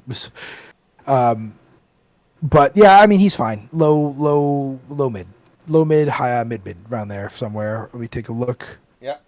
All right. So low mid is Gyros, Uragon, and yeah, he's cooler than those guys. All right. So mid, the Rathians, Dodo, Jagras, Barith. He's better than Barith. Any further?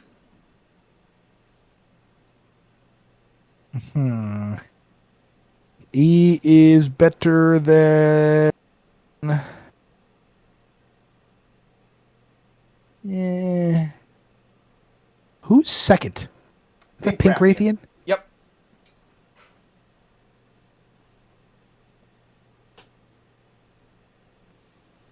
Yeah, he's fine where he is. Cool. Yeah, Zora's another unfortunate one. He's an interesting set piece. Like, he's kind of cool as like a story device. Some of the cutscenes that he gets have like a pretty good like pacing to them and like awe to them and whatnot. And he's like the driver of the plot and everything. It's kind of interesting. The lava caverns you fight him in at the end of low rank are kind of cool. But yeah, they definitely kind of bit off a little more than they could chew at this guy, especially because they were changing around Monster Hunter so much, and then they're doing like this big, biggity, massive, scenic set piece type of fight, and that definitely compromised a lot of things, because it is confirmed in interviews that a whole entire year of development went into Zora Magdaros. So I have a feeling that like some of the underbaked movesets and like some of the underbaked weapons and shit kind of got a little compromised by Zora Magdaros taking a year to be a bad fight. There's other siege fights like him. There's other siege fights that are also like very big and very slow and very plotting. What a lot of those ones do better though is that they don't divide up the part where you can like jump on the back and attack and whack them, and the part where you can like load up cannons and ballista and shit. Like you do those things at the same amount of time. So there's a bunch of like little mini tasks and like siege weapons you can manage to like shoot at the guy while you have other guys down the ground trying to like batter him with weapons and shit. And it makes it like a little bit more dynamic. I think something in like how Zora was set up and like the particulars of it made it so that they kind of had to divide them up. So there's a stage where you're loading up cannons and ballista, and then there's a stage when you're on his back, like trying to chip away at the magma cores. And there's not like the dynamics. It feels like very sequential and very linear. And like if you pop those magma cores too early, you are just like hanging out on his back, fucking. May as well like kick back, go to the bathroom, and get a drink because you're gonna be there for a minute. So yeah, he's kind of unfortunate. Yeah, I don't love him. It seems I've summoned some women to the chat to talk about female armor, which is like funny. And someone made a good point, and I think that too. Don't get me wrong, I love my Chun-Li, but like, I think it's really funny that like it's like, what's that? It's female version armor. It has to have the stomach showing and cleavage and no pants, because it's like, but like we're hunting monsters, so like that can't be practical at all. That's why my biggest complaint about the Kieran armor. They knew what they were doing. That armor's not practical at all. That's just like a stripper outfit.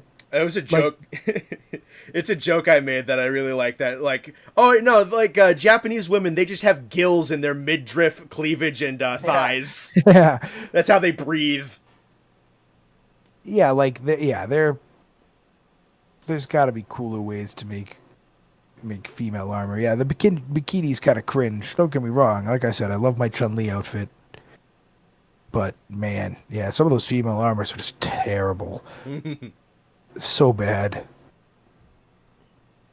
All right. The most recent fight we did a whole stream dedicated to her. We have Kulve Taroth. You bet your ass I am fucking. Austin, don't even look at the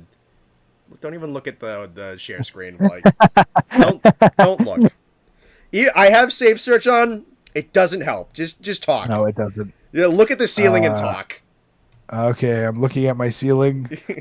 I am looking at my. Oh no! Oh, there's. Okay. Okay. We got like a. That's like an action shot. You can take that. Yeah, Sam, I do have a Chun-Li outfit. Are you the Sam, or are you? I think that's him. Yeah. Is it really? I thought it was Spammule. I don't know. Yeah, I paid like $2.99 for the Chun-Li Chun-Li handler outfit. Worth every penny. Get like a good shot with the. Yeah, that's something. I'll take that. But yeah, no. Go. Just entertain. Yeah, Kulve Taroth. It is it's a siege fight, but it's different since you actually have to like do things. Okay, it's safe again. You actually have to like do things to fight Kulve. However, it is it's like it's long, man. I thought that fight was a little long. I was saying to myself when we were jumping in for like the third time and the fourth time, I was like, are we really doing this again? Like, it didn't really get exciting until the third phase. Once you hit the third phase and she actually starts like doing things to fight back, like some of those you knock off chunks, whatever. And she just kind of like walks around and like lets you, like at least Zora Magdaros like fought back, like it broke some cannons. Kulve just kind of like walks in circles and like she's hard to find, and like that whole part of the fight kind of sucked. And like I said, I kind of was saying after like the second or third time, like again, like okay, visually with the armor on, I really don't like the look. The head is great, like the golden ram is cool, but like the weird, just kind of like pro skater ramp tail is kind of odd. I don't really like it at all. Yeah, visually I don't love it. The boobs was just like why? Like why? You know what I mean? Like that was not necessary to put those. Um yeah, there's some cool visual effects of like like the gold dripping from the ceiling and like stuff like that in the final phase when the armor's off. She's sick. Super sick. One of the coolest looking monsters. I love it. But like everything else before that was kind of boring. Like how many people could we have put in there? Maybe if there was more people it might have been cooler, but like for three of us it kind of sucked. So we will have an advantage when we run her back in master rank, because that's when I want to bring the community in. So Kolv Taroth and Safi Jiva, who's the master rank siege equivalent, though they both have master rank sieges, they have a mechanic where they kind of have a shared health pool across the entire lobby, and lobbies max out at 16. So ideally, what you do when the CGs come up and around is you get like a full lobby of 16, and you go in 4 separate instances of parties of 4, and you're like chipping away and working at the different body parts like in tandem. So if like Team A breaks one, then it counts for everybody. If Team B breaks another part, it counts for everybody. And so like we ran the entire siege with 3 people out of a possible 16. And that sucked. So like once we got to like the third phase where we started dying, I was like, all right, like now we're cooking. The final phase was wicked cool. Final phase fight was so cool. The visuals of the room were cool. Like the arena was really cool. The moves were cool. I like some of like the flaming fire moves that she did. It was very cool. It's definitely a different looking monster. It's not, it doesn't look anything like any other monster. The armor is cool, and I think the weapons are kind of dumb. Though just putting gold plating on weapons, I wasn't really a fan of how that worked. I would have preferred to get like Kolv Taroth things to then go forth and build weapons that I liked and have them be a little more creative than just like, here's a bow gun and it's gold. Here's a bow and it's not gold for some reason. Here's a hunting horn and it's gold. And it's like, I would have preferred to get Kolv Taroth parts to build cooler, more interesting looking Kolv Taroth things. The armor is very cool. So it's definitely getting dragged down mostly because of how boring the fight was. Again, that opinion can change just because of what Connor kind of just said. Visually, it's S without armor. If you kind of meh with armor, it's like high mid with armor. I don't really like the look. So what do you think? Do you think I should rank it at its best or like kind of go into the middle? Like, because I feel like ranking it at its best kind of ignores the worst, but I don't want to rank it at its worst because then that ignores how good it could be. I say rank it how you feel currently, and we can definitely come back for reevaluation when we run it a little bit more properly. Yeah, so the siege drags it down. So I'm gonna kind of go in the middle. So it's S without armor, and then like mid with armor. The fight itself is like at its best, it's an S tier fight, but at its worst, it's like it's mid again. Mm-hmm. I don't like. Man, mid high. So here. Above Toby. Okay. Yeah, I think I think your opinion will definitely change when we run it the more proper way. It sounds like it. I definitely think that Valhazak is a little cooler. Mm-hmm. And I definitely have a better history with Anjanath. So I think they do have the same pose. That's kind of funny, actually. Yeah. So I'm gonna keep her there. All right. 3 more to go. Starting with the final boss of World's Story, Xeno Jiva. I love Jello Dragon. It feels like a boss. It looks like a boss. It moves like a boss. It has boss-esque like laser beams, and like it does things differently than like a lot of other monsters. So like it's very cool. The idea that it was like literally born to fight us is kind of tough as well. Um, the OST is clean. The sound designs are really clean. Um, the fire all over the ground, like the fire blotches, kind of get annoying. Definitely not my favorite part. Armor and weapons are like bonkers, like double S tier. Um, love the weapons. However, I feel very confident in saying this, that replayability is minimal.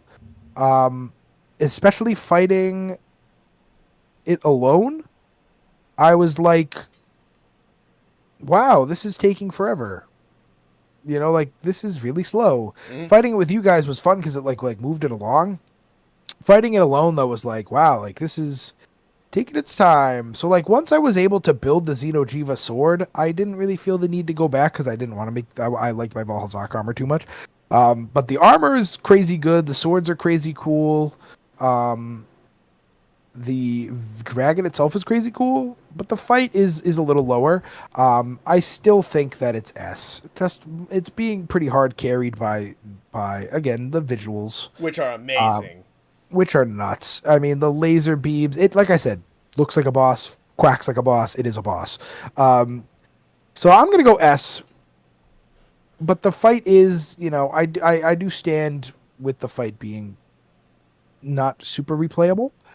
Yeah, solo replay is not fun. Blast shooter. Me and you are one mind. Above. Mm,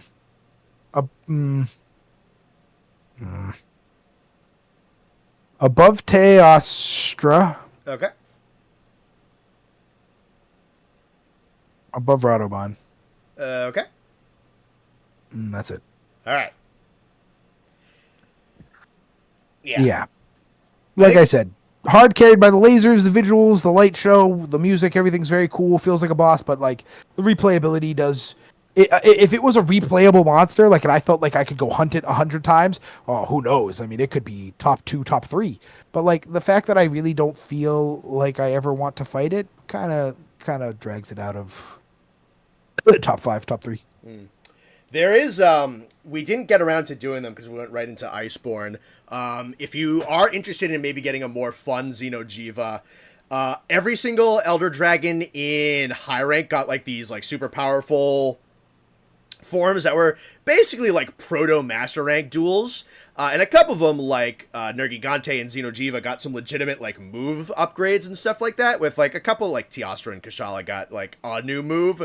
But we should do the arch-tempered versions of Xeno, Nergigante, and maybe actually Zora, because those are like pretty interesting and kind of like different. You might enjoy that quite a bit, honestly. Yeah, I've seen people say that. Yeah. So yeah, I definitely I definitely stand by my opinion, but like the good is a lot better than the bad, that's for sure. All right, let's get the 2 crossover monsters. See ya. Don't even got to talk about it, do we? Come on. I mean, I did end up going back and fighting it, and it was just terrible. I mean, like pointless, dumb. Like, don't try to defend it. Like it's bad. The regular one's bad. I don't even think you did the bad one.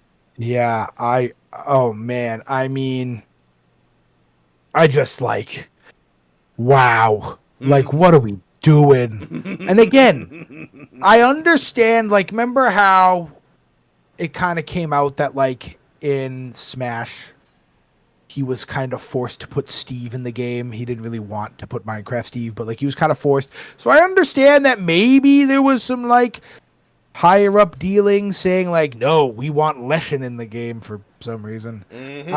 But, like, there were so many better things they could have done. Like actual monsters and not a tree spirit? Yeah, like, again, the Griffin, man. I mean, that one seemed so easy. You know, like that just seemed kind of like a layup. It's like I'm pretty sure the first monster you fight in the game of The Witcher 3. And it's just like that was the monster a table in a room full of people got with and said like, "Oh yeah, like that's him. Like let's do it." Like really? Like he sucks. And it's like not fun, and then he like summons like minions to fight you, and it's like, holy shit, please leave me alone. And then the first time you fight him, like not the ancient one, just Leshen, you're like Geralt, and it's like, why? You know, so I don't know. I've never played The Witcher 3. Maybe someone can tell me that there's a better monster, or like maybe why they put Leshen in there, because I question it. Here's one could have been cool. What's this guy? This giant moose looking thing. That could have been cool. Yeah, like there's definitely things they could have done that they just, I feel like, didn't. And it felt odd. It felt like Monster Hunter. It didn't feel like Monster Hunter, rather. You know, so like it's bad. It's just bad in every way. I didn't have fun. It was not enjoyable. And I stand by my opinion, and I don't think anyone will really question me. No, they won't. Nobody fucking likes this thing. It stinks. It doesn't really fit Monster Hunter. It was kind of neat that they made like a Witcher quest out of it. Like I liked like the mechanic. Like it was kind of cool. The minions stunk. The crows and like the teleporting stunk. Like the fire burst stinks. It was fine, I guess. Didn't feel like a Monster Hunter fight, like at all. Again, they like did some cool, like unique shit with the quest itself. If you want to do like the side quests and everything, they butchered it in Monster Hunter. I'm sure they did because it doesn't fit. It doesn't work. I'm sure there were plenty of other like perfectly monstery monsters that they could have put in. I'm guessing that Leshen is particularly like iconic to Witcher. Again, Austin and I wouldn't know. We haven't played. Sucks. And then the Ancient Leshen is horrible. Like it has a damage aura that does like 1 billion chip damage a second. It punishes like the use of certain tools. It's bad. Like it's horrible. We're not doing it. We're not doing it. It sucks. Yeah, and like I can't even speak to like the like, well, was it like a well applied monster, like from, you know what I mean? Like did they take it and make it like translate it well from, you know, what it was? I don't know. And same thing for the next guy. I'm not a big Final Fantasy guy, so I can't really speak to like, well, like was he well represented from like what he really is, the source material? According to you guys, it doesn't sound like it. Griffin would have been like, that seemed like a layup. That seemed like an absolute layup. Like, who do we need? Griffin, easy. Everything else is too like evil and demonic-y and like kind of odd and like not monster. Like that's a tree. That's not a monster. They can call it a monster all they want, but it's not. So he's terrible.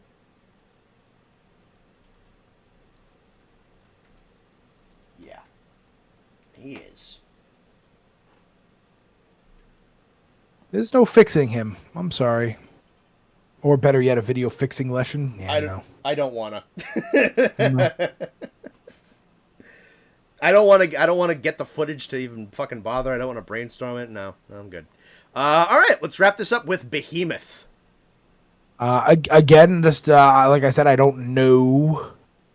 You know, I don't know anything about him at all. I don't know if what he does in Monster Hunter is a representation of what he does in game. Shout out to the Narfle Snoot reference in chat. Behemoth is from Final Fantasy, a lot of numbers. That game has a good hitboxes, telegraph. Okay. So they messed him up. Okay, so I mean, I don't know. I thought he was fun. He's scary, that's for sure. He definitely made us sweat a little. Oh yeah. He's fun.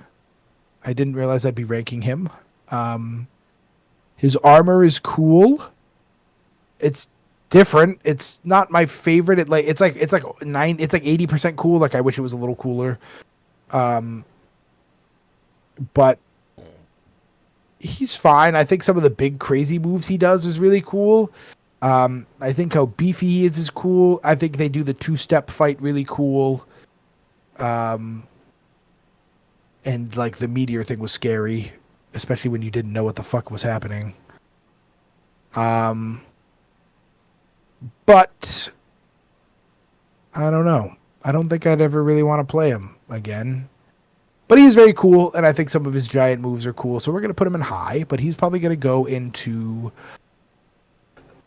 high, behind Valhazak. Just because, like, I don't know much about him. I didn't, like, some of his things are kind of painful, but, like, just like how big he is and like how intimidating he is, and like the armor is pretty cool, the music is crazy, the big meteor like move is like really tough. Not a lot of his fight is bullshitty, but like there's some minor annoying things. The aggro mechanic is kind of rough. You know what, let's slide him down to medium high. Yeah. Behind Toby. Okay. Yeah, because like he's cool, but like he's not. But yeah, so that's kind of where I stand on that guy. He's fine. He's fun. He was fun that one time. Someone said something I wanted to read, and it made my eye twitch. Why would folks be excited over a griffin, a stock fantasy creature? Why would folks be excited over a stupid tree? You cannot even say that the tree is cooler than a griffin. A griffin is a monster. That tree is not a monster. A griffin would have made sense. A griffin would have been easy to fit in, and it would have been fun. The whole move set for Ancient Leshen is just like not Monster Hunter-y. It just didn't feel good. It didn't feel right. It felt forced. And that's why I was kind of alluding to maybe there was some backroom executive like bullshit going on, because it just didn't feel, it felt so forced. It did not feel right. And I stand by that. The fight was terrible. A griffin is iconic. At least it is iconic. Yeah. I mean, I could, if you told me to point out Leshen in a lineup, I wouldn't have been able to before this game. I could tell you what a griffin was. That's for sure. I guess maybe they were trying to, maybe the goal of it was to like, because like I guess a griffin is not necessarily associated with The Witcher. You know what I mean? You don't see a griffin and go, "Oh, The Witcher." Mm-hmm. A Leshen really can't be confused with anything else, I suppose, if you know what it is. So like maybe that was the goal. Maybe they were trying to be like, well, what's something that if people see, they go, "Ah, The Witcher." It's terrible. It doesn't matter. It's terrible. It's still bad. Yeah, it doesn't matter. I'm trying to think of like, you know what? I don't really. I mean, like, are you guys like big? Is it the main thing from The Witcher? Okay, I didn't know that. Hi, Wanderer. How are you? Griffin would look so well. Yeah, because it's a monster. Like it's a real like an animal. It's an animal. Okay, maybe Laviente. Maybe that's what I meant to say. Not monster, but animal. It's an animal. The tree is not an animal. The griffin would look so well. It's perfect since it's just the classic flying wyvern skeleton. Yeah, like I said, I feel like it would have been significantly easier to translate over. Are you guys like even fans of like crossovers? Like do you guys like when you saw that there was like, gonna be a Witcher crossover? And this is a question for you, Connor, I guess too. Were you guys like, oh yeah, like wow, crossover, like that's so cool. Like I love seeing other IPs in Monster Hunter, or were like, could you guys live without it? I think so Behemoth was cool because Behemoth is like a big fucking dog monster thing. And like the novelty of it was really sick when it came out. Like oh shit, there's like a Final Fantasy boss with like Final Fantasy music and like fonts and mechanic. Like that's kind of cool. Like that's kind of, and Behemoth is cool and his fight's kind of fun. I didn't give Witcher specifically, I kind of feel like they went a little bit too hard, because they're like, you're going to play as Geralt, and like, okay, and you're gonna fight a tree man. Like I think like the Leshen one specifically, I think it tried too hard. Behemoth tried as the perfect amount. Leshen tried too hard, I think. Yeah, I thought the quest was a little annoying personally, like the running around and collecting things. I think I could live without it. Like I'm trying to think of a game where I'm like, "Ooh, yeah, crossover, like that's so cool." Yeah. Um sorry. Um I think some of the funny like Call of Duty crossovers are fun, but like that's about it. I'm trying to think of a game like Monster Hunter that made me go like ooh. I don't know. Like, Yeah, no, I could definitely live with it. So did Behemoth come first? yes. Okay. I thought Leshen came first. Yeah, no, Leshen was weirdly the final title update monster of base game world. It was very That's weird. odd. Yeah, like I said, they could not have been like, oh yeah, like this is it. Like we got it, I boys. think you might be right that it was like a contractual obligation because in one of the interviews done for like the 20th anniversary, like the director, I think, of Iceborne said like, "Oh, I kind of regretted that like the big bad final enemies of World were crossover monsters, and that's why like Alatrion and Fatalis when we get there in Iceborne are like fucking cracked because like, no, dude, we need to like end on like our guys. Like it's weird to not end on our Yeah, guys." I yeah, I think that maybe some high up who makes The Witcher? CD Projekt Red. Yes. I bet someone at CD Projekt Red said like, yeah, we'll do it, but like someone said that that's like the guy in the game. If that's true, maybe they were like, yeah, we'll do it, but like it has to be our guy. Yeah. Um, D&D crossover monster when let me fight a Tarask. See, the D&D monster crossover seems such like a layup, but I don't think it would ever be a Tarask just because of the fact that like canonically, like isn't the Tarask like a world-ending mega being? Like isn't it like crazy Yeah, it's some strong? like God Or, Eater like type of shit. yeah, the idea of like a bunch of dudes with swords like beating it up, which I guess is kind of what D&D is. But like the idea of like monster hunters beating it up, I don't think like Wizards of the Coast would vibe with that. Um, but I do think a D&D crossover monster is definitely an easy one. I feel like there's like hundreds you could pick from. Yeah, probably. Uh, yeah, I saw Grizz. Yeah, good stream, fellas. We had a pretty consistent we haven't like dropped below 75 in a while. Yeah, no. 75. Someone said we hit 100. We hit 100 Um, for a little bit. Yeah, we crossed that's 100. crazy.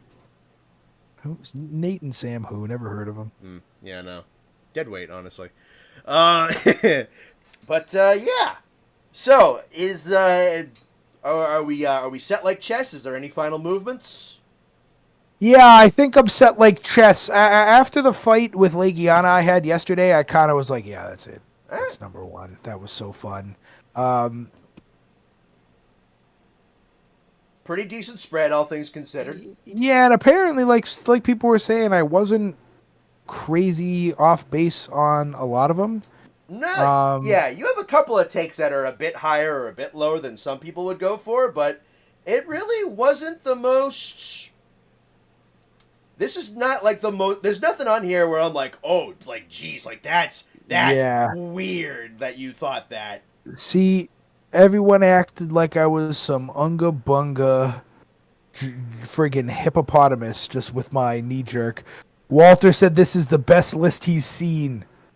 There's some He bad agrees. ones. Great tier list. Oh, dude, because I said in the chat the other day, just to make sure. Well, not even to make sure. Like I wasn't gonna change my opinion, but I watched some other tier lists from other Monster Hunter people, just to see like if I was just to prepare myself for any hot takes. Like if I had to defend myself.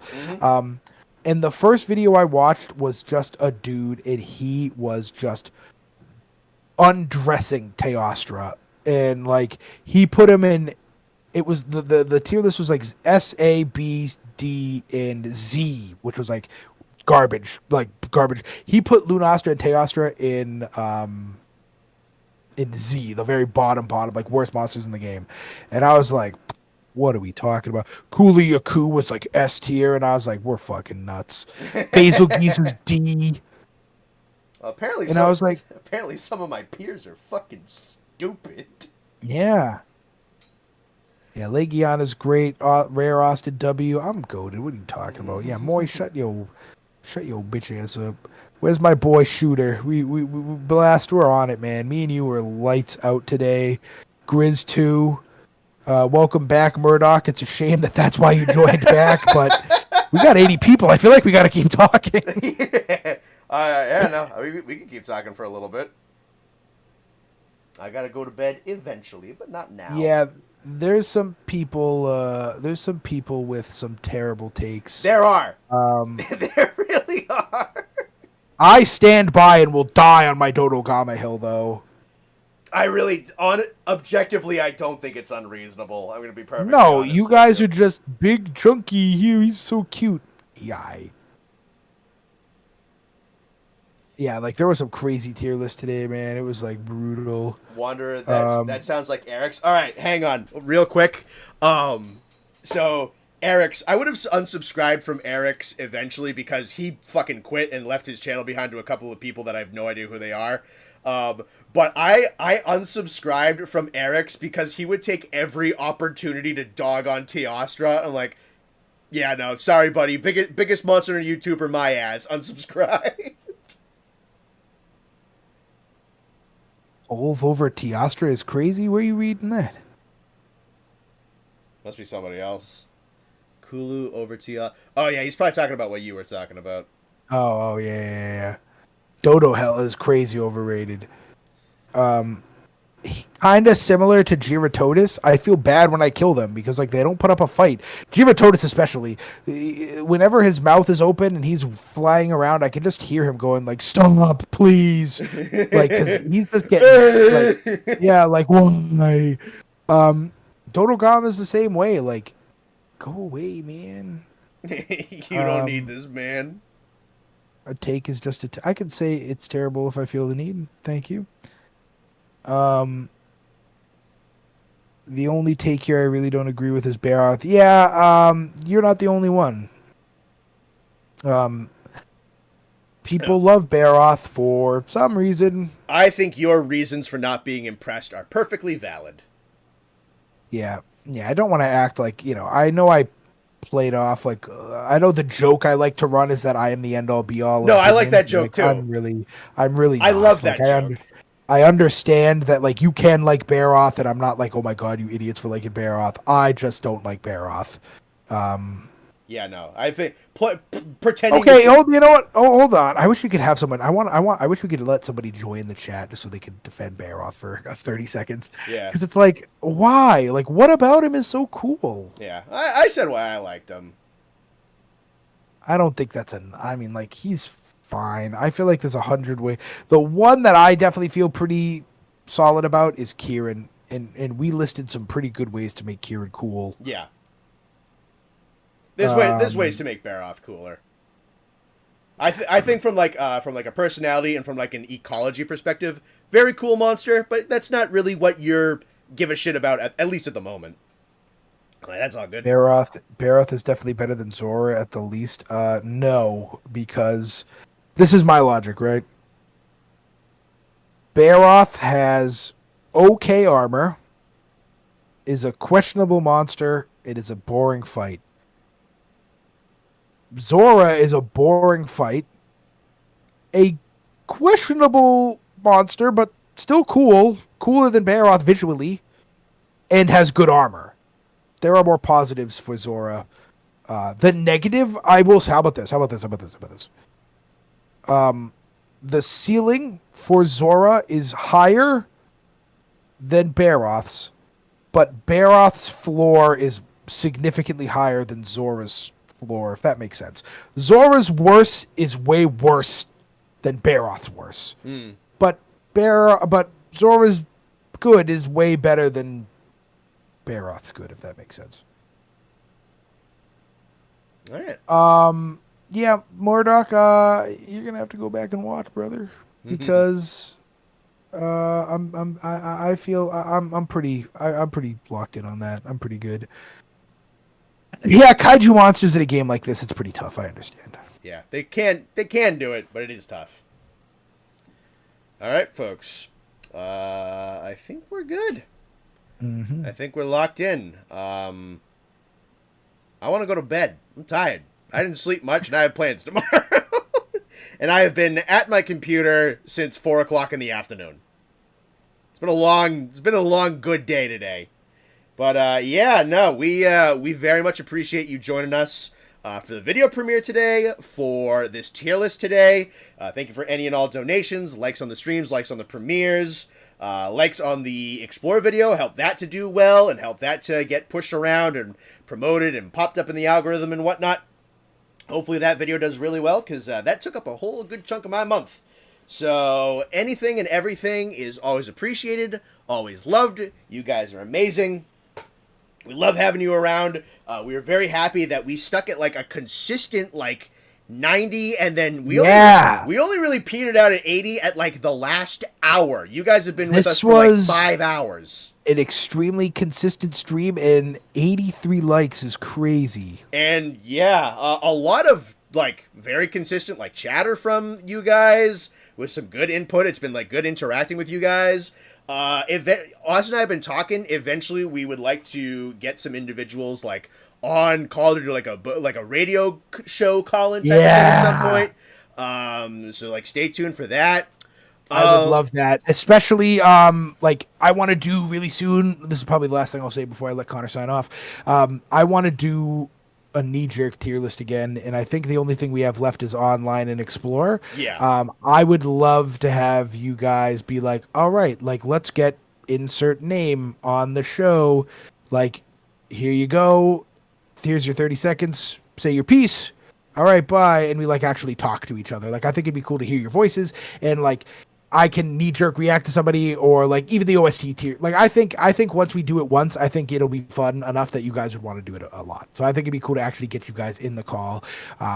It'd probably be a hand pick thing, but we'll figure it out. A lot of stuff to figure out. Yeah, for sure. Because that's something we gotta like balance out and make sure that we know that people are gonna be normal-ish at least. But yeah, no. So all right, we are coming towards the end of May. I don't think I'll be able to get another edited video done this month. I think what I'm going to do is try and get like the Bone Boys Frontier knee jerk and try and get that edited and done. I'll see about like, editing this and getting this out on the channel. Then I have a couple of things. I'm going to see if I can get both of those done for this month. We only got a couple of days left this month, like 6 days left. I should be able to get that done though. Try to bang those out. I'm gonna take it a little easy because I've been fucking cranking. Wednesday's gonna be another Frontier stream. We'll figure out what we want to do next Friday or Saturday because again we don't have Nate for a couple of weeks. Might be knee jerks again, might be OSTs, might be something else. We'll figure it out. We'll talk it out. We'll see what like Sam wants to do and everything. Nothing set in stone yet. But yeah, no, couple of edited stream down for like video uploads on the main channel. That should be coming out this month. I think whether or not Wilds is going to be at the show, I think I will be streaming the Summer Games Fest for everybody to watch along with. If Wilds is there, we will then do like a prolonged breakdown afterwards. If not, we'll just watch the stream, hang out, and enjoy ourselves. We'll see what happens from there, but that's going to be the plan for like the next 2 weeks or so. Yeah. So that is going to be the plan. So I'm going to take it a little easy, but of course I'm going to still be working. So yeah, thank you for liking the stream. Thank you for joining us. If you haven't watched the Monster Hunter Explore video that went up today, I would love it if you went back and watched that and, did all the YouTube stuff for that. Want to see that video grow, want to see it do well, blah, blah, blah, blah, blah. You guys have been the best. Thank you very much for a fantastic day, sticking with me. Some of you guys have been with me since 4 p.m. in all this. So, those of you who have been around this entire time, you are fucking astounding. Thank you very much to Austin for tuning in and, putting in like some really good due diligence. I feel like we had like a really like genuinely good conversation tonight. This was a lot of fun. Yes, this was a very intellectual conversation. I loved it. Mm-hmm. All right. I'm glad I got to show more than my like knee-jerk unga bunga side, and like I actually got to validate some opinions. Hell yeah, brother. All right. I will bid you all, good night, gentlemen. Bid you all good night. Enjoy the rest of your evening, day, whatever. We will talk to you soon. Love ya. Take care.